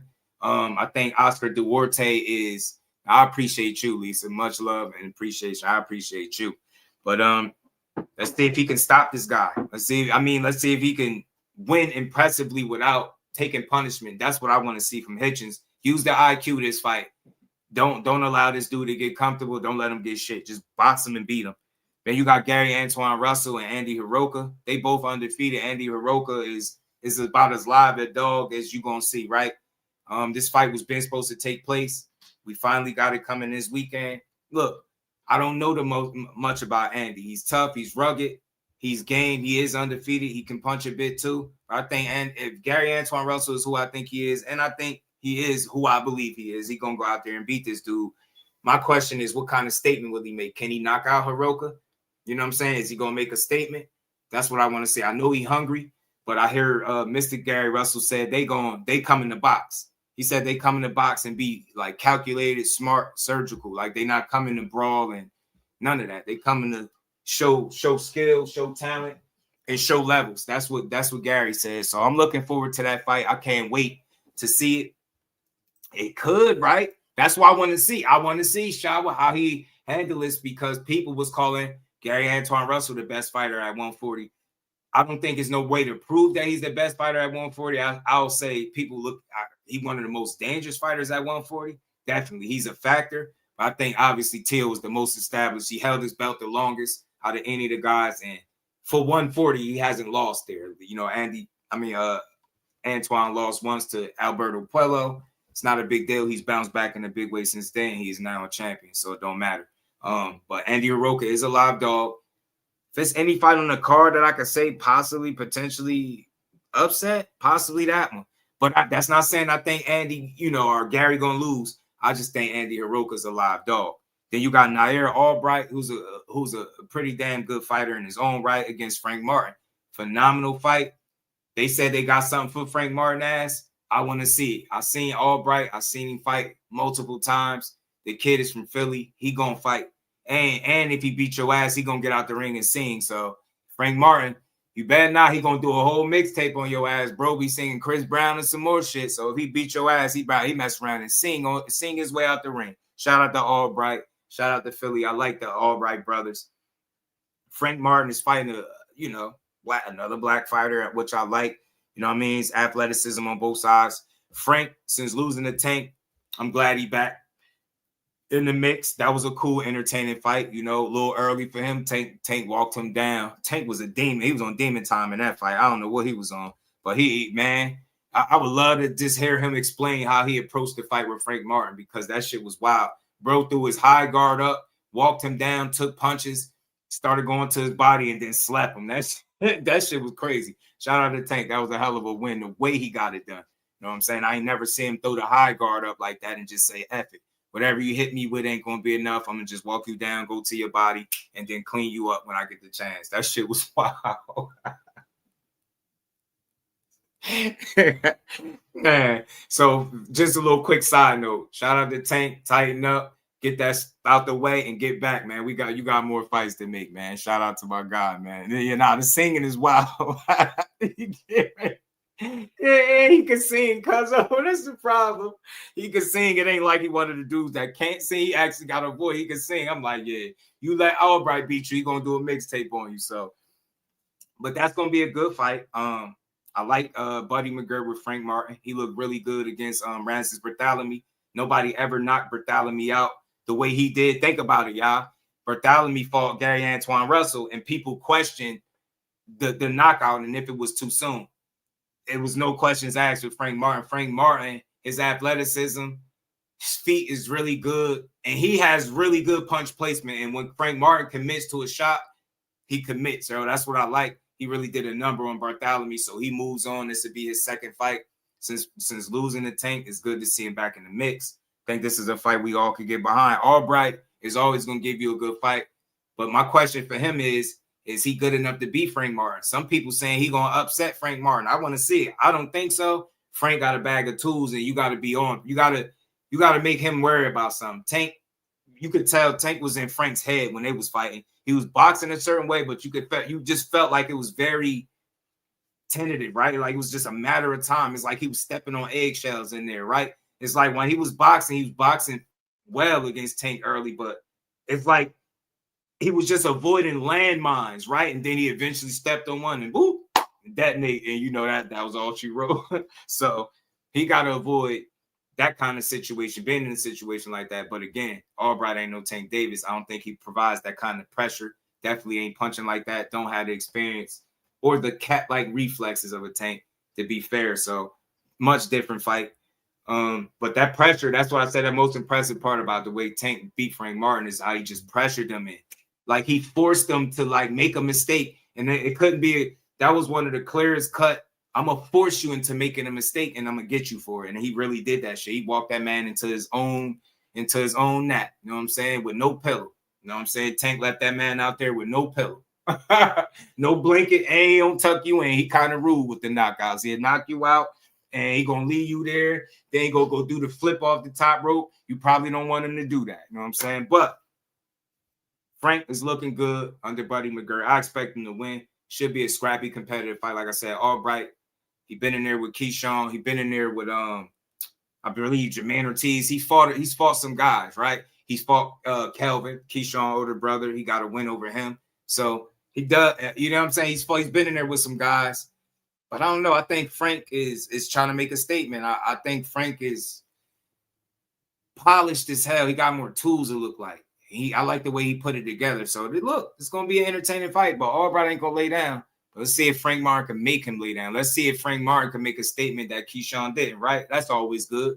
Keyshawn outboxed him in a 10-rounder that was turned later to a no contest. Some people think, why? I don't know what fight they was watching. That dude won no more than 2 rounds. He did land a good shot. If I'm not mistaken, it could have been a right hand, but Keyshawn tied him up, got back to it, and just boxed his ass down. Got the win. That was the fight that I don't think he had Bomac in his corner. Not that it mattered because he didn't struggle. He beat him pretty soundly. You know what I'm saying? I think the thing is, people don't know the difference between a close fight and a competitive fight. That fight was competitive because Albright is a competitor. He's not going to lay down every single round, no matter if he just lost a round before. He's going to approach the, you know what I mean, every round the same and try to win it. You know what I mean? And that's what he did. He was fighting Keyshawn back, putting on resistance, but just didn't have the tools, skill set, the pedigree, talent level. It's a gap there. You was able to see that because he was consistently beating him round after round after round, and dude got a couple rounds in at best, and he still lost the fight. Now, good thing about boxing is that's experience for Albright. It's not the work. That's not an embarrassing loss. You got beat by a better fighter. You know, simple, right? Did you learn from that? Did you get better from these experiences, these close calls, the fight with his brother, right? Are you motivated? You got a hungry guy and you in front of you and Frank Martin. People think highly of him. You got an opportunity to change the narrative surrounding your name because this would be considered another step-up fight. Can you beat Frank Martin? Can you stop his 140 reign early, right? That's going to be the question. But my money is on Frank. Polished, very good. I think he kind of chomping at the bit to get back in the ring, too. I think he hungry, bro. And that time off did him some good. He looked really good in his first fight at 140. And I don't know about y'all. I'm thinking farther ahead. He's fighting Albright, y'all. You know who else fought Albright, and you know who else had at 140. Frank Martin and Keyshawn Davis is a hell of a fight if it could be made. If it could be made, I want to see it. Shout out to Motown. What's good? Might be a nasty KO. Hey, if he does that, Cuzzo, I'm impressed. If he can make more of a statement than Keyshawn made against his dude, I'm impressed. He knocks him out. I definitely want to see him and Keyshawn. That's why I say, man, I get it, Devin at 47, and it looked like it's fun if those guys go up there and fight him, but there definitely fights at 140 that make a lot of sense, and Frank ain't got to go nowhere to make it. You know what I'm saying? Yeah, he going to be singing on you, man. I'm telling you. Keyshawn, he was busted. Listen, let me say this. He wasn't busted for weed. I mean, yeah, I guess if you want to say that, but Keyshawn, to my understanding, had some issues going on with his stomach early in his career that also led to him smoking. Maybe it was a personal choice. Maybe he liked it. But since then, you know, he's got caught. They changed it to a no contest. He locked in. He hasn't had the setback. You know, I mean, since the June 7th, he obviously came back from that. And he looked like he's in the right path. So I like him.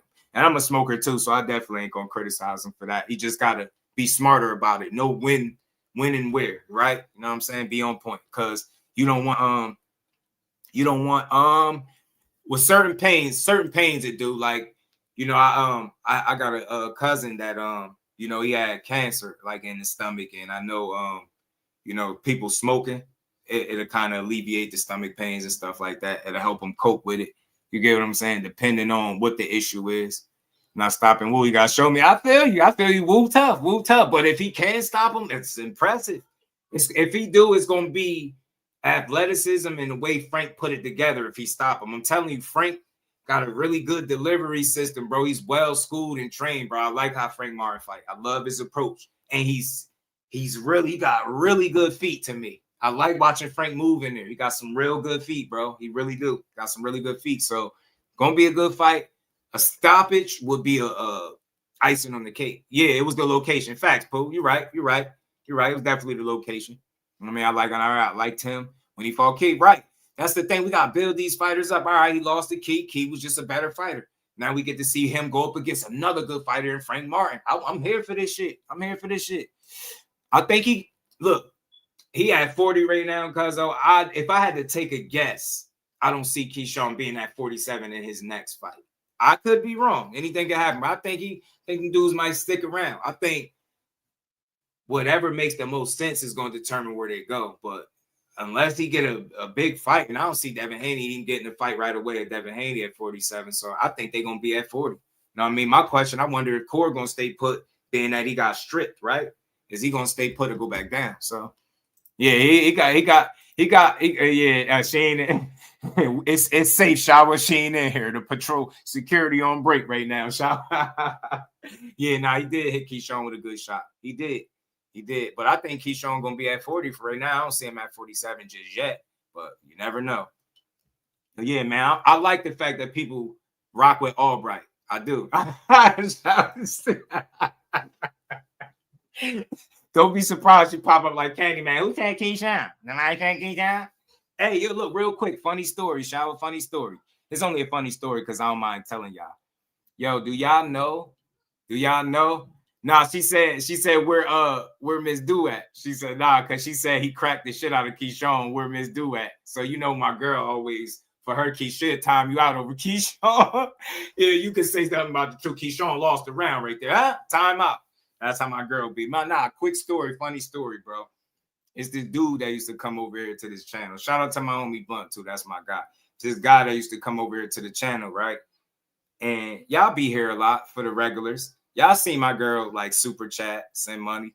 So one day she was super chatting, like, you know, saying something about Keyshawn. Cause do you know that this weird ass dude made a whole video, tagged me in it, and made a video like screenshotting my girl super chat me talking about it? It was the weirdest shit I've ever seen, bro. Dude really made a video screenshotting my girl supporting my live stream. And he had a problem with her supporting Keyshawn. I was like, bro, y'all some weird ass people, man. So, you know, and I tell him all the time, like, that's her guy, that's her fighter that she likes. She rocked with Keyshawn Davis. She rocked with Keyshawn, so she never gonna be shy about that. She picked her own fighter to like, and she rocked with him. But when I seen this dude screenshot and snapping pictures of my girl supporting me, like, bro, I knew the internet was cooked, bro. I just knew the internet was cooked. Y'all lucky I don't be on no BS because I played. He used to come through here too with his goofy ass. I was like, bro, my girl like Keyshawn because she see how people hate on him. She can tell you why she like, hey, he could fight. Marcus was good. Yeah, he was weird. He was on some weirdo shit. I'm going to send it to you, cuzzo. I'm going to send it to you. The dude, I don't even want to say his name. I was about to, but I don't even want to say it. I'm going to text it to you. I'm going to send it to you. He was weird as hell doing that. He was like, man, you think I would get mad at my girl supporting Keyshawn when she sent a super chat? Where does super chat go? Do it go to Keyshawn or Just Do? You know what I'm saying? The internet is cooked. Yeah, at least I seen that. I was like, wow, bro. It was a dude that used to come over here, and he don't come here no more because he start like these dudes. Let me tell you real quick story, y'all. Let me tell you what they do in this space. And we almost 4 hours in, and we got plenty more to go. We ain't leaving here. Shout out to everybody that rocks with me, yo. Funny story, bro. In this space, people support you, and then they kind of like they envy you. They'll support you. They'll model their shows after yours. Like, bro, I'm gonna talk to y'all for a minute. Boxing conversation on pause. It's one of my Just Do bills. People will watch you. They will support you, and they will emulate you. They will copy you. They will try to imitate you. They'll try to model themselves after you. And it'll go from that and them admiring what you do to them trying to compete with you. I've seen it in real time. Like, they go from supporters to like competitors. And like, you gotta, and I'll say this, word to the wise. Be careful for those people out there that start off in the chat as like regular be mindful of those people that start off as regular names, like where they just had a regular name and they go from a regular name to a channel. Those be some of the worst content creators. I'm talking this shit today. Those be some of the worst content creators in this space because they don't have an original bone in their body. They only create their channels based off people that they listen to, and they think they can do it, so then they go do it, and they go from being supporters to like haters and people that's competing with you. It's weird. I see it all the time. That's why I unsubscribe to so many people, because I'm like, there's no way I'm giving these people my time every day. Like, if you tearing down boxing, I'm not listening to you. You see over here, I talk all this shit, but nobody gets slandered because, you know, that's not the way I give it up. But I'm telling you, these people will go from being big supporters to like, you get me? Man, oh man. I'll be forgetting. I'm gonna call you, cuzzo. You know what I mean? People are mental. They weird as hell, man. And they got the same talking points. That's a fact. You gotta watch out for those people that start off as a name in your chat, cuzzo, and then they turn into a whole channel. Trust and believe they done adopted what you do, and they're gonna try to do it on their shit. And then they're gonna, after they promote themselves on your shit, then they're gonna go at you. That's what they do. You know what I'm talking about. Yeah, you know what's up, 12. I would say it, but I ain't giving that slow ass dude no burn. You know what I'm saying? You know what I mean? Exposure, you know, I'll talk it. But big shout out to my guy, man. I just had to go on that little rant. Pardon me, y'all. Pardon me. Because this space, man, you just don't know what you go through to be a solid one in this space, bro. These people are some of the most fake individuals you can see. Yeah, right. Facts. That is a fact. You get what I'm talking about. Big shout out to Marcus, man, showing that love as he always do in the Cash App. Big supporter. Shout out to everybody that continues to support. Shout out to all the channel members. I appreciate y'all. We going on 4 hours and we still about to build. Showers, you know, you another one. I rock with you for real. So I'm gonna send it to y'all. I'm gonna show y'all who it is. Little slow dude. And we ain't never got a box again. Well. I already been getting these bets, but now it's time for you to get your just due. It calls just boxing. Shout out to my guy. Yeah, so I was cool with the weird screenshotting of her super chats. I thought that was weird. I didn't care about that, but the part that pissed me off is he referred to my girl as a bitch. So I just said, you know what? I'm gonna make sure I stay far away from this dude because people like that. And then, you know, my girl, that's 21 years of my life. I ain't playing by her. I'll do something to you. But I had to stay away from him, block him, all that stuff. You a weirdo. So I had to stay away from that guy. You know what I'm saying? Like, he'll make you do some shit that'll get you in trouble. You know what I'm saying? Playing them type of games. Say, hey, is he a mod on other channels? I don't know. I don't really see him no more. I don't really be seeing him. Probably cause I blocked him now. You know what I'm saying? I'll say his name, but I just don't want to give him the damn, it was good with it. I just don't want to give him the energy. You know what I'm saying? That's why I cool out here. Shout out to my bro, man. Who's saying something about the smoke detector again, man? I try to tell y'all, bro. I don't know if his dad took the batteries out of the one in here because we don't need them. So I don't pay that shit no mind. It'd be so quick that I don't hear it. I don't pay it no mind. I guess cause I'm used to it though. But I don't know if it's the batteries or if it's just the unit itself, because we ain't been here that long for the batteries to be old again. So yeah, he did, man. I was looking at the phone like, this dude, man, you know what? And it's a dude that used to come here and support. But one day I had Brian Norman Sr. on, and me and Senior kicking it, we building. And dude supported. He sent the super chat, and I read the super chat. I respected it. He gave constructive criticism. Brian Norman Sr. was like, yo, shout out to whoever that is that just said that. He gave constructive criticism. I rock with that, right? And I told dude, appreciate the support, and we moved on. My very next comment, he took it like the very next comment was about him. How? I don't know. People are slow. That's why I tell you, I got to stop being nice. That's why y'all see me be a little bit more firm with people, because you got to be like that with these internet personalities. You got to check people. You know what I'm saying? Oh, yeah. Facts. Yeah. Yeah. Facts. He did. He referred to my girl as a bitch. But I was like, you know, the internet is a safe space for cowards. You know what I'm saying? I'll make him stand on it if I ever seen him. Trust me. I'll make him stand on that. Big shout out to Marcus, man. Appreciate the love, homie. Pardon me if I didn't catch the cash app. Shout out to Marcus, man. I'll type the name in there, bro, but y'all know, somebody type it in there. Y'all know what I'm talking about. And we ain't never got a box again. Well. I already been getting these bets, but now it's time for you to get your just due. So he made a video about the smoke detector, right? I thought somebody said it in here. I was like, wow, man, damn. I was like, bro, man, shout out to Big Dre, man, my dog. I seen you in here. Yeah, I was like, man, what else you got on your mind, bro? I really like grab you by your neck and you know what? Let me chill, y'all. Just do is non-binary, man. You know what I'm saying? I got kids. I love the kids. Just do love the kids. I love my kids. You know what I'm saying? I gotta think about the babies. You know what I'm saying? You're gonna get me to crashing out. Shout out to Big Drop Dre. Say I got 5 on it, and you always do. Appreciate all the support. I got 5 on it. Big Dre, appreciate the love, homie. We're gonna keep it like I tell you, and I only say this stuff because I tell y'all, look, we be up here for hours. We going on 4 hours, and I still ain't done. I've been on here since 1:30. I really grind. I don't care about what nobody else be doing. You get what I'm saying? I don't care. I only care about what we doing and the people that rock with me. But you know, I've been listening to less and less people, and as a result, I enjoy boxing more. You know what I'm saying? When I'm not listening to ignorance, I enjoy boxing more. You know what I'm saying? And the conversations just flow. Yeah, I got you, Reef, no doubt.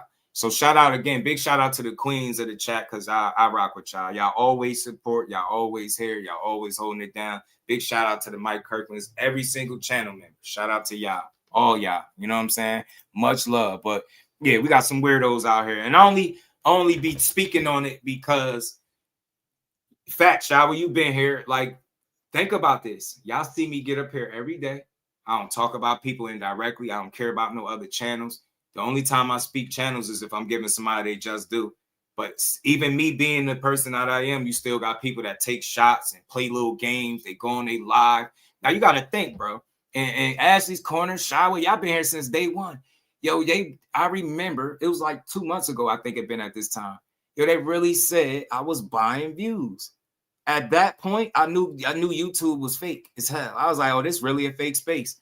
They'll watch you, and a person to text you and tell you they see everything you doing, but you don't never see them. Just mind you, they'll watch you, but they won't support you. You get what I'm saying? It's weird, bro. I keep clicking till you kick us out the house, right? Shout out to my girl Shower, man. I appreciate you, man. It's all about grinding, making sure everyone gets their just due facts. And even with that approach, you still make enemies because people can't understand as an adult man how I don't have a problem with boxing the way they do. Well, I'm here to support these young men, not tear them down. I'm 39 years old. What I look like getting up here hating on young men that's millionaires in their 20s, talking about how they losers or how they failures or how they suckers. And I see too much of that. I'm not here for that. I'm not here for the negativity. I'm not here to tear down boxing. And that goes for all of them. That's why I'm going to say I'm going to be a broken record till I can't speak this boxing shit no more. This platform is about highlighting what's dope about these fighters and giving everybody their credit. I don't want to shit on nobody. I don't want to. You can have your favorites, support them, but let's build, man. All that toxic shit, all the stuff that I go through to just try to get boxing as just do is crazy, bro. If I showed y'all my DMs, y'all, I swear on my life, yo. If I showed y'all my DMs right now, everybody in here mouth would be dropped to the floor. I swear on everything. If I showed you what my DM looked like, you'd be like, wow, how do you even keep it together while you be up here? I'm telling you, if I showed you what my DMs look like with people, you'll be like, wow. I'm telling you, just when you think you know somebody, it'd be wild. 12 threes, my dog, monthly subscription. That's my now. You a monthly supporter, you know. I don't got subscribers, I got supporters. That's how I look at y'all, man. So I got supporters. And we ain't never got a box again. Well, right. well. I already been getting these bets, but now it's time for you to get your just due. Shout out to my guy 12 threes, Urban Mac, my dog. You grew in front of everyone. Whoever said that is a hater. Hey, you feel me? I was like mind blown. I was like, so hold on. You grind for 3 years straight. I'm on 4 years. I'm on year 4 now. You grind for as many years as I do, and then you pay for the support. It's crazy to me. I was like, damn. And that's why y'all stopped seeing me come to certain people, because I knew where it came from. So I don't go over there because, you know, I got a flip side too. I ain't just do 24/7. I'm just do when I'm talking to the family about boxing. But off of here, man, I'm a regular person just like other people. And it's a lot of games I don't play. So that's why I stay away. Because people, I don't know if y'all remember, it was a period where shout out to Lisa, I appreciate you, said we here for you, just shout out to everybody that's rocking with me. It was a period where I took like 4 days off. Y'all ain't see me for like 4 days straight. Probably didn't realize it, but I've never taken 4 days off since I've been doing this. But that's how mentally exhausted I was from like fake energy, people, like narratives, lies, like confusion. I needed them days. That's why someday I come up here, I need a vacation. I need a vacation. Like, because sometimes you just need to decompress. People will make you hate the sport that you love because they miserable, or that's the way they talk it. And then their content is more about other people than building this shit up. You know what I'm saying? I could only hope and pray that my son to be a successful 20-something-year-old millionaire. You get what I'm saying? Like the way we discuss boxing is disgusting. How we do these young men that's building like we got kids that's eventually gonna be these dudes' age.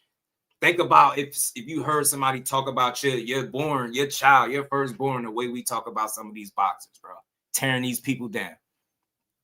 Yeah, man, they was hating, man. I seen that. I was like, damn, buying views, huh? I was like, wow.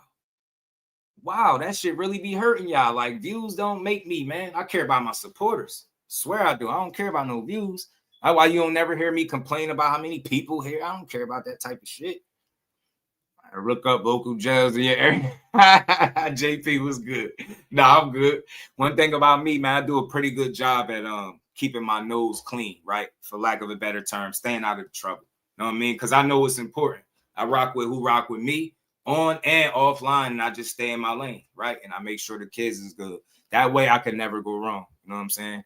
Shout out to my dog, man. Appreciate you. OTB, my brother. That's that just the energy they bring to the sport, bro. They love people, not the sport. What up, though, bro? You know, that's my guy. You don't build box, I don't listen on him. Shout out to you. Said Shakur will be on the commentary team. Oh, yeah. Saturday for Barrios Garcia. Same role Devin had before they jumped Tiger. Facts. Shout out to the plug again.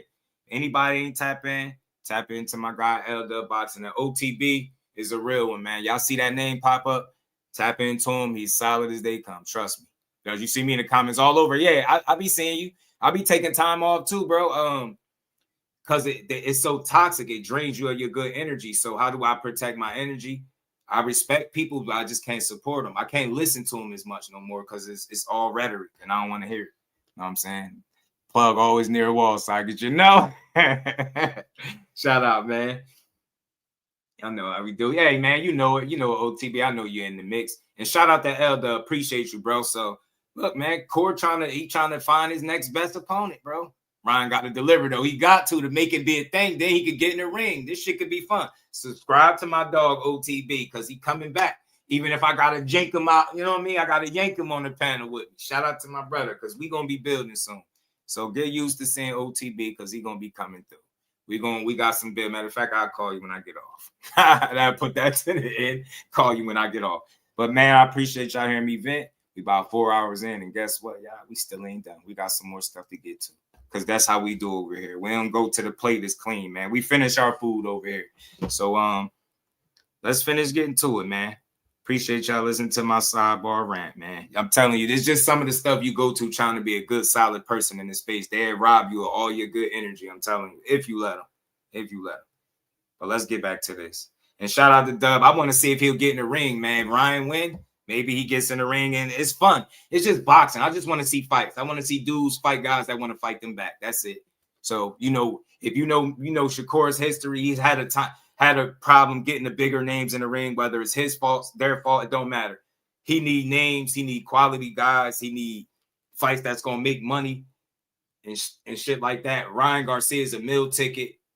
He is talented. He is a name. That's why people will be looking to fight him. So I ain't surprised that Shakur talking about fighting him, but it's a two-way street. They both saying it. The dad's saying it. I don't think he got to chase down Ryan Garcia per se, but if the fight presents itself, look, Ryan is risky. He fast as shit, and he hit hard. Two things he might have over Cord right there, and that's already saying a lot. Those are two advantages that Cord usually don't be at. He don't be at a disadvantage with speed and power, right? We seen it with Tio. People thought Tio was bigger, faster, stronger. Didn't look like it on fight night, but we know Ryan speed is real, and we could clearly see that he's more of a puncher than Shakur, right? It's risk there involved in fighting Ryan. It ain't just as easy as what some people think maybe Tank has made it. And reason why I say Tank, because he's the only other one to beat him outside of Rolly, right? But it ain't as easy as maybe Rolly or Tank made it look, right? You got to go out there and earn that scout with Ryan. So Shakur can't give him wins. Yeah, from the outside looking in skillfully on paper, is he supposed to beat a guy like Ryan Garcia? Yes. But it still don't stop the fight from being intriguing, because we don't know what's going to happen if Ryan Garcia actually was to be fortunate enough to land the left hook.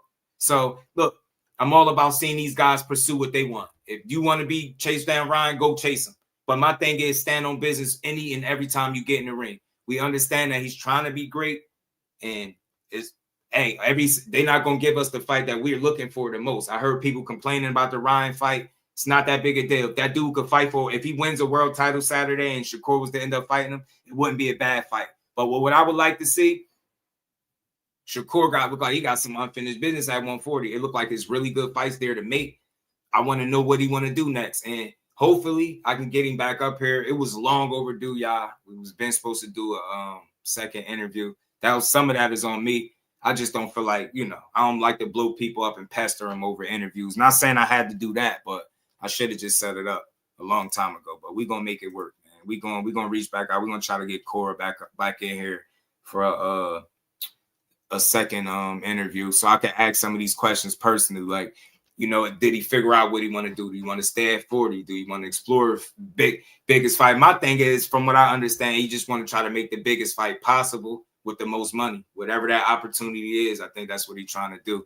Frank Martin is a great fight at 142, man. That's what I'm saying, Cuzzo. You see how that changed, man? You got the Frank Martins, you got Keyshawn in the mix, Frank Martin in the mix, you got Shakur, you got Gary Antoine, you got Dalton Smith, right? You got people there that can fight, man. So 140 is lit if they move, right? Shout out to Mike Kirkland, man, back in the super chat for always building boxing. Some people too old to hate on these young guys so much, and that's where I'm coming from, Mike.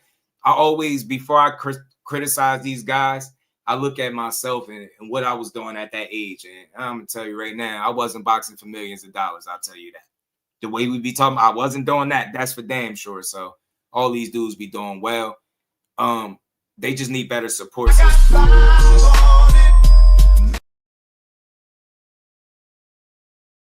We see fighters at the back of the line. Fight champions, go after champions. Yeah, champions or big fights. Don't ever forget big fights, because these dudes are still prize fighters and they're gonna always look to secure that biggest prize. So sometimes you might get a bigger, a money, more lucrative fight than that legacy fight, because guys are still trying to make money. But I'll say just make the best fights for yourself every chance you get. That's all I could ask for.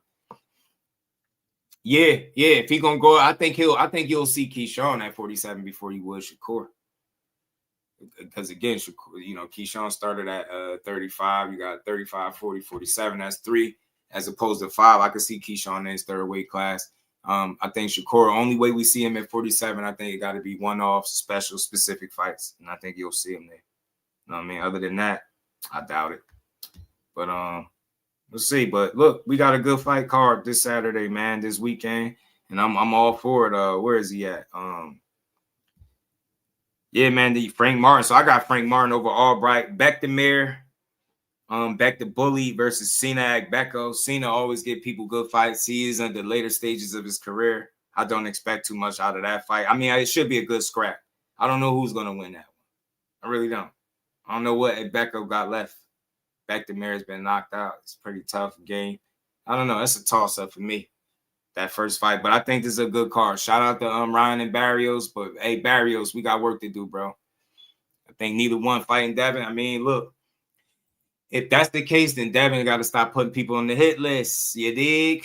You know what I mean? If your core don't fight him, it's because they not willing to negotiate, man. That's all.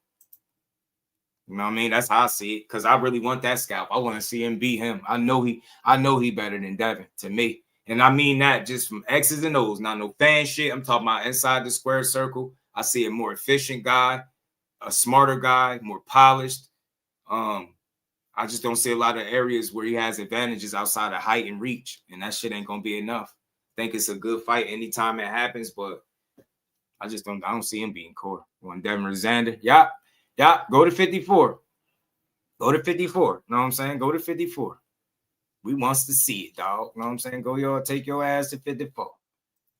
Know what I mean? Don't matter. You keep talking about Dalton Smith. Right. Man, I want to see these fights, though. So let's see, man. 40. One thing I think is clear before we move on is everybody has options. It's a good thing to see in boxing. If you Keyshawn Davis, you got options. You can stick around at 140, make something go on there. You can stick around. Yeah, Norman is not Shakur Stevenson. That's not normally the same. This is the problem with y'all. When y'all hear a pick, y'all stay stuck on it. The thing with you, Damon, is you got to tell me what else I said. Yeah, I picked Norman because I said it. If Devin Haney was going to come out there and fight the way he did, listen to why I picked him and what I said. If he was going to come out there and fight the way he did against Jose Ramirez, he was getting beat. If that is him being, consider him bouncing back from the Ryan Garcia thing, that Brian Norman fight was going to go all wrong. I also said, but if I am wrong, which I said, I hope I am wrong and Devin is better off than what I think. He's going to be using his jab. He's going to be boxing and moving. I literally stated if he won, he was going to do the things that we seen him do. So my pick was wrong, yes. But my assessment on why and if Devin Haney was the win wasn't wrong. You see? If Jose Ramirez is y'all selling me that Devin Haney is back, I'm going to tell you he up shit's creek with Brian Norman. Had he came out there and boxed and moved and was jittery and fleet-footed against Brian Norman the way he was against Ramirez, I still stand on it that I don't think he wins the fight that way. But what did Devin Haney show? That he was better off than what I thought he was. And I said it. If he was better, he was more closer to himself, back to, Devin Haney, then you would see him stick to the game plan, box, use the jab, and be smart. What did we see? And he'd clinch when he need to. This is all I said. So, yeah, my pick was wrong, but my assessment, my reasoning for my pick was based off of what he showed me. It's hard for me to say, based off the Ramirez fight, that's Devin Haney. That ain't no fucking Devin Haney. Not at his best. That's all I was saying. I actually watched this kid's career, watched him grow and build. Watched him. I remember when Devin Haney was running around with braces and shit before the diamonds in his teeth and all of that. I remember the brace teeth Devin Haney with the big ass shorts too, like most of them do when they start. So again, my pick was wrong, but I said it ahead of time. I hope I am wrong about Devin, because if he wins this fight, that means he's better off than I thought he was, and that's great for boxing, because I never liked the fact that he got cheat. So a pick really don't really make or break me, because I can base it off something realistic, right? You get what I'm saying? I can say, you get what I'm saying? And I made sure I kept saying that. I hope I am wrong. I hope I'm wrong. Some stuff I like to be wrong about. I like to be wrong that, Devin Haney, I didn't think he was bounced all the way back, but he showed me that he was better off than I thought. So it all made sense. Shout out to him. And I'm glad he won the fight. You know what I'm saying? I'm not a Devin hater. I just picked against him based on what he showed me the last time. Now, had he had two fights and maybe, the performance he had against Brian Norman was against somebody else and not Norman, now my assessment of Devin Haney going into a Brian Norman fight is much different. But if you're asking me to go off of what he just showed me last, that's not no fucking Devin Haney. He's fleet of foot, but he don't move that much. He was unsettled. He wasn't staying still. He act like he didn't really want to engage. That wasn't going to beat Brian Norman. And I think even they knew it, so he approached it. He shot Brian Norman early, caught him with a shot, and the rest was what it was. But, kudos to Devin. But I love Brian Norman, but him and Shakur, they different. You know what I'm saying? That's not the same thing. You know what I'm saying? That ain't the same thing. And I don't believe you're only as good as your last performance, though, because if that was the case, Devin Haney would have possibly lost because he didn't.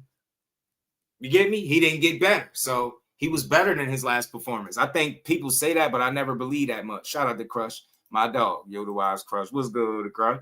So, yeah, he landed 70 punches, Shower. He landed 70 punches in that fight. I gave it to him. He still looked a little bit better. He looked better than I thought overall, and I'm happy for that. I'm glad for him. But he landed 70 punches. He landed 70 punches. I only highlight that because somebody landed 65 punches on the worst night of their life. So if that's if that's Devin Haney, his last two fights, I think he landed 70 punches in both of them. So he's still not all the way back to what Devin Haney does, because Devin Haney takes chances. That jab is a laser. His 1-2 be on point.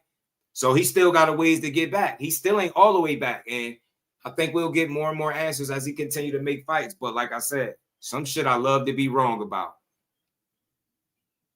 I was wrong about him not, him not being good and bounce back. And I like it. So let's see. I don't think Shakur happens because it's a 47 fight. I don't think Shakur moving up to 47. It's just my opinion right now. I don't see that. Keyshawn, I don't think is going to 47 right now, but you just never know. I think they got smoke at 140. I think the Bass brothers about to tear up 140. I do. I think they're going to have 140 in the headlock for as long as they there. I think people going to have to deal with it. So we'll see. You know what I mean? But shout out to Dad. Shout out to DEEBO, Devin Haney, the face of boxing, got every boxing YouTuber talking about him. If you believe that Devin Haney's the face of boxing, bro, Holmes Enterprise, by all means, push that, bro. That's what you believe, man. But the problem is it's going to take more than people having conversations about you on YouTube to be the face of boxing. Respectfully, the face of boxing is going to be a guy that's going to bring asses to seats. Not saying he don't. They're going to be selling out events. They're going to be breaking their own numbers. I think that people anoint who they feel like is the face of boxing. Respectfully, you got multiple faces of boxing, right? You got Canelo for the bigger guys, whether you love it or not. And you got from anything under 140 is Tank, even to 47. Bigger name than these guys too. So he's undoubtedly one of the faces.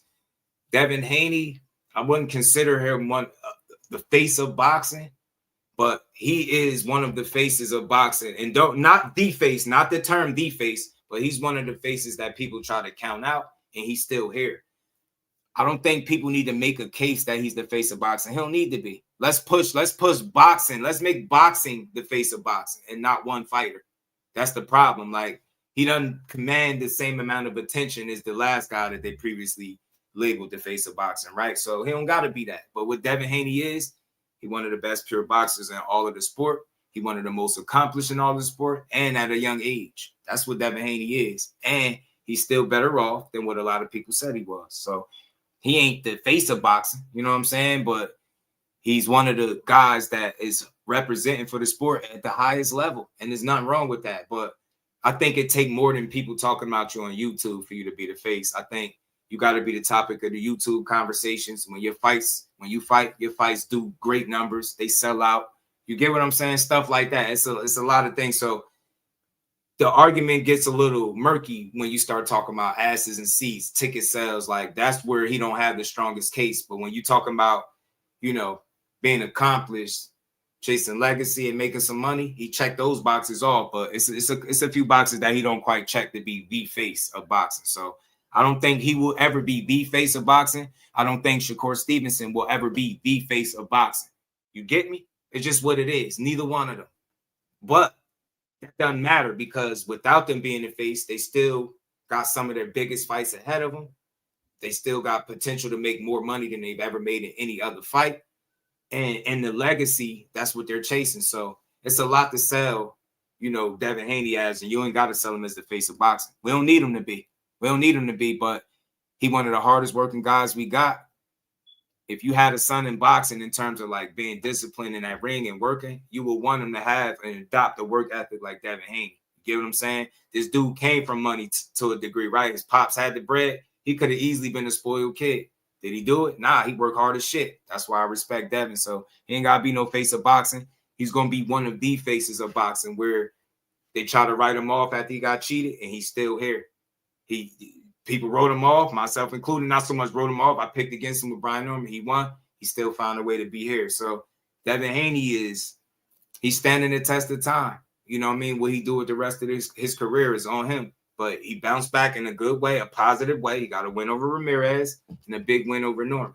Let's see where you go from there. Shout out to Norman. He said he can't wait to bounce back. I'm here for the bounce back, B Norm. We still rocking with you, win, lose, or draw. We don't give a damn.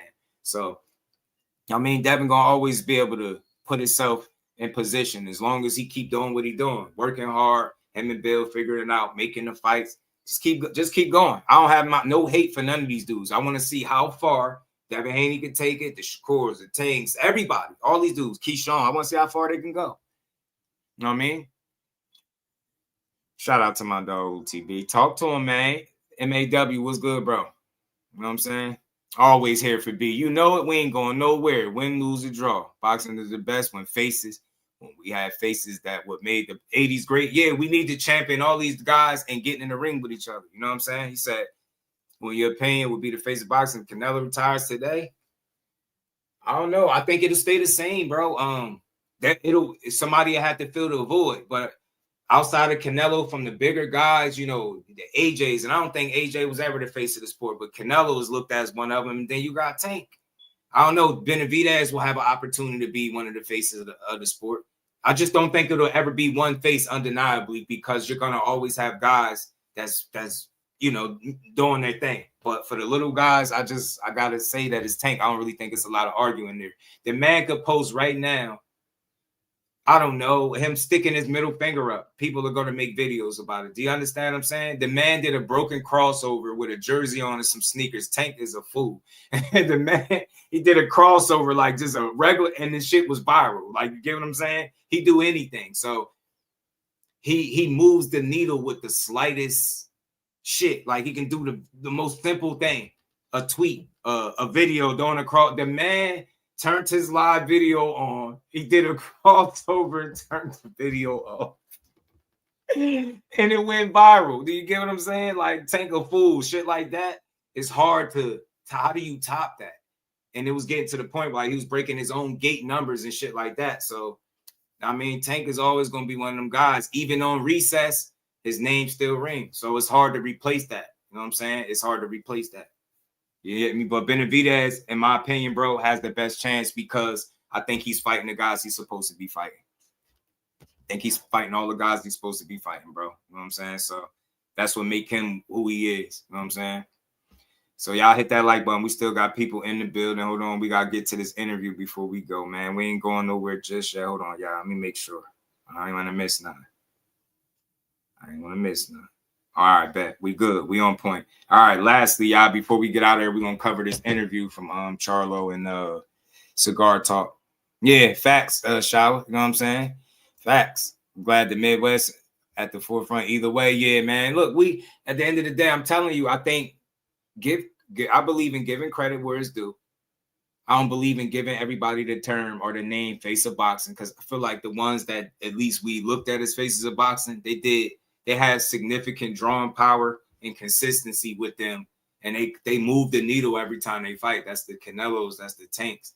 Devin, not so much yet. He ain't checking that box just yet. Don't mean he can't check it eventually, but I don't think nobody should even strive to be something that is always going to be so subjective. Just let the fans decide that. That's why I said when bro said Devin Haney to face, I ain't think I'm about to argue with him. If that's how he feel, that's how he feel.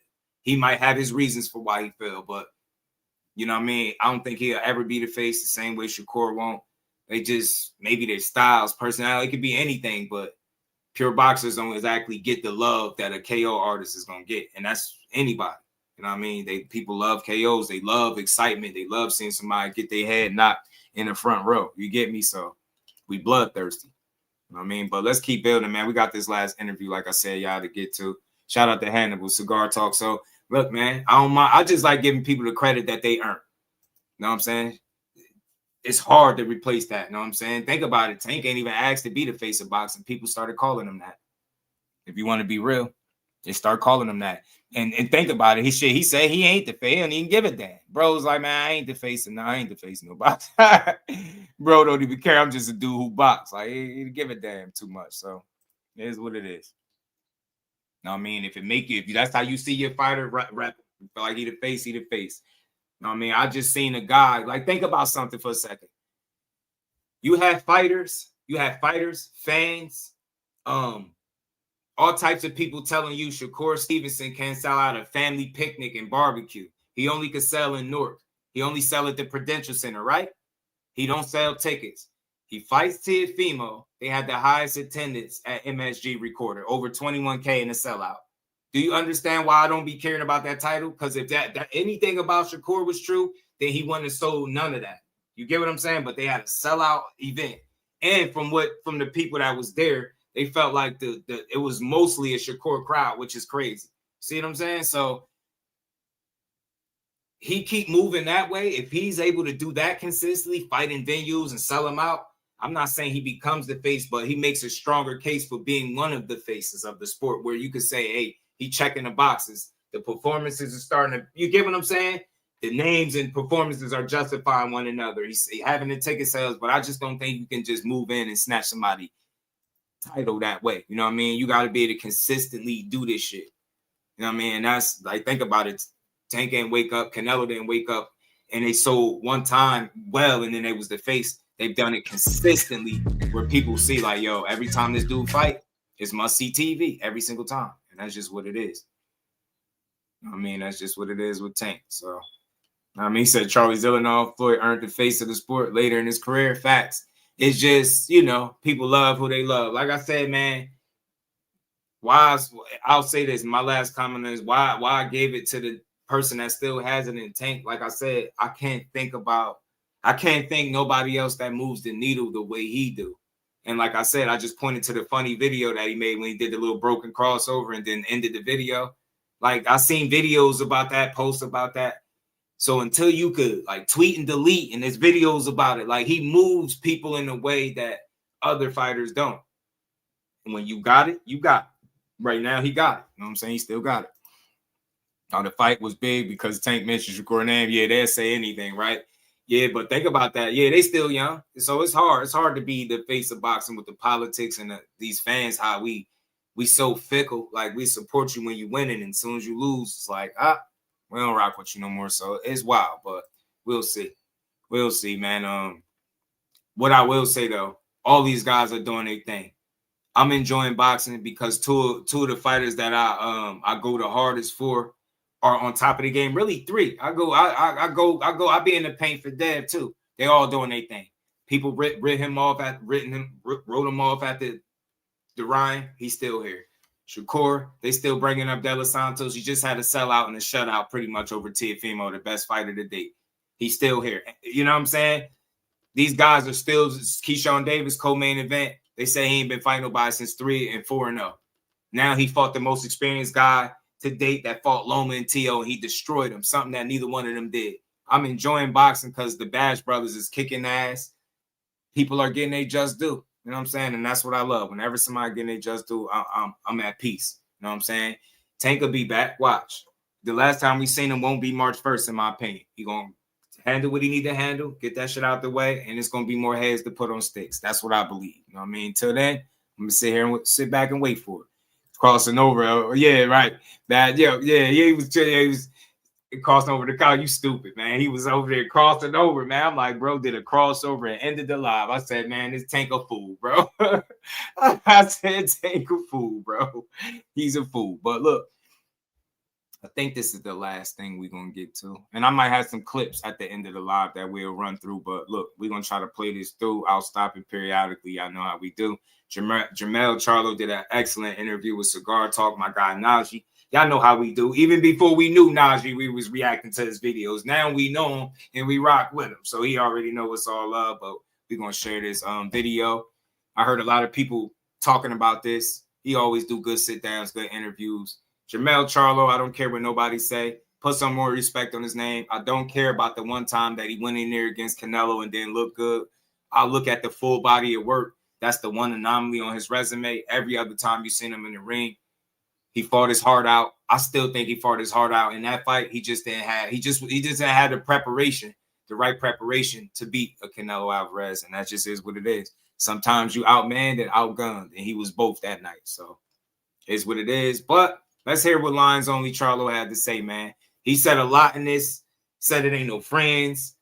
He went in on Earl Spence, which I'm surprised in. Like, I don't see how you not his friend.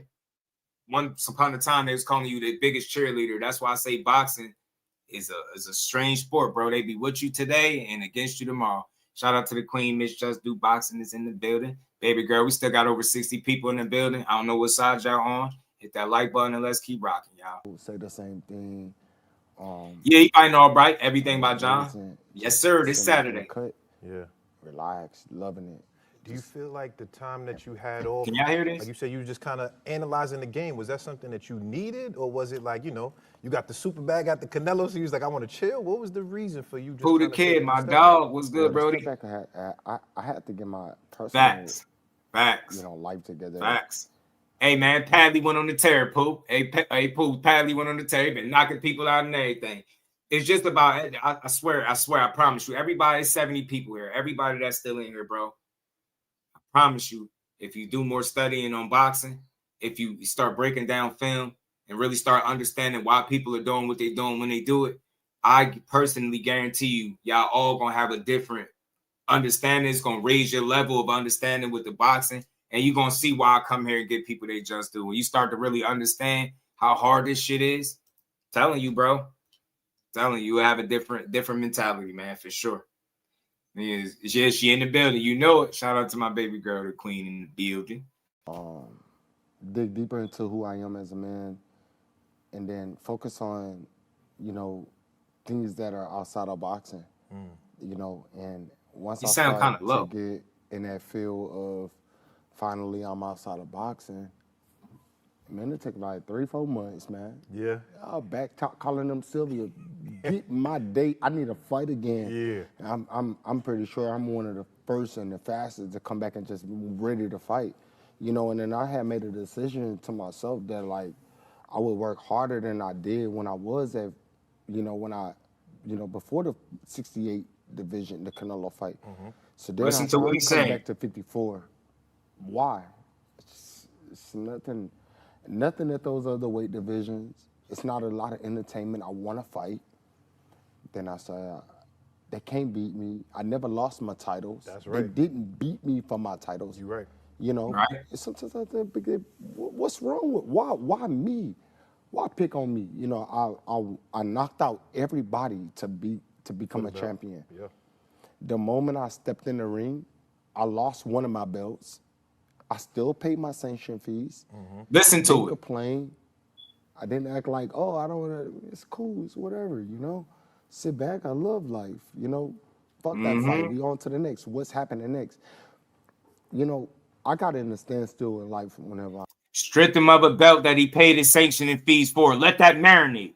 Sick of y'all. Y'all people that go to bat for these damn sanctioning bodies that's crooks and make up their rules as they go along. They make and break their own rules as they go along. Think about how easy life would be if we was allowed to make and break our rules as they go along. And in making or breaking or bending those rules, you're allowed to charge people 6-figure paydays for their fucking purses with fights that have nothing to do with your current sanctioning body. You cannot make this shit up.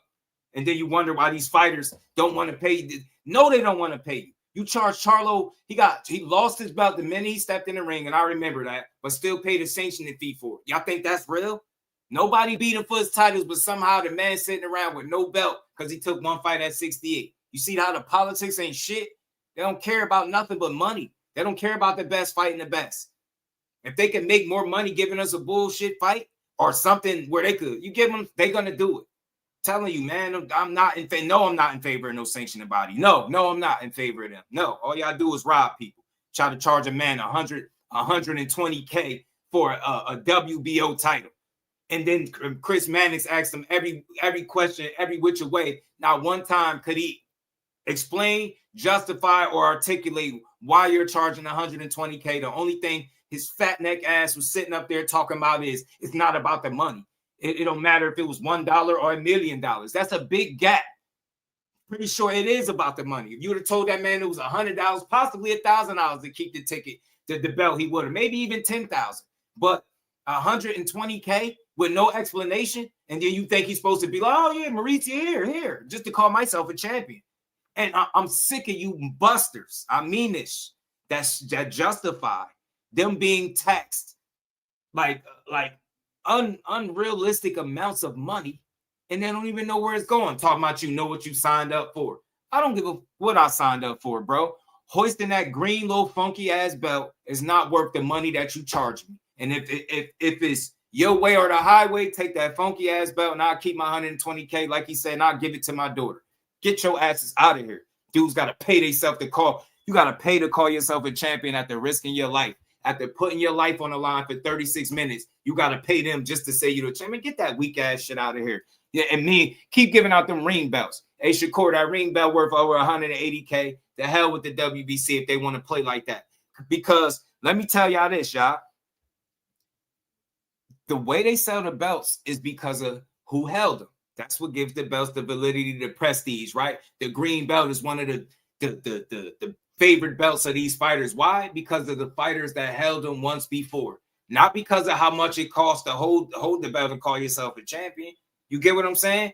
So when Mauricio was sitting up there saying that the belts made Shakur or this one or that one or Terrence Crawford, that couldn't be farther from the fucking truth. Shakur talent is what made him. Because without the talent, he ain't getting them shots. He don't got the complexion for the protection. He ain't Ryan Garcia, right? He can't talk the shit Ryan Garcia talk, get beat up, lose a fight, and still get a title shot after that. How much you want to bet?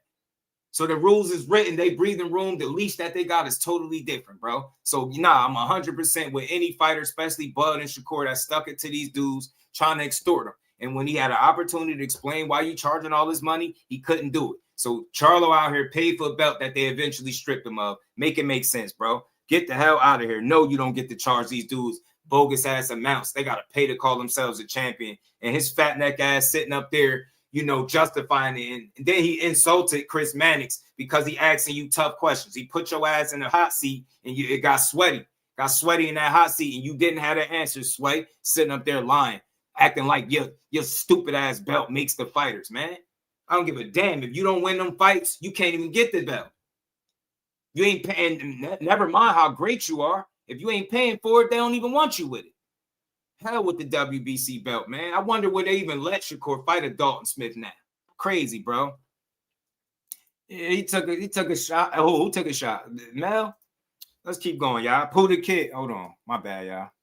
Shout out to Pooh the Kid, always supporting the grind in that Cash App. Shout out to my brother, man. Appreciate you, man. Said for the cook and giving all fighters their credit. Shout out to you, bro. Appreciate the love. Appreciate the support.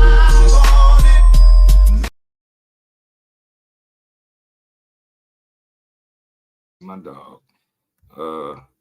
Yeah, let's get back to it, man. So look, that's what I get it. People gonna take their shots, but look, at the end of the day, I think people could use logical sense with the Shakur situation. How did you expect $120K for a fight that you had nothing to do with? That's extortion at its finest. There's no way. That's why he didn't have a single answer that would justify it. I'm willing to bet you money that he just thought that Shakur was gonna pay it. And they gave the WBC a heads up about the move that they was going to make, and they approved it, and they claimed because they didn't get something in writing, which is why they stripped them. I call bullshit. They money hungry. WBC is we be crooks, like y'all said, and I don't rock with it. Fighters over them sanctioning bodies. Until I start knowing where that money go, I ain't trying to hear it. As a fan, you can't ask me to be in favor of something where I don't know where it's going, and it just look like you extorting fighters. Nope, not with it. And realize that, like, damn, you know, maybe we just hit a different pinnacle. Maybe we're at a peak. Of course, you know, after fighting Canelo, Flyer, what's good with it, bro? Winning every belt in the division, but knocking them out to do that. Yeah. I mean, I feel like I've heard you say that before, like, you know, you feel like you haven't gotten the credit, right? Like you were undisputed. Again, like you just mentioned, you never actually lost the titles. Every title that you had, it was just, you know, being stripped. You never lost it. Do you feel like it was like the public kind of not giving you your flowers? What was that part? Like you kind of feeling like you didn't get the just due? Did he just say just due? Hold on. I feel like I might have to clip that. Hold on. Hold on. Najee, what you say? Right, like you were undisputed. Again, like you just mentioned, you never actually lost the titles. Every title that you had, it was just, you know, being stripped. You never lost it. Do you feel like it was like the public kind of not giving you your flowers? What was that part? Like you kind of feeling like you didn't get the just due? Yeah, he said it. Ryan from the 6, my dog. What's good with it, bro? I feel like most of the people that didn't give me the credit for what I've done was kind of new to boxing.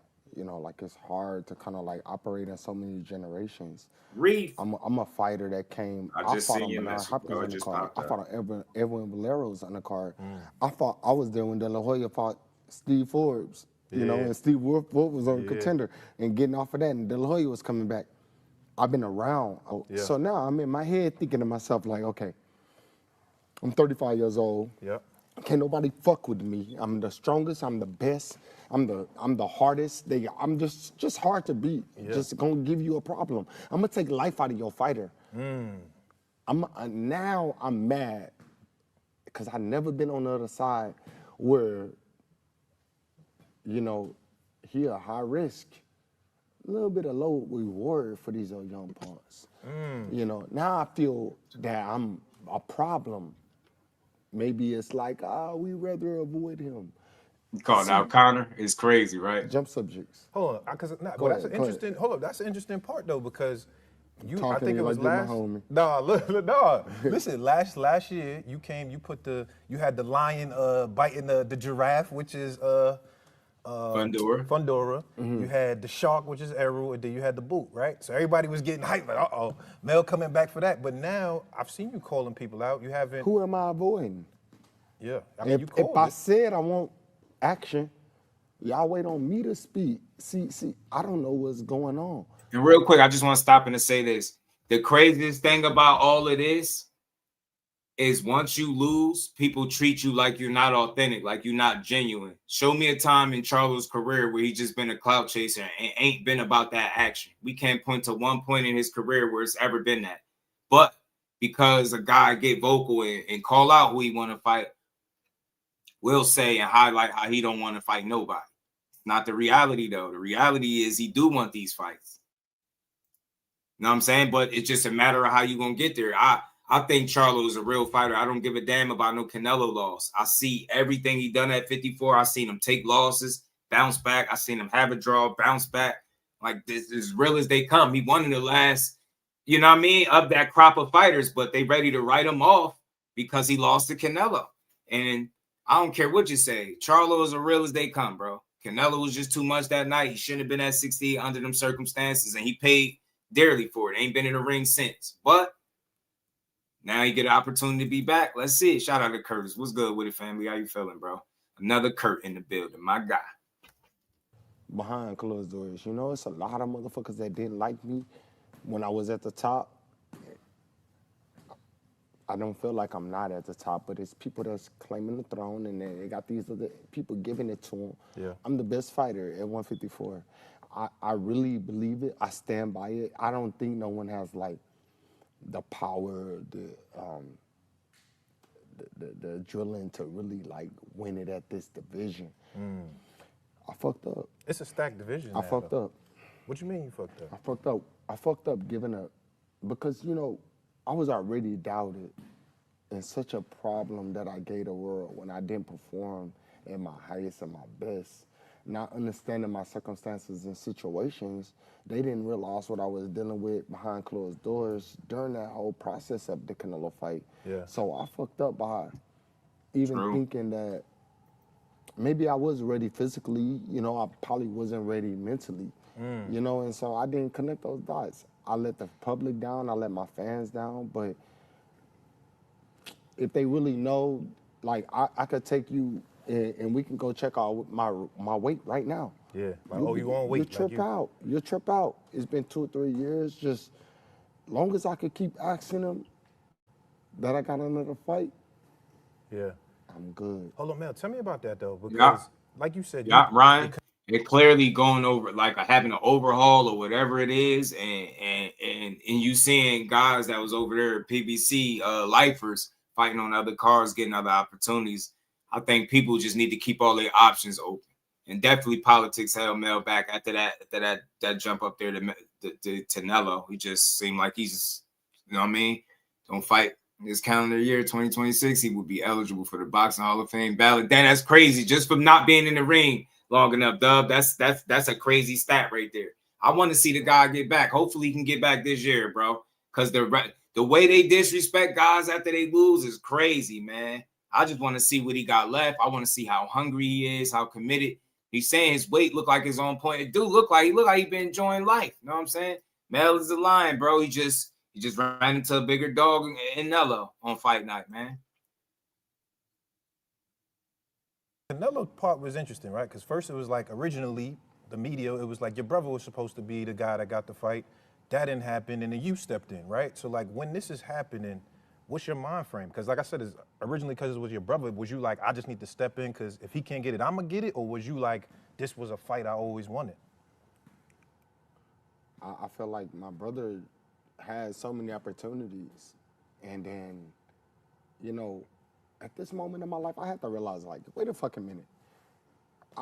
I've been trying to separate myself. He do it his way. I do it my way. Jermell Charlo be Jermell Charlo. Jermall Charlo be Jermall. But it was real hard to separate ourselves because we had different trainers, different coaches, different analogies, different ways of life, different movement. We started to grow apart, which is okay because we grown, you know? What your mama teach you, after a certain point of your life, you gotta know that, like, you your own man. You're gonna go 20 years by yourself. You did that. Your mama and what they taught you was your roots. So I feel like my brother kind of like, he forget that. He go against the roots. He kind of don't understand that. Mar got a long way to go. You know, Canelo come to me. You didn't fight. What you want me to do? Oh, Jimmy. Hey, Al, don't worry about it if he can't fight. If he can't fight, I'm going to take it. No matter what you say, no matter what it is, I'm walking out second. I ain't never walked out second in my life. Right. I'm going to do everything I can. What y'all talking about? I'm going to jump in that motherfucker and fight, and I'm going to go up 2-3 weight classes knowing that that ain't my world. Then I'm, oh, shit. It got good to me. Yeah. The fight.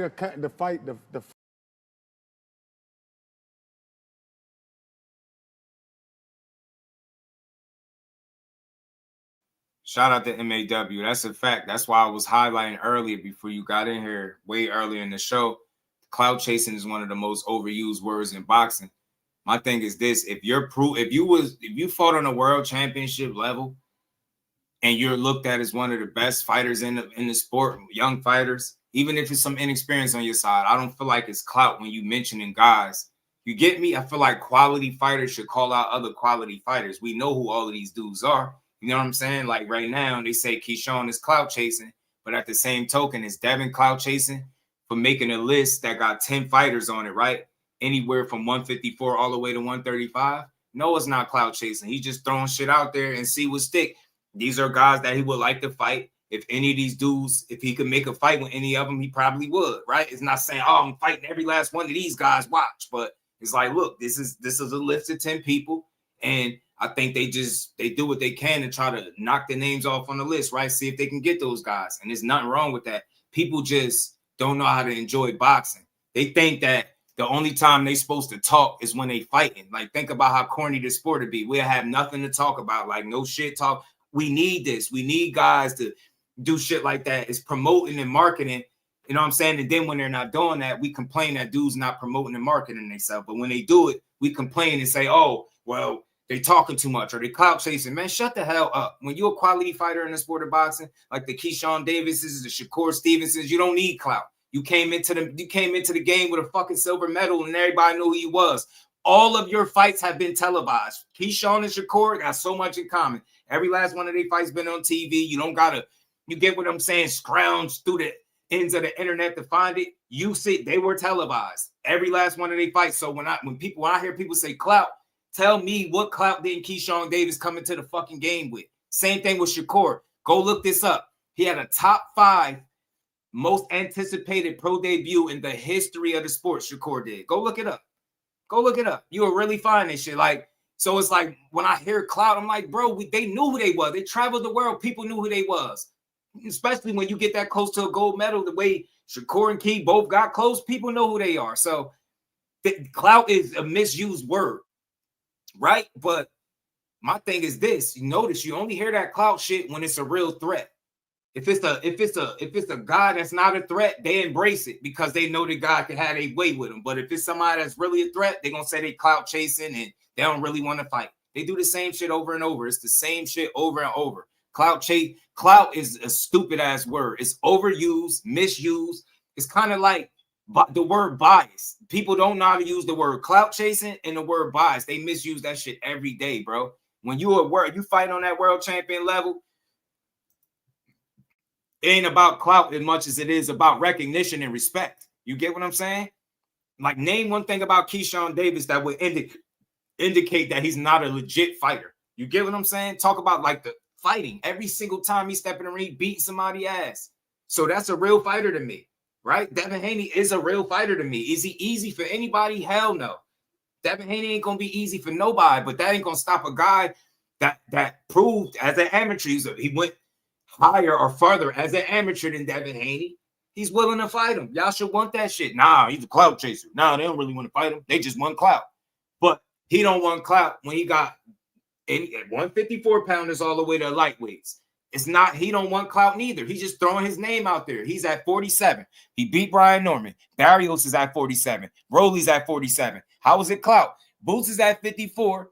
And I get it, but that's still a name that they said they'd go up there and fight. I don't think that's clout chasing. Keyshawn Davis is a guy that's actively calling him out right now, saying he Craig, looking for DEEBO.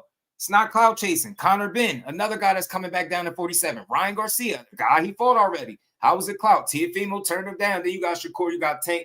Tank is the biggest stretch on the resume to me because Tank at 35 and he on the sideline right now. But when I look at this, I don't see clout. I see a guy, he's trying to spark a conversation, but if he can go after any of these names on the list, it's solid. These are all good fights. If he fought any one of these dudes, it'd be good fights if you ask me.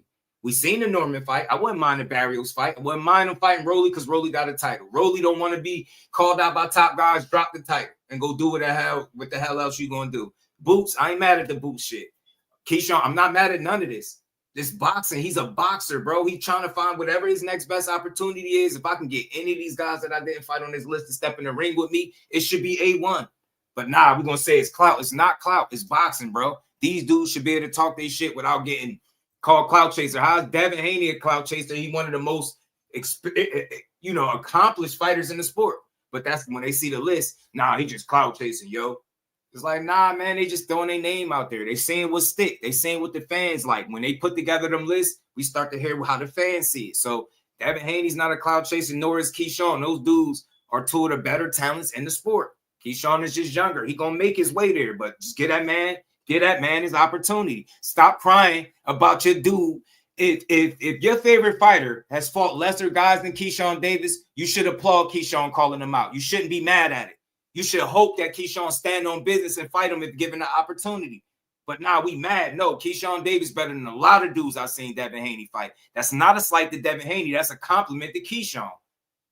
Y'all stop taking fights off the table for your favorite fighter. Stop being sensitive when he get called out. If your guy's as good as he is, you should want to see him fight all of these dudes, right? Devin Haney a cold motherfucker, man. You ain't gonna be in there. Ain't no run-of-the-mill fighters beating him. Ain't no easy. Ain't none of that. Ain't no halfway decent, none of that. What Ryan did is because Ryan can compete on that level, and he still cheated, so it don't count. But ain't no regular dude just going in there and beating that man ass. He don't need clout because he's gotten the clout with winning the fights and or accolades, traveling to Australia. You get what I'm saying? Beating Lomachenko, moving up, being a champion there, moving up, being a champion again. That's his clout. Fuck, Keyshawn clout is him winning a title in 13 fights and never fighting a guy with a losing record coming into the game with a silver medal. Miss me with the clout shit. It's overused. They all can fight. Can any of y'all say that Keyshawn just gonna get in there with Devin Haney? If they fought tomorrow, next week, you say Devin Haney that's gonna be an easy fight for Devin? You'll be fucking lying. It's not an easy fight. Do you lean to him? Cool, I don't care who you think gonna win, but it's a good fight. He fought niggas like Jojo Diaz, Gamboa. All these dudes is lesser than what Keyshawn is right now. Keyshawn is more now than what Loma was when he fought Loma. He's just not as accomplished, but he's better. He's younger. He's unbeaten. Nobody beat him yet. These are good fights. Don't take the fights off the table for your guy just for being sensitive. Look, she had to pull over. She heard Keyshawn. Look at this. Look at this. Look at this, y'all. Hit the like button, y'all. We're going to keep rocking, yo. Shout out to Dev. Make all the hit lists you want. Why I can respect him. When it's time to train, he train. He gonna be in tip-top shape. He gonna get in there and fight. You don't have to like his fighting style. I don't think he's a scary guy. He gonna get in there and scrap. Dad, make another hit list. Keyshawn, go make another video calling him out. I'm here for this shit, bro. I'm not here to be mad. Nah, whoever get in the ring first, let's see. I want to see any of these people fight. All this complaining, man. Get in there and fight. But it started to get a little good to me. I started to get a little distracted from what my vision and promise really was, but I didn't stay focused on I'm doing this for myself, my family. I kind of like fell short of taking care of me and started trying to take care of my team and make sure, bro, we made the moment. Like when you make it in life one day, get everybody with you, everybody. But motherfuckers around, but then some of them around for finally you made it, now I get what I want, and then some motherfuckers around like, man, let's keep going. It was just so many different people that seen and heard during that particular time. Canelo, Jermell Charlo, 2023, Showtime. It was big. Maybe their last show. It was just, I was distracted, bro. So you feel like that moment was more about your mental than your physical in that fight? My brother didn't come to my camp one time. Man, Big Trey wasn't on the same page. Even during that Canelo fight. During that fight, I didn't see my brother one time in his camp. Wow. But I showed up before then. I showed up to his camps and I went to his fights. Even after. Hey, yo, look, I'm going to say this for the last time, bro.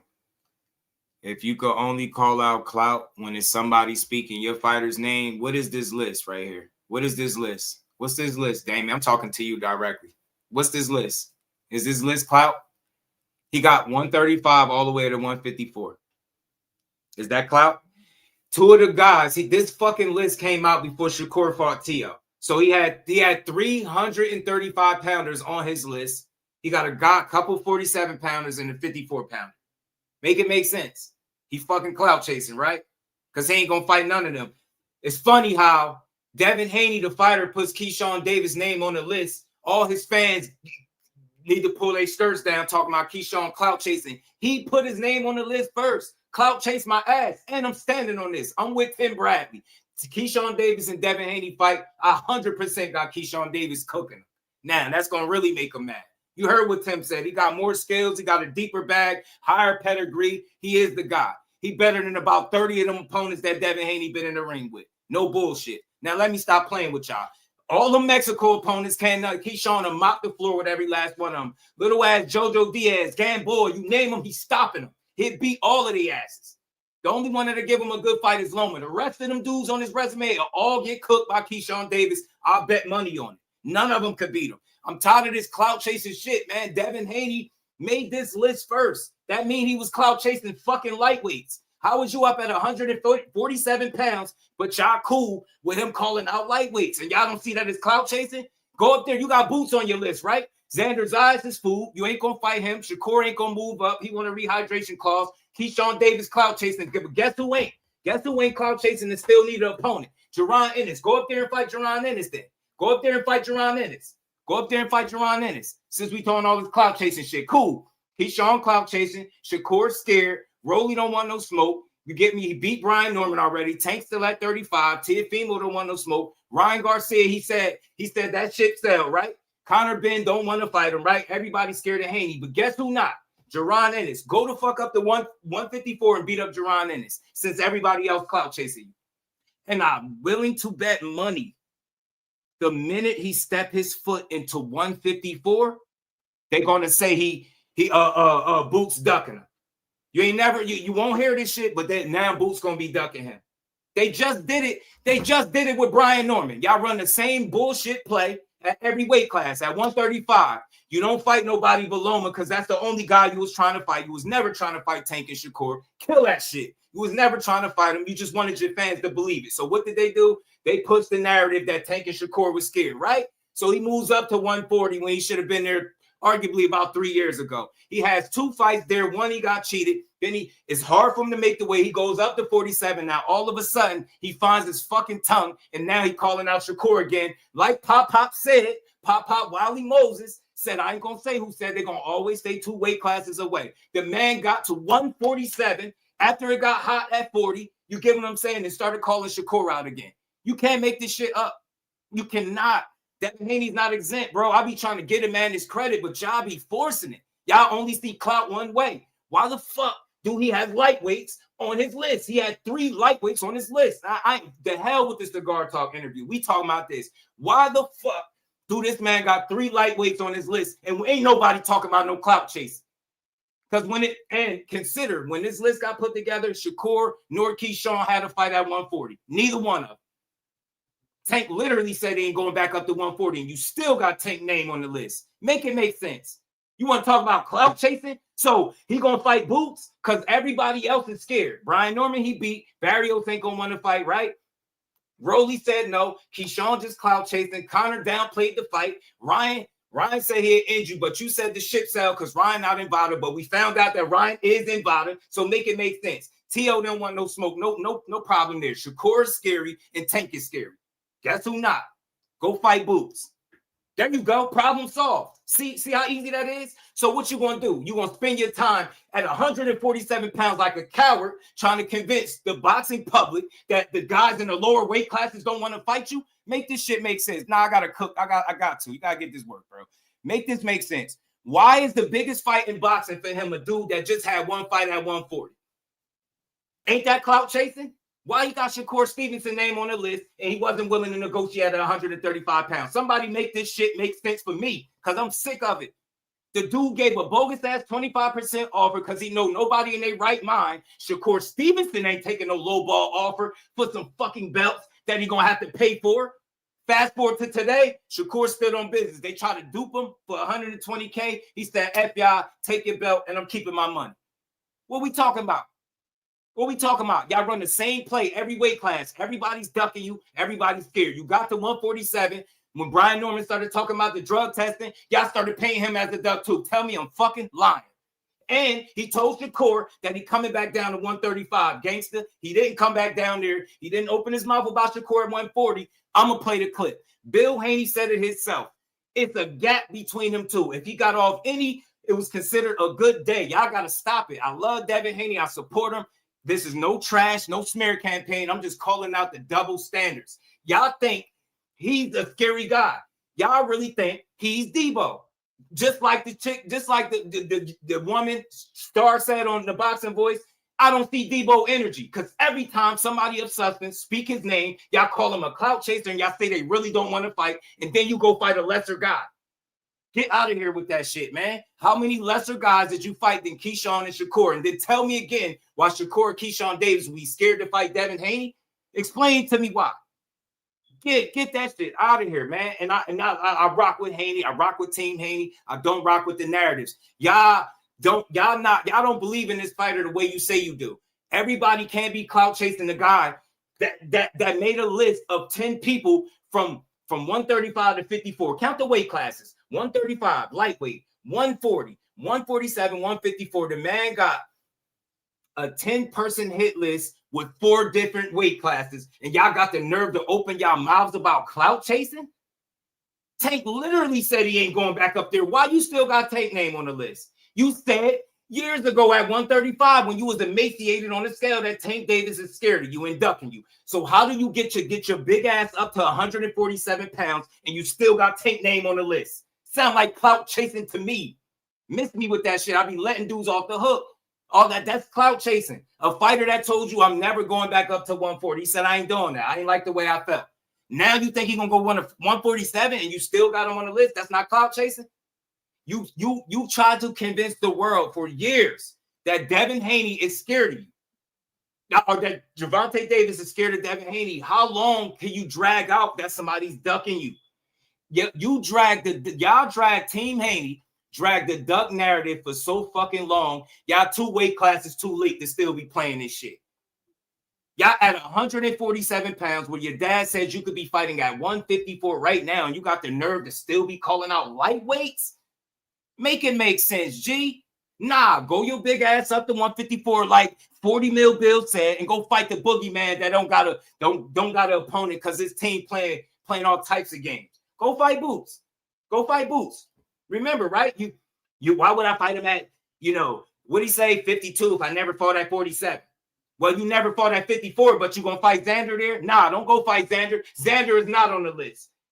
So yeah, Xander is cool, but guess who's not? Go fight Boots. We don't want to see shit else. I'm tired of y'all. Y'all be forcing this shit, bro. Go fight Boots. Go fight Boots. You got his name on the get. You won't dare speak his name. And you damn sure ain't gonna go up to 154 pounds and fight him. So all of y'all that's pushing that Shakur need to go to his 5th weight class with no rehydration, I'm cool with that because I know he better than this dude. As talented as Devin is, he hasn't proven in the ring in 30+ fights that he can do anything better than Shakur. The only thing they can do better than Shakur is get his people and his fan base behind the narrative so they can control it. That's it.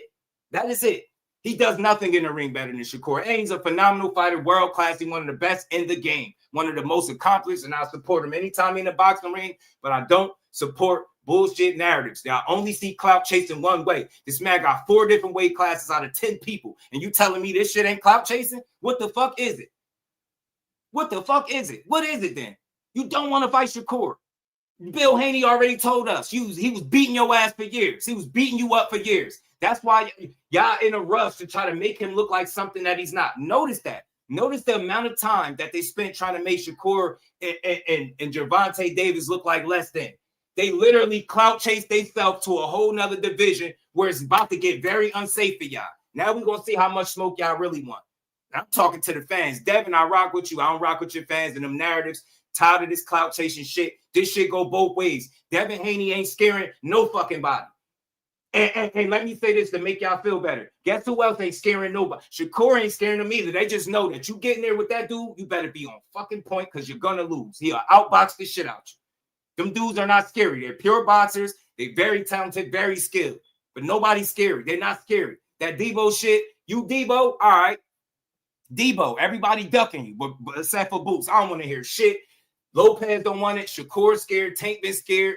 Shakur and Tank been scared the whole time. They never wanted to fight you. You get me? Ryan cheated you. He don't really want the rematch. Conor Ben don't want to fight. Keyshawn's a nothing but a clout chaser. You know what I mean? Rolly don't want no smoke. Barrios got Ryan Garcia problems, right? And you beat Norman. Only person left is Boots. I don't want to hear shit else. Go fight Boots. Everybody scared of you. Everybody ducking. Go fight Boots. How do you fix it when you in a weight class? And mind you, y'all bogus. Y'all Devin Haney fans bogus. How the fuck can y'all make it seem like a guy is clout chasing or anything when they two weight class? I can't get over this. They two weight classes below you. How is it clout chasing? When he put this list together, that's not clout chasing? Seriously. Who put this shit together? You got 3 lightweights up here, bro. I ain't trying to hear shit. Tank, Shakur, and Keyshawn all fought one time at 40. Once. Multiple times at 35. So they more of a lightweight than they are a 40-pounder. Why, sir? Why do you have 3 lightweights on your list with your big ass, with your dad saying you could fight at 154 right now? Make it make sense. So now, by his own admission, you at 47 and you trying to weight bully? No wonder, because you like fighting smaller guys. Get that weak ass shit out of here, man. I don't want to see this shit. Fight Boots. Fight Boots. And y'all, how much do you want to bet, family? He moves up to 147 pounds. He move up to 154 and the Boots fight don't happen. How much do y'all want to bet that they're going to say Jerron Ennis is ducking or clout chasing? How much you want to bet? It's the same old song and dance. It's the same old fucking play that they've been running since 35. Ran this shit at 35. Ran it for 2 fights at 40. Now you up at 47 doing the same shit. Take your ass to 54 where you belong, big guy. Y'all out here talking about weight book, man, get your ass up to where you belong. Don't mind. Everybody's scared of you at 147 and under. So what you got to do? How do you fix your problem? Go to the next weight class, sir. Go to the next weight class. The Charles Conwells. Yeah, go up there with them 54 pounders, some junior middleweight. Xander Zayas that you think is fool. Go in there and show us that. Go in there and show us that. Go in there and show us that they fool. Go in there and show us that you DEEBO. Go in there and show us that. Guarantee you. I'm telling y'all now, and I mean this respectfully. This is out of all love. I'm passionate about this shit because y'all only see shit one way. The day he ever signs his name on the dotted line to fight Shakur Stevenson is the day that I will bet I bet at least a handful of y'all Devin Haney fans that he will not fucking win that fight. And why am I confident? Why am I confident? This is why. First thing that I don't even know how it happened because we thought that we was getting points. You dig what I mean? Because Core is an Olympian. Core always then got in on Devin. Nigga, are you tripping? You niggas, y'all. Nigga, the whole shit started because it was live that we're in there with Core. Not Core is getting out on us. Like, he's the big nigga. He's the big homie in the shit. It was never, we would always, nigga, first the gap was like this. The gap got closer. If you got off any record, it was talk about that gap again, Biz. Just had a good day. That's how it was. All the way up until now, bro. That's why I told you. I said inside the weight classes, when we move it, just like niggas is moving now, bro. If it's too hot at 30, we already ready to go to 40, bro. Listen, brother. Sound like somebody copping plea out there explaining how your son got beat up. And look, I'm standing on it. I love Devin. This ain't no diss. I'm just speaking my truth. I know people that know both of them personally, and I've heard the same shit for years. No, do I think every time they got in the ring, Shakur got it off? No, hell no. But the majority of the time, yes, that's what I heard, and it always been that way. That's what I heard. I've never heard it no different. The only people that refute what everybody else say are Haney fans. Y'all by yourself. And I want to say this. This is a good conversation. I'm just passionate. Don't take this as no hate. Still to this day, I'm trying to find something that Devin Haney do in a fucking boxing ring that's better than what Shakur do. I'm dead serious. I don't see it. Not even the jab. Go ahead and say it, because I know that's where you're going. He don't jab better than him. He don't do nothing better than him. He not more efficient. He don't land combination punches at a higher level. He don't make less mistakes. He get hit considerably more. He lose way more rounds. What are we talking about? What are we basing him being better than Shakur off? Oh, struggling with Loma, that may I add, didn't want nothing to do with Shakur Stevenson? Huh? The toughest fight on your resume, he didn't want shit to do with Core. And he got offered more money to fight Shakur Stevenson than he got to fight you. Tell me why he ain't take the fight. Because he knew better. But yet, he went and fought Easy Pickens, George Kambosos. Why he ain't had that energy with Core? Missed me with that. The same guy that went in there and gave you your toughest fight, had you in the corner talking about dad, he figuring us out. He didn't want to go near Shakur. And the reason for it is because Shakur was sparring him years ago on Top Rank for free. When people get paid to fight, spar with Loma, he was getting it for the free. He just wanted to work. Telling you, different, man. No narratives. This is all cooking and passion, no narratives. This is some of my opinion mixed in it, but tell me when I'm lying. Tell me when I'm lying. The man said something about fighting Lewis Crocker for his title. Look how surface level y'all are. Y'all like, you see, he was just clout chasing Devin Haney. No, because he know if he got a title, Devin Haney has more of a reason to want to fight him. But the Lewis Crocker was good for Devin Haney, he not good for Keyshawn.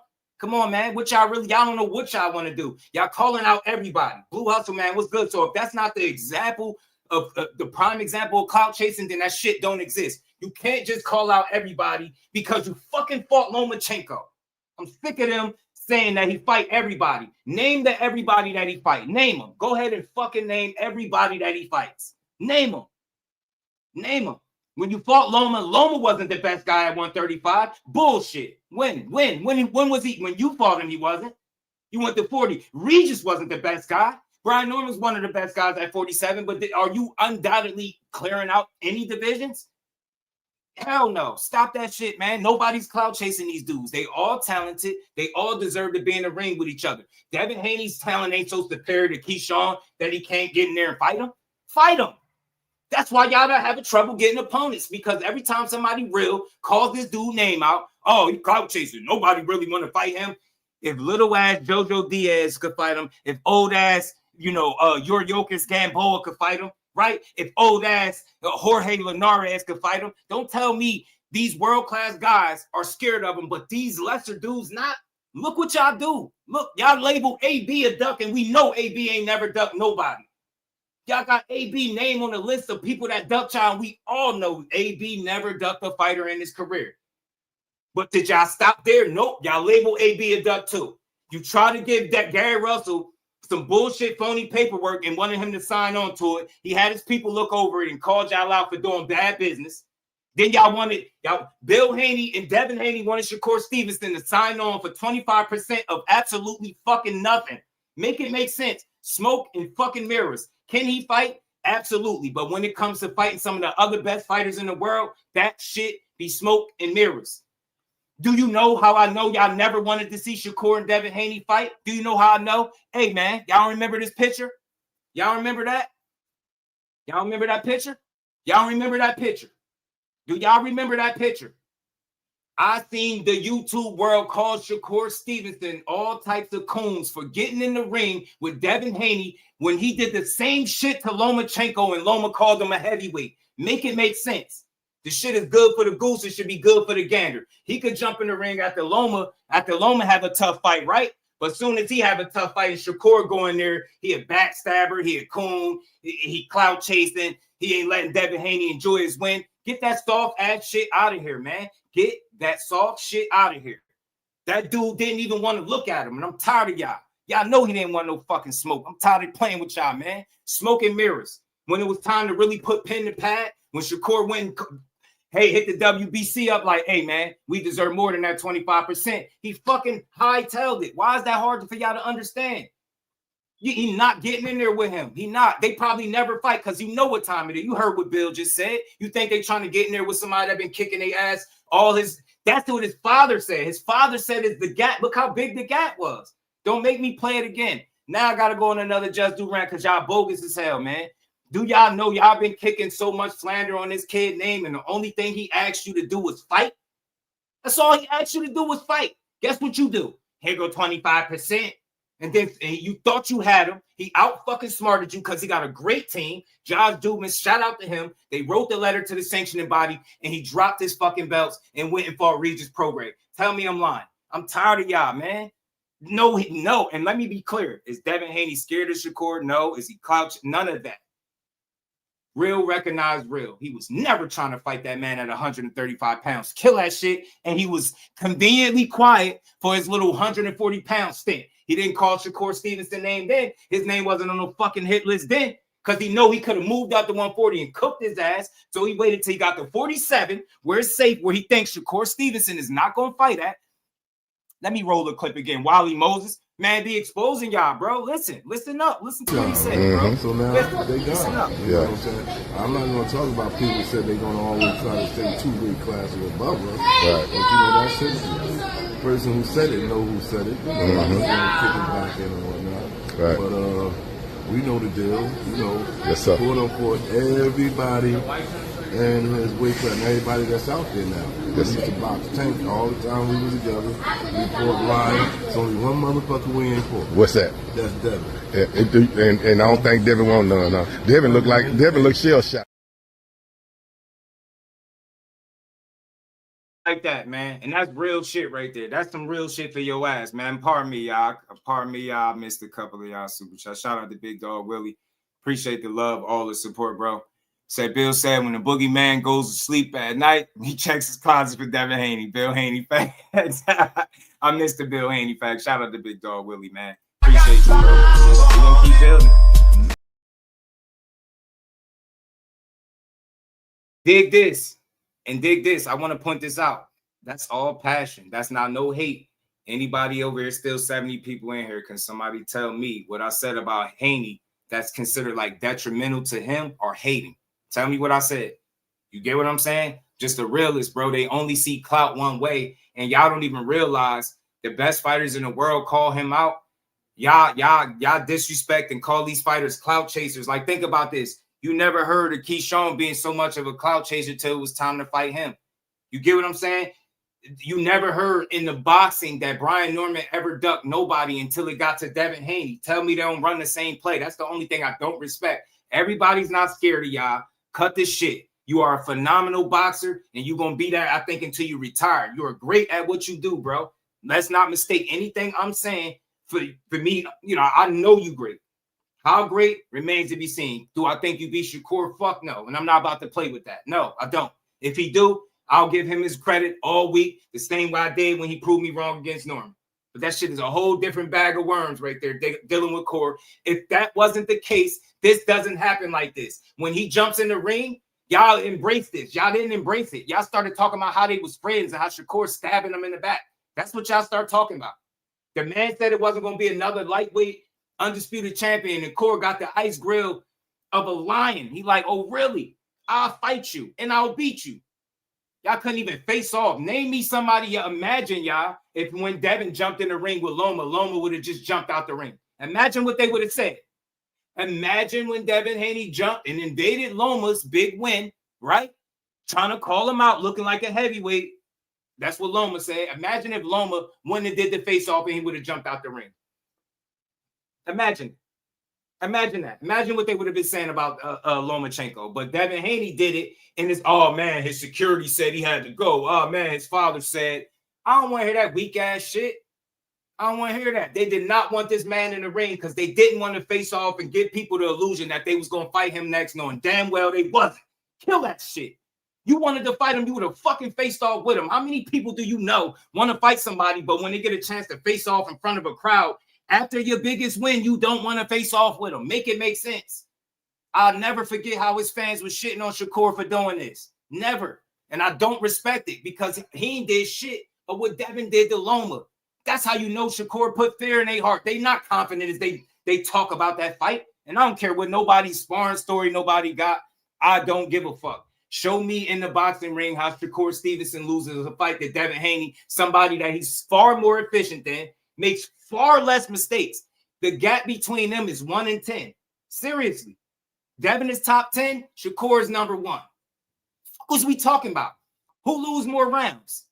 Where at? I want to know. I'm talking to everybody out there. Whatever Haney fan, the link is there. And this is a bill. Don't take my passion for like, you know, I ain't cursing and arguing, y'all. I just want to know. Show me what he do in the ring that's better. What do he do? Seriously. What do he do? Seriously. Seriously, bro. I want to know. I really want to know. I'm tired of it. That's why he don't get fights. His fans kill all the good fights because they want you to think everybody of substance is somehow scared of him, no matter what weight class they in.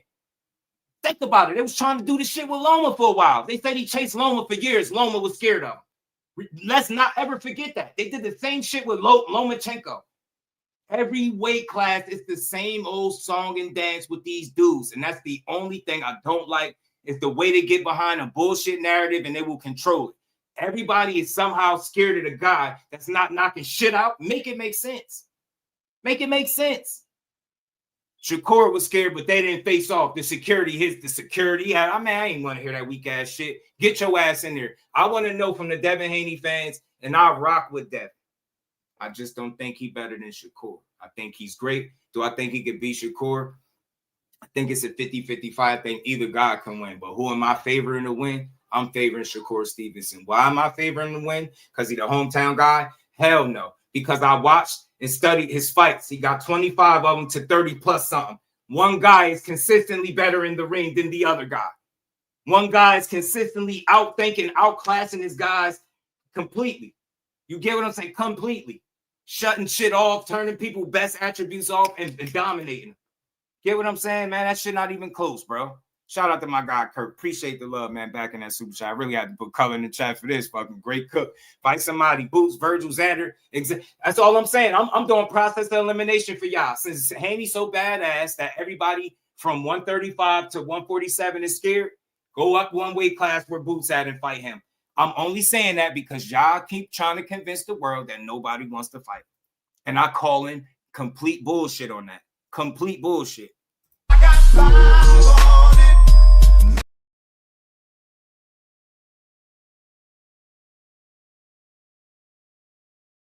Damn, my bad, y'all. I don't know if I was killing y'all ears. I've been kind of loud. Hit that like button. This was a shout out to my guy, Damon. He inspired the rant. I just want some questions. I really want to hear some questions, man. What's what? What y'all gonna do since all these dudes scared and don't want to fight? Bet you y'all next move ain't gonna be to go to 54 and fight Boots. I bet you the shit that you asking Shakur to do, you won't do. Shakur moved up to 140, never fought there, beat TL, beat the most established champion there. I want to see Devin Haney move up to 54, beat the most established champion there, and then move up to 60 and fight another champion there. Guarantee you won't do it. I bet you $1,000 he won't do it. Fuck, he won't do it. I bet you. Any amount of money, he ain't doing that. I bet you. Bet you he won't do that. The shit they asking one fighter to do, they'll never ask their favorite fighter to do. Hell out of here, man. Y'all calling out lightweights, and y'all got the nerve to be talking about clout chasing. The dude 2 weight classes away talking about fighting Shakur now. Man, miss me with that shit. Could have did that shit at 140. Really, you could have did it at 35, but you wanted to offer 25% to confuse your fans, that's super fans of you, that you really wanted to fight at a weight class where you was cooked at. They don't know what narrative they want to push. The 25% was real. Shakur just didn't take it, or he was done at 35. Y'all change it up depending on who y'all talking to and the time of the day and what channel y'all on. Miss me with that.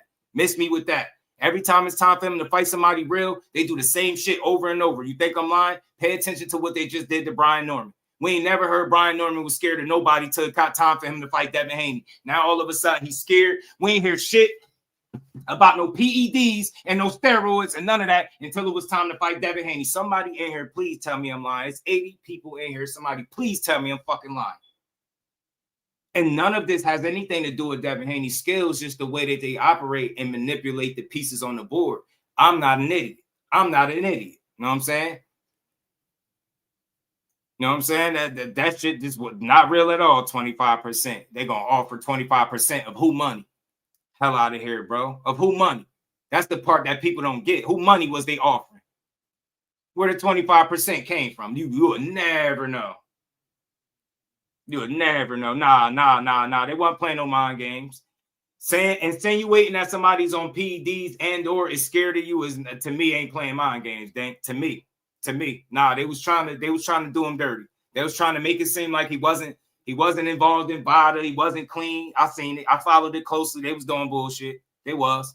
You ain't never heard nothing about Brian Norman being scared of somebody, ducking, or being on PEDs and none of that until it was time to fight Team Haney. Now, all of a sudden, they scared, they ducking, they don't want to fight nobody. None of that. It's weird-ass shit. When in reality, y'all was the ones behind the scene talking about we could call the fight off. Now I could talk about it because the shit is out there. Y'all was talking about calling the fight off. Y'all was talking about calling the fight off. Y'all was talking about calling the fight off. Now, somebody tell me I'm fucking lying. Y'all know I don't do no lying. Remember when I told y'all I was somebody behind the scenes talking about calling the fucking fight off? Yeah.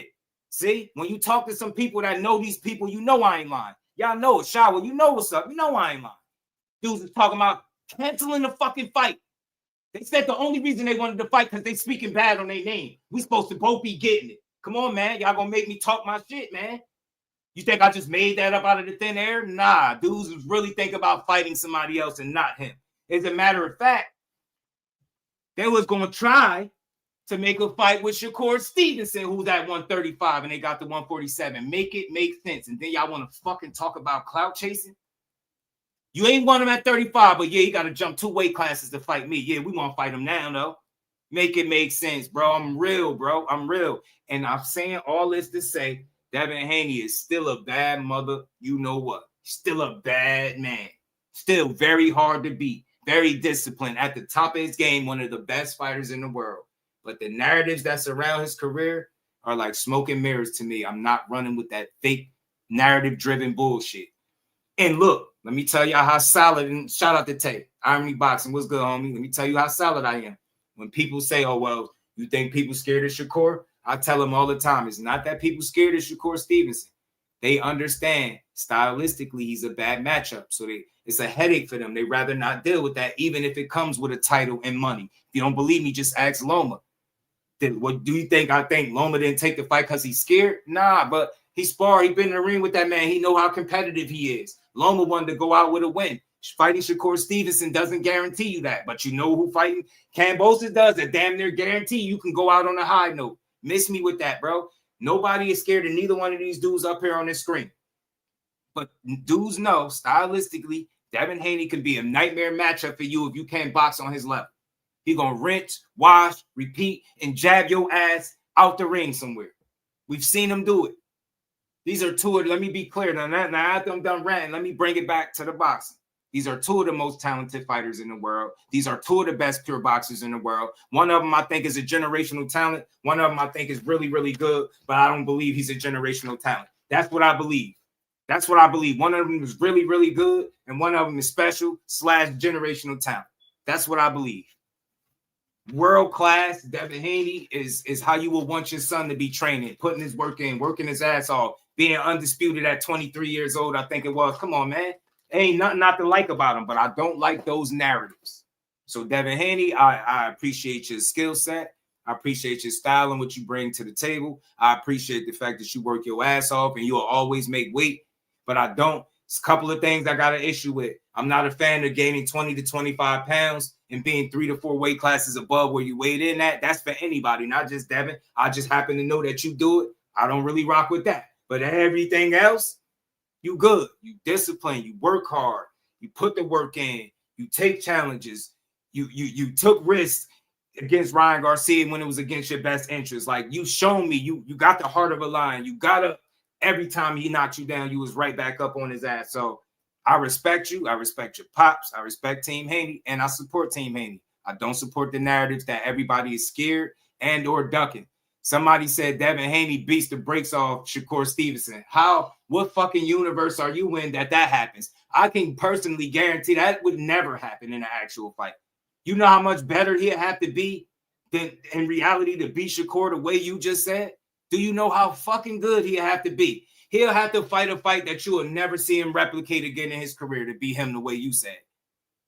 And again, you notice most people, when they say it, it's an empty statement. Devin Haney beats the brakes off Shakur. And then I ask them how, and they don't type again. I say, what do he do better than him? And they don't type again. You get what I'm saying? I say, who's the more efficient combination puncher? Who's the more efficient power puncher? Who lands more of their punches at a way higher rate? Who loses considerably more rounds, less rounds? Who makes considerably less mistakes from fight to fight? And who's as every bit as accomplished as Devin Haney is, if not more, depending on how you're looking at it. You get me? That is his kryptonite. That's why he ain't getting in the ring. Now, let me stop playing. Bill know what's up. Now, let me be wrong. Let me be wrong. If I'm wrong, I'll double back and say I'm wrong. But show me I'm wrong. Show me. All y'all do is push narratives. Y'all post bullshit videos that make it look like Shakur quit. But then the truth come out in the wash, and the reality is that's why y'all posted a clip. Because if he got off any on Shakur, it was considered a good day. That's why y'all posted the clip talking about when Shakur said he tired. Y'all try to make it seem like he quit. That's how far y'all go to push narratives. Nobody hadn't seen a single punch being thrown, but they was convinced that somebody quit in sparring. A guy that can box for 15, be in 15-round shape, but he gonna be tired to spar a guy that ain't been beaten up on for years. And don't take it from me. His father said it. His father said it. His father said he been putting hands on his ass, bro. His father said it, man. Everybody in here, we got 80-some people in here. Hit the like button, double tap the screen if you're on the vertical side. Support the grind. We just building. I'm in my bag, but it's all love. We love boxing over here. I'm just talking my shit. I love it though. I love the rage bait though. Cause I'm gonna keep it boxing. Come get some. You know what I'm saying? Come get some. That's the Shakur got the coldest stare downs in the game, bro. What the hell? Tate was trying to fight. Yeah, I don't even know what that got to do with anything. But hit the like button, y'all. It's personal smoke with them dudes. I mean, personal smoke with who? Get that smoke. You wouldn't even look at him in the ring. Ain't no personal smoke. All dudes didn't want to fight. He weighed at 35. Who? When he was at the smaller weight, the dudes didn't want to fight. What dudes? What are you talking about? Yeah, we might got another one, y'all. We got another one. What dudes you talking about? I want to know what you talking about. He waited for who? Who did he wait for? And who you talking about? Before I even go out, because I don't know who you talking about yet. Shout out to Game Time. Who you talking about, champ? Who you talking about? You said when he was at the smaller weights, I'm assuming you saying the dudes didn't want to fight. He waited at 35. Who you talking about? Talk to me. Because we here for this. We over 4 hours in. Hey, pardon me. We're going to review the Cigar Talk interview another time. We got to get this off. We got to get this off. Shout out to Najee Cigar Talk. We got to get this out the way. Zoom verse. Peace to my bro. What's good with it? He gave him fake contract. The paperwork was bogus. He was trying to get him to sign on to more than one fight. He was trying to do some backhanded bullshit with the paperwork. Gary got his people involved. It was been exposed. Shout out to the OG FINED. FINED, the OG, he was breaking that down all the whole time when it happened, man. Shakur wasn't getting there with Norman. Shakur don't fight at 47 pounds, bro. And I don't know what that don't really mean shit. He'll get in there with Devin. What that mean? He'll get in there with Devin. He'll get in there with Devin. And he been in the ring with bigger guys than Norman, too. I'm going to just let you know that. I'm going to let you know that. Don't make me summons my guy. I'll get my guy to come up here and cook, man. Eh? Shout out to Tay, man. He'll go to 54 and fight Jalil. I'm just saying, yeah, did Shakur lose his belts on the scale? You having your own conversation. We ain't doing that. You're going backwards. No, I don't want to hear this. Your first statement was he waited for people. You said that. You waited for people. Now you didn't he lose his belts on the scale? He could have enforced his mandatory, man. I don't want to hear none of that shit. I don't want to hear none of that. Do you ever ask yourself why you got to enforce a mandatory for a guy that want to fight you? Now look how to get look. But he wanted Deb train. Look what I'm talking about. You fucking idiots, man. This is what I be meaning. You idiots. Y'all come in here trying to go to bat for a person and then you fucking expose yourself. So which one was it? Game Time? Did he wait for him and nobody wanted to fight, or did Shakur want to fight a drain dead? Case closed. You just fucking barbecued yourself. I'm about to roll a clip. Shut up. Roll a clip. Y'all hit the like button. Support the channel. Cash App, Super Chat. Let's run the likes up. Everybody in here, still 70+ people in the building. Everybody hit the like button for this cook. Listen to Bill Haney expose his son in real time. Shout out to Scott Miller. Boom. The first thing that I don't even know how it happened, because we thought that we was getting points. You dig what I mean? Because Core is an Olympian. Core always then got in on Devin. Nigga, are you tripping? You niggas, y'all. Nigga, the whole shit started because it was live that we're in there with Core. Not Core is getting out on us.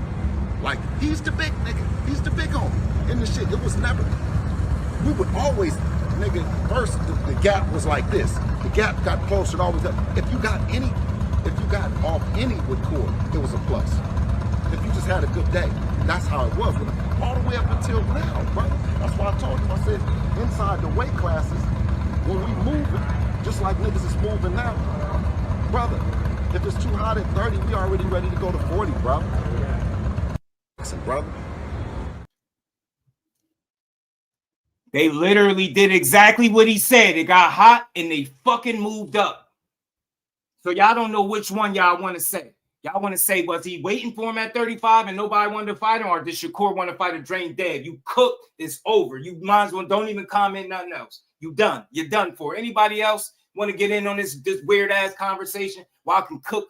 How all y'all did was get sensitive when Shakur. I never heard people call Shakur Stevenson a coon until this picture happened right here.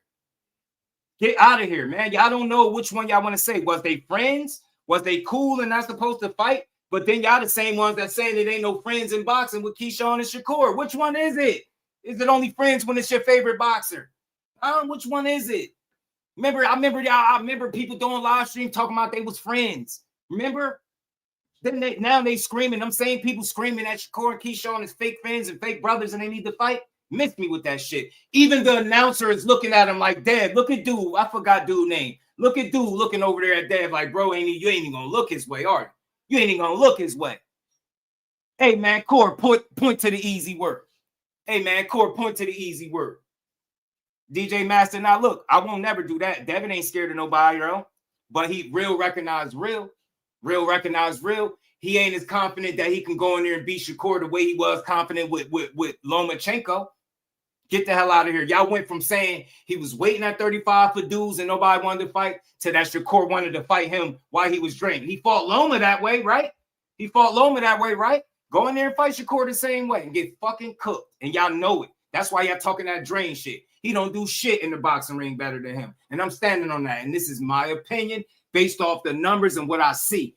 I still haven't seen one Devin Haney fan that can explain to me what he do better in the ring than Shakur. Nothing. Defense, offense, no nothing. Nothing.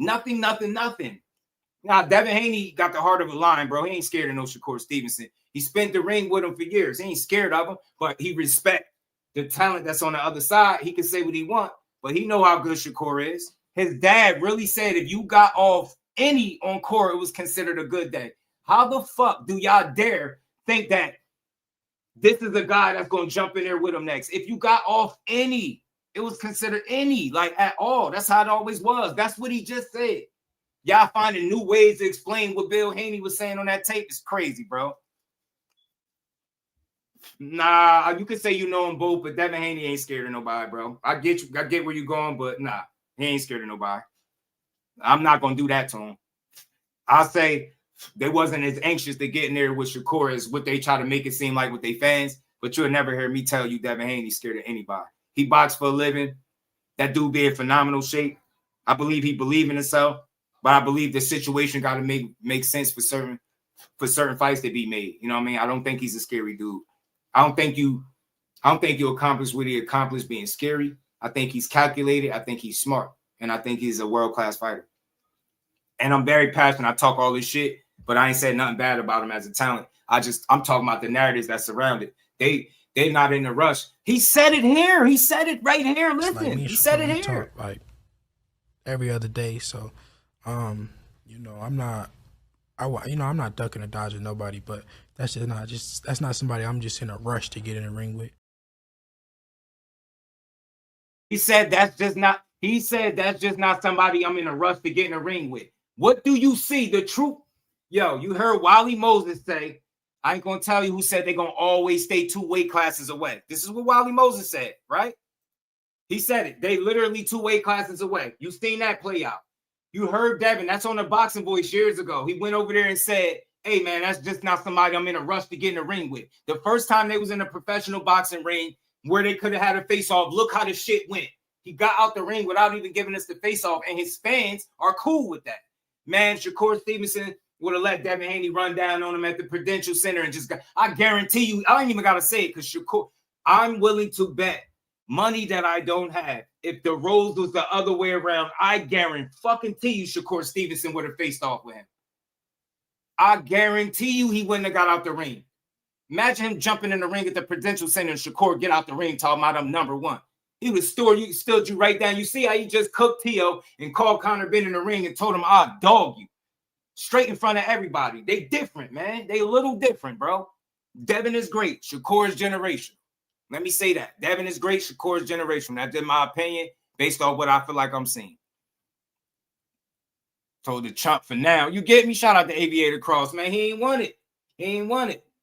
Oh, yeah, let me play the clip. Oh, yeah, the 25% clip. Let me see if I still got it, Jordan. Just to expose them, because they don't get it, yo. They don't get it. That 25% shit. Where is that? They ain't have no investor, but you wanted Shakur to sign on for 25% of nothing, and y'all still talk about that like y'all got a leg to stand on. Y'all asses is bogus, bro. That's why Bill is a genius, because his fan base are easily manipulated. Y'all easily like lied to. A person could come to y'all and say, y'all go just run with it. Oh yeah. And while I'm looking for this clip, let me play a Showbiz. Shout out to Showbiz, the adult. He had a take earlier that I know is about to piss the world off. Watch him P.D. Pants. Where's Showbiz at? It said, look at this. Look at this. Look at this, y'all. Who I think is the top 5 best fighters in the world, pound for pound. Let me do that right now. And I know you guys, there's going to be a lot of you guys pissed off. Be pissed off. I don't care. These are the top 5 best fighters in the world, in my opinion. Number 1, Shakur Stevenson. Really, I think he's the best fighter in the world. Number 2, Jermell Charlo. Number 3, Bam Rodriguez. Number 4, Alexander Usyk. And number 5, the Mexican monster, David Benavidez. Hey, man. I know y'all like, where's the new way? Where's and all that shit. I'm saying, who do I think fight the best? If you guys got a different, if you got the new way at number 1 or whatever, I really don't give it. Go ahead, do you. If you guys want to know who I think, who are the best fighters in the world, pound for pound, in order: Shakur 1, Boots 2, got Bam Rodriguez 3, Usyk 4, David Benavidez 5. Hit the Tyson bell. That's a good point right there. Nah, no, go ahead. Be mad with yourself. I can give a shit. These are the top 5 guys who I think are the best fighters. I just played it to have a little bit of fun. Because they get mad at everything, Shakur. Or you could say anything. You could give a guy. You could say something that really happened, and they'll find a way to explain their way out of it. Dig this: Shakur Stevenson fought the best person that he's ever fought to date in Teofimo Lopez. That same Teofimo Lopez, or a version of Teofimo, beat Lomachenko. The Lomachenko. Not the same exact Lomachenko, but the Lomachenko that eventually gave Devin Haney his toughest fight. Right? Right to date. Shout out to the queen, man. I'm just rubbing it. I'm just having fun with it. I'm just having fun. Just having fun. They don't know what narrative they want to push. You know what I'm saying? Shout out to Zoom, man. If it was $100, y'all wanted that man to take 25. That's the best way to put it. And they wanted him to sign up for 25% of nothing. You don't believe me? Oh, y'all don't believe me, you say. So it was. So you said it was real. Hey, Ness, do me a favor, man. Handle my light work. I ain't even going to say nothing. Play the clip.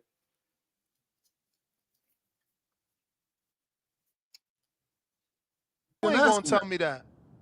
No, but I'm saying is, so what is 50% of what then? Whatever the pot is. Y'all know what the pot is. You know. That's why you offered him 25. That's why he want 50. Wait a minute. How do I know what the pot is and I have a shop to fight? What you mean?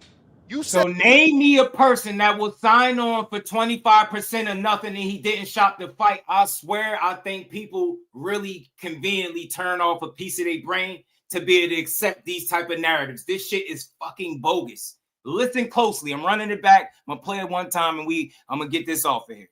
But check this. Listen closely. Shout out to Ness. This was very sincere, bro. So what was the money? What was it? 25% of what? How you gonna act? You lost the argument when you're asking the fucking content creator, the host of his show, 25% of what? He don't even know. How the fuck do you fans know 25% of if Bill Haney don't even know? Make it make sense. Go ahead and lie to me some more. Man, y'all got to stop being manipulated. I love boxing, but I don't love false narratives that hold fighters in a negative light. He wanted this man to sign on for 25% of an imaginary phantom fucking number. The same way he wanted Gary Russell to sign his name over and end up being on DHP fighting for multiple fights. Y'all don't remember when they ran that bullshit game? Damn, y'all gotta smarten up, open your eyes. That don't make Devin Haney no less of a fighter. But I'm just talking about the narratives and the smoke and mirrors that surround the career. How the fuck are you gonna come on the host channel and ask him 25% of what? You answering his question with questions. You lost. You cooked. It's over. And then you went on to say you didn't know how much it was. But Devin Haney fans was pushing that Shakur would have made $8 million. You can't make this up. And Devin was going to make 16. So you're telling me Bob Arum was going to pay $24 million for Shakur and Devin just because Devin had all the belts? Make it make sense and show me whenever Bob Arum did some shit like that. Bogus, man. Tell me when I'm lying. Anybody in here, tell me what I'm saying that's not making sense. I'm not an idiot. I know it might look like, oh, he just favors Shakur. No, this situation just doesn't hold him in a negative light, how people would like to make him seem. They try to make it seem like him not accepting a lowball offer was him being scared. In reality, he wasn't accepting 25% of nothing. Nobody know what kind of split and none of that they was going to get.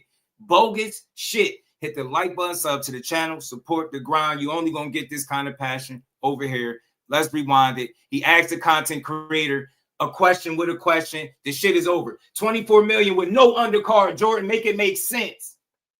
16 million to fight a nobody that don't sell tickets. Bob Arum was going to pay him 16 million to do what? And pay Shakur 8 million with no belts to do what? So tell me again how y'all not full of shit. Y'all lie. Y'all drag this shit out too far. Fact of the matter is, I'm disappointed in the Haney fans as a whole because y'all not being genuine with yourselves. Y'all not being real. Y'all know if he really wanted the motherfucking fight, he wouldn't have made him a low ball offer. He would have gave him something reasonable and they would have fought. Y'all know that, but y'all too much of a fan to admit it. I guarantee you, if the shoe was on the other foot, Shakur would have never did no shit like that. And then try to dupe him into taking less money. He would have never did no shit like that, bro. Never. Come on, man. Y'all try to run game on him. He was too smart for that shit. And when y'all couldn't fool him, y'all kicked the narratives into overdrive, trying to make him look like he's somehow scared of a guy that he been beating up. And I'm only saying beating up because that's what his daddy said. He been beating him up for years, but somehow under the lights, he's scared. Get the hell out of here, bro. Run the clip. So what was the money? What was the 25% of what was the money? He ain't tell me that. Just like So you you ain't didn't gonna ask tell me me that. No, but I'm saying is, so well, what is 50% of what then? Whatever the pot is, y'all know what the pot is. You know. That's why you offered him 25. That's why he want 50. Wait a minute. How do I know? How do I know what the pot is and I have a shop to fight? What you mean? You said it yourself when you first got on here. The promoter gives you the number. Ness, Ness, I don't know what you and Devin is going to get until you and Devin decide behind the scenes that it's about to be a fight. And then I can go shop the fight, right? And see what I can get, right? If I know, Ness, that I got to give you $1,000, well, Y'all Devin, be how much lost I got already. to give you? Well, I want a percentage. Lost already. of Too what much we get explaining. when we Lost go get it, already. right? Nah, no, it's not right. What do you mean? So this is even worse, Bill. This is even worse. This means there was never no deal. This means you was trying to get him to agree to 25% to then go to Bob, then go to Eddie, then go to Al. Shut that shit up. And he loves the Haneys. And he did that. Unintentionally, he did that by accident. He didn't shit on nobody. He's shooting down them narratives. Stop letting these people lie to you. My thing is this. I keep the same energy. I don't tell you Devin Haney is scary. I don't tell you Shakur is scary. I don't tell you Devin Haney is ducking. I don't tell you Shakur. I don't push them narratives, but you hear bullshit. He wanted him to sign on for 25% of a phantom offer. Do you know how ridiculous that would be? Says no man ever. Nobody signing up for that dumbass shit. Seriously, bro. Dumbass shit. Don't ever. I'm talking to every last person that's part of the Hanos clan. I support Devin Haney 1,000,000%. I buy his pay-per-views when he on there. I support the fights when it's time for him to fight. I do not support narratives. I'm talking to every last one of y'all. Don't ever in y'all life say nothing to me on this channel about 25%. I will 100% fucking block you. It's over with. It's cooked. He don't want this. The man got in the ring and the whole fan base was on their period that day. Y'all all was on y'all menstrual, bleeding, acting like little girls. Oh my God, Shakur, he got in the ring with him. Oh my God, look at him. Point to the fucking easy work. Point to the easy work. Point to it. Look at the announcer. The announcer looking at him like, Dave, you ain't gonna look at this. Look at him, man. Look up. Look up, man. Look up, son. He's staring a hole in your brain. You won't even dare look that way. And ever since this day, y'all kicked the narratives into overdrive. I'm standing on this for the rest of Shakur Stevenson's career. I'm not arguing with nobody. Every single time he fight, put your money up. I don't want to argue no more. Put your money up. That dude been beating people ass since he been professional. All 25 fights, them shits don't be close. He be cooking cook your favorite fighter too. I'm telling y'all to put y'all money up for the rest of the time that he fight, rest of his career. I don't want to hear no narratives. I don't want to hear shit. I want to hear put your money up, bro. Put your money up. How much money are you gonna bet that your favorite fighter beats 25% off? Not even being willing to look the man in his face. Get out of here. And like I said, 100%. Shakur Stevenson, the roles reversed, and he step in the ring with Corey. I guarantee you, Shakur standing there and face off with him. Different strokes for different folks, man. He been the guy. He the big homie. You don't believe me? You don't believe me? Roll the fucking clip again. I'm sick of him. I'm putting y'all Haney people to bed, and I love Haney. Let me be very clear. I love Devin Haney. As a fighter, respect him, his career, his dad, their upbringing, but them fucking narratives, I've had it. I can't take it no more. Don't ever type in this chat 25% or nothing. You type anything that look like 25%, I might just fucking block you. He just got explained by one of his biggest supporters that you tried to have him sign on to 25% of shit is bogus. Less than a Mando split for a non-existent number to shop the fight around is crazy. Shout out to my brother KO. You get me? And again, I'm going to keep saying this because y'all, I know y'all hear me passionate. I rock with Devin Haney the long way. I'm just shooting down narratives, bro. I'm not an idiot. You can't piss on me and then be like, yo, it's raining, just do. I'm gonna tell you it's piss. If it's piss, it's piss, bro. You can't just tell me anything. I'm gonna run with it. Know what I'm saying? That's all I'm saying now. No narratives over here. I don't rock with narratives, bro. It's fake ass shit, bro. But he told the whole world if he got off any, it was considered a good day. You think that's a guy? Then you wonder why they offered him 25%. Man, one more time, man. I'm tired of this shit. Roll the clip again. They don't get First thing that I don't even know how it happened because we thought that we was getting points. You dig what I mean? Because Core is an Olympian. Core always then got in on Devin. Nigga, are you tripping? You niggas, y'all. Nigga, the whole shit started because it was live that we're in there with Core. Not Core is getting out on us. Like, he's the big nigga. He's the big homie in the shit. It was never, we would always, nigga, first the gap was like this. The gap got closer. Always up. If you got off any with Core, it was a plus. If you just had a good day, that's how it was. All the way up until now, bro. That's why I said inside the weight classes. Don't fucking ever talk to me no more. Bro, I don't want to hear it. If it's too hot in here, we already ready to go to 40, bro. Listen, brother. Hold on. Pop. What else? Right? So now, Pop had to say. You know what I'm saying? I'm not going to talk about people who said they're going to always try to take 2 weight classes above us. Right. But you know, that's it. The person who said it know who said it. You know, I'm not going to kick it back in and whatnot. Right. But we know the deal. You know, yes, quote unquote, everybody and his weight class, everybody that's out there now. Yes, we used to box Tank all the time we was together. We fought Ryan. It's only one motherfucker we ain't fought. What's that? That's Devin. And I don't think Devin won't no. Devin look shell shot right now. Everybody, look, Shakur went up from weight class to weight class. Why they dance around his weight class? Right.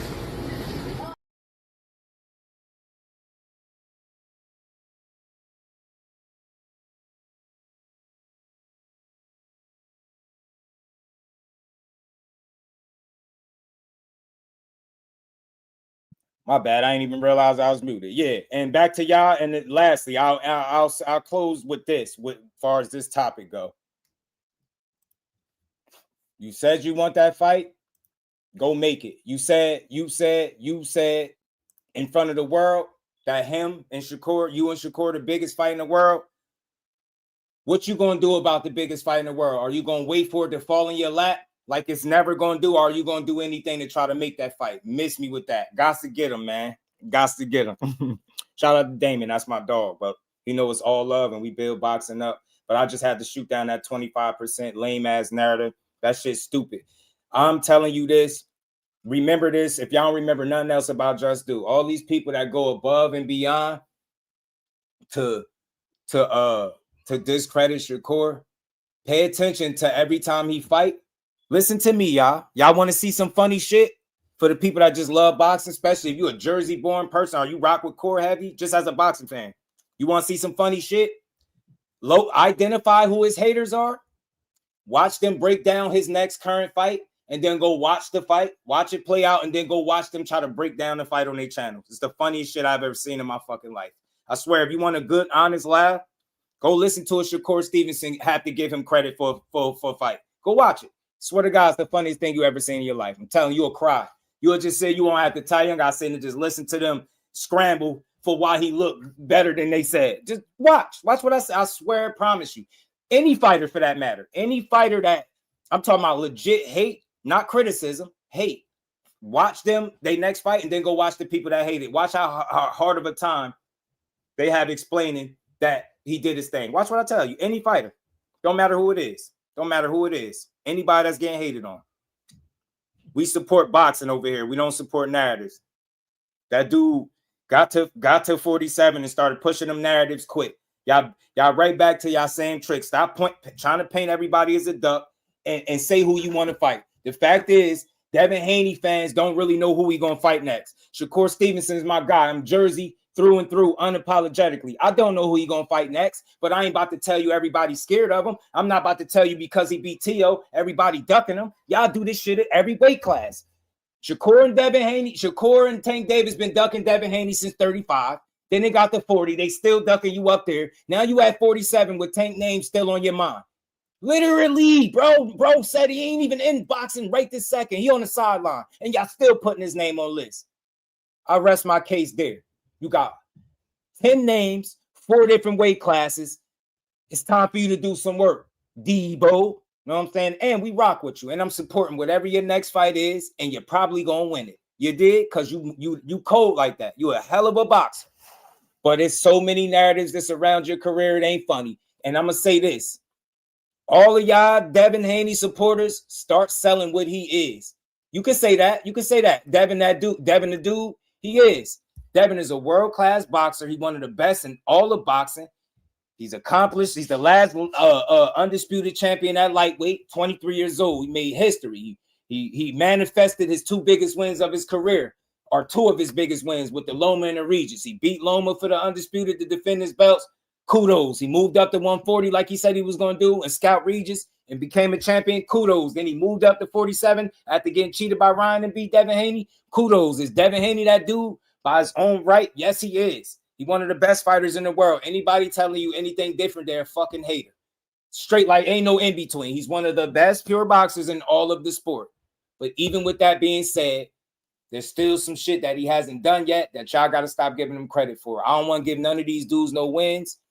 But if you want any of these good, if you want a Shakur Stevenson, I want to know what you're going to do to get that fight. I want to know what you're going to do to get that fight. Are you going to sit there and wait for him to come to 147 so you can say, yeah, you get me? Think about that. Imagine me saying this is the biggest fight in the world, but yeah, only if he come to where I'm at. Yeah, he got to be in his 5th weight class to my 3rd. Yeah. Nah, go your ass back to 140 like Mickey Bay said you could. Better yet, won't you go and do what you really said you was going to do and go back to 35? Remember that? Going back to 35, gangster? Y'all cooked. Your Devin Haney fans with the conversation with Shakur is cooked. You had literally no fucking leg to stand on. You had nothing inside the squared circle that would dictate and demonstrate that he's a more efficient or better boxer in any stretch of the imagination. Do that mean he's not great? Hell no, he's great. But he ain't generational talent like Shakur. If I'm wrong, I will be wrong. Y'all will be here to see me eat my crow in real time. But so far, so good.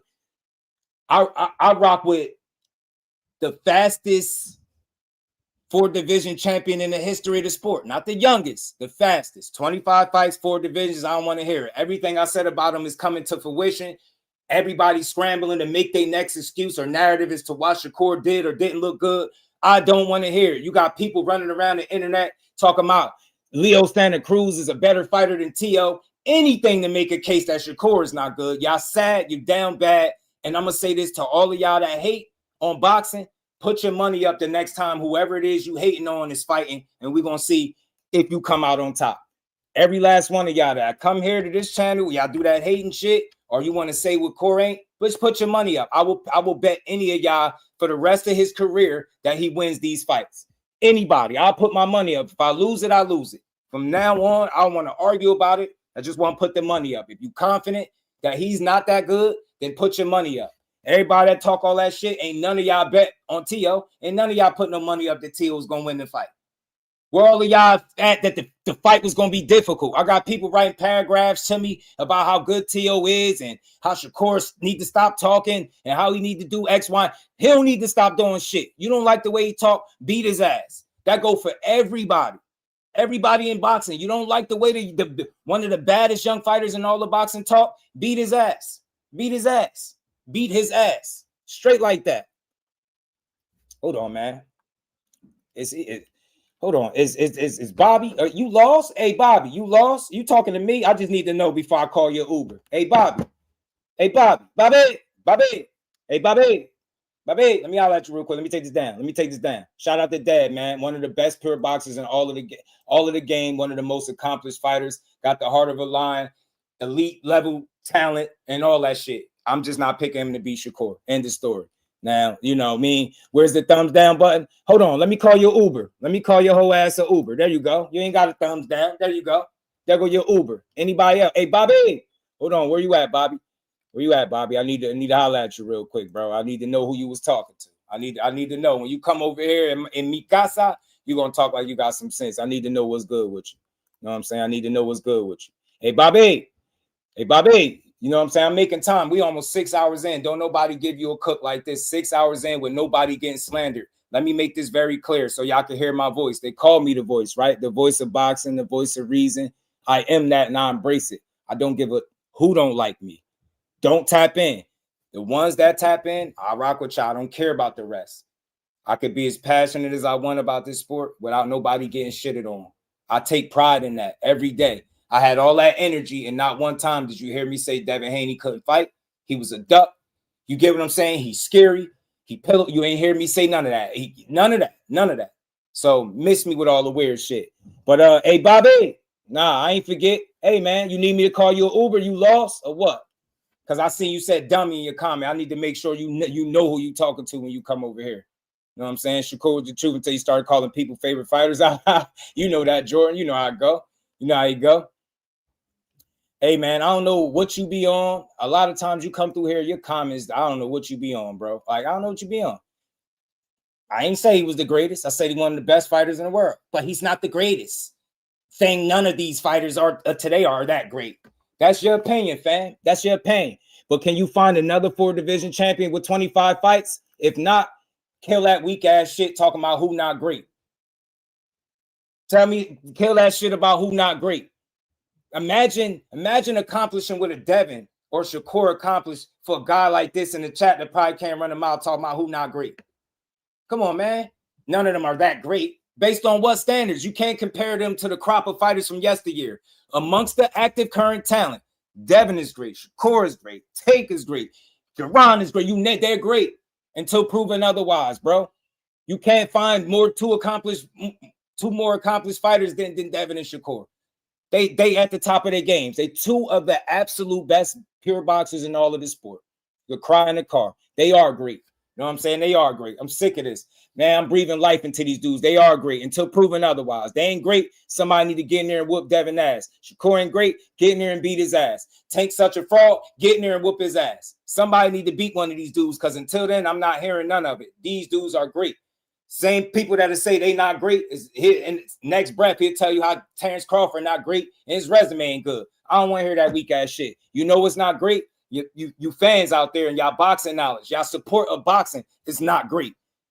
Y'all sit here and you can't name me another fighter in 25 fights that's secured 4 divisions, but you'll tell me how he's not great. He got more of an argument for why he is great than why he not. Miss me with that shit, man.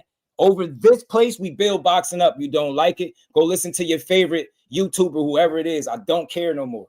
Y'all getting just do all day, 24/7. We building on boxing. We don't care about none of that negative. Oh, these guys are not great. These guys are not great. Nah, man. Hey, Avenger, whatever your name is. Do you need me to call you an Uber, fam? You need an Uber or a Lyft? Let me know. I'll let you decide. You need an Uber, a Lyft, or a taxi? Let me know. Let me know what you need. Let me know. Hey, let me holler at you. Whatever your name is. I don't care. Long, weird-ass name. You need an Uber? You lost? know what I'm saying? You need a Lyft? You need me to call you a Lyft, Uber, or cab? Which one? What you need? Let me know. Let me know. Let me know. Because the people that support the least, I'm starting to block y'all weird asses. I don't even need y'all here. Y'all got so much to say. Don't really support. You come here to be negative to boxing. This ain't the channel for you. You know what I'm saying? Oh, okay. There you go. Bet. So you need an Uber, Lyft, and a taxi. First come, first serve. Bet. Say no more. Whatever your name is. There you go. Bye-bye. See you. Anybody else wanna y'all need a Lyft? Anybody else? Anybody else? I don't beg for subscribers, support, attention, none of that. We 6 hours in. I don't care about your negativity towards boxing. Go to another chat, talk that negative, weird ass shit. Go type and have your own conversation on your own time. Weirdo.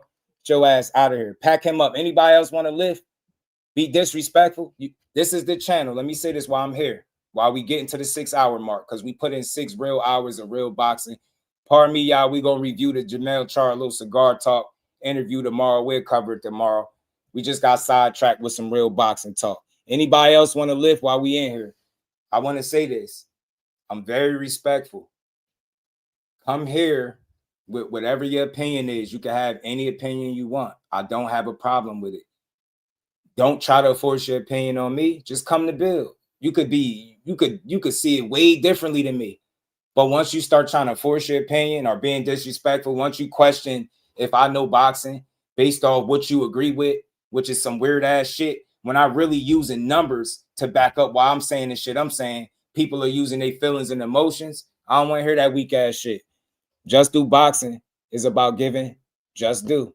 Whether that's to somebody in my chat that's cooking in the comments, whether that's another content creator, whether that's a boxer, anybody a part of this space that we in, gonna get their just due. This is not the channel you should frequent or come to if you want to talk crazy to the host. I'm not that guy.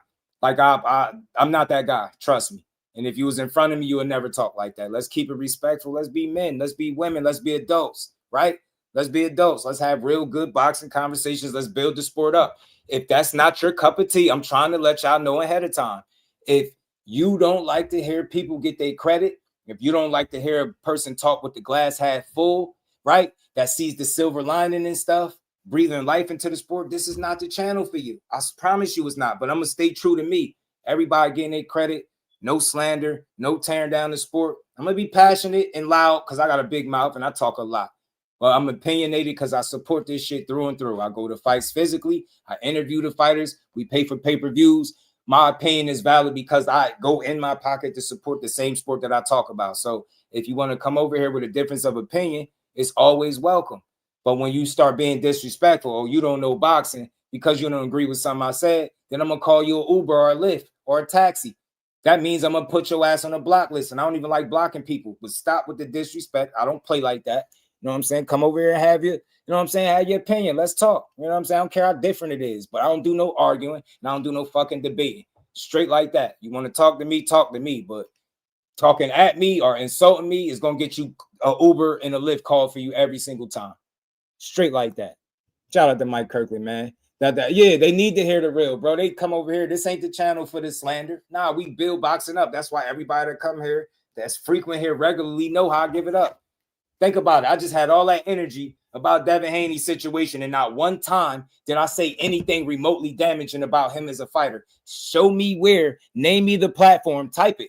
Name me the channel you're going to go to, and you're going to get that. You're going to get that where I'm building and breathing life into everybody. I'm one of one. Y'all got to get with the program because this is what's going on over here. We building fighters up. We not tearing this shit down. We support boxing through and through. I want to see everybody win. Everybody. Yeah, that's me. That's how corny I am. I want to see them all win. Straight like that. You know what I mean? Shout out, man. Shout out to the queen. You already know what it is. Shout out to Blue. What's good, bro? Any boxing could be great in a certain night. Comes down to heart, how bad you want it. But it's not the light. Shout out to Aaron, man. I think that's fair, man. But he do little weird, sensitive. He a weirdo anyway. I'm tired of playing with some of y'all. I be being nice. Y'all come over here trying to be weird on this channel. Nah, go over there to your favorite channel and be weird. Don't come over here and be weird. You know what I'm saying? Julio was good with it. Yeah, they say he can't sell, but they full of shit. Why was Loma beating on Russell Jr.? Like this, man. Yeah, oh yeah, man. I'm telling you, man. Shout out to Jordan, man. Again, man, I appreciate everybody that rocked out with me, man. We had a dope ass We had a dope ass conversation, man. Dope live. We 6 hours in. We've been on since 1:30. It's now 7:35.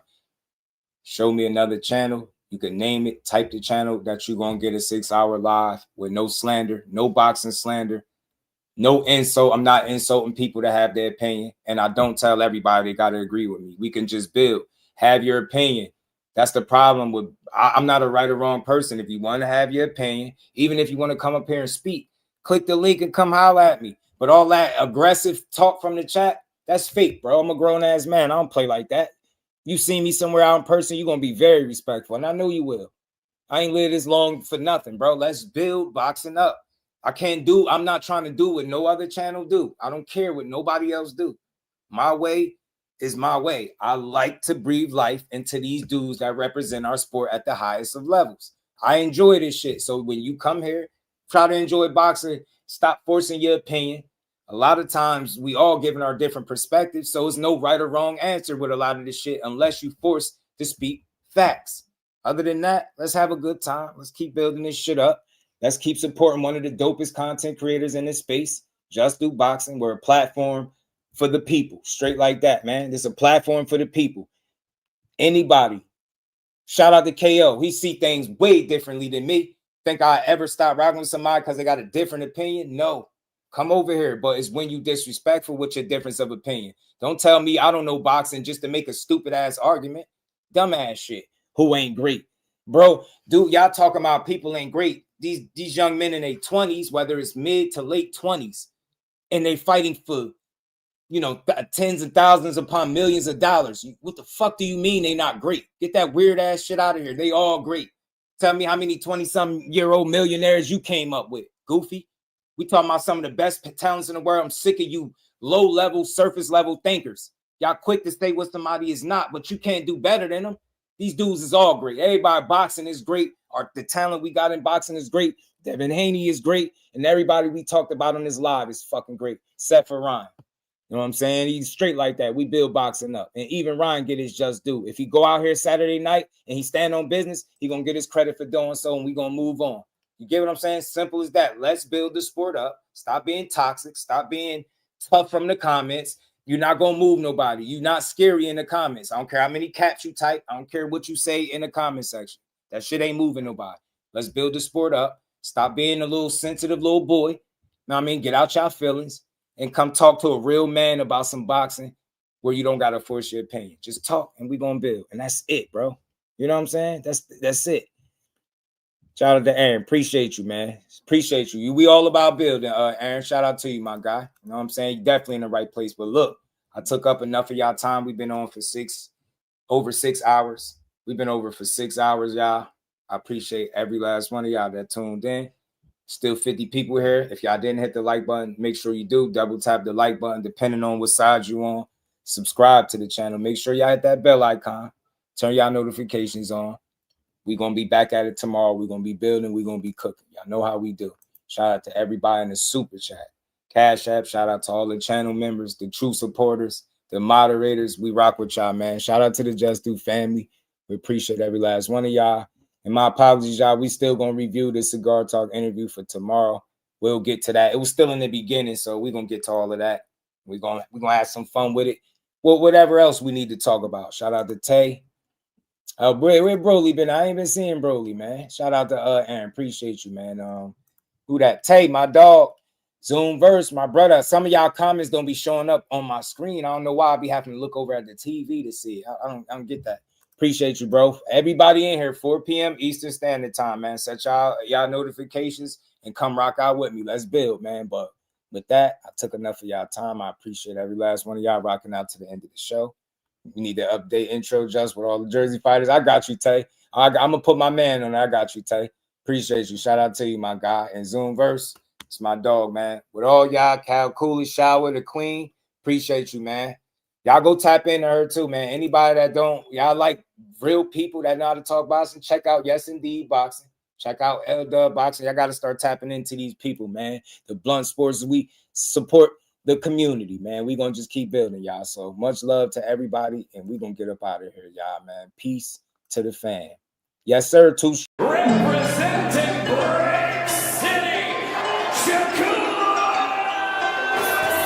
Finding those levels too. Look at that 4-punch combination. It's a masterclass right now from Shakur Stevenson. That's what you're seeing. A masterclass.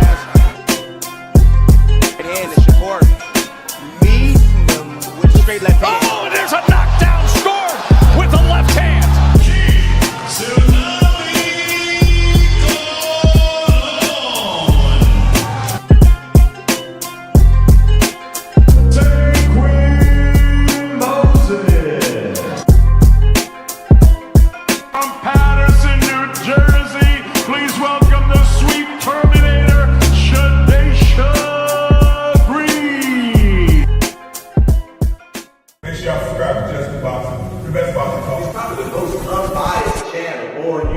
Right now, we're going to give him his just due. Shout out to my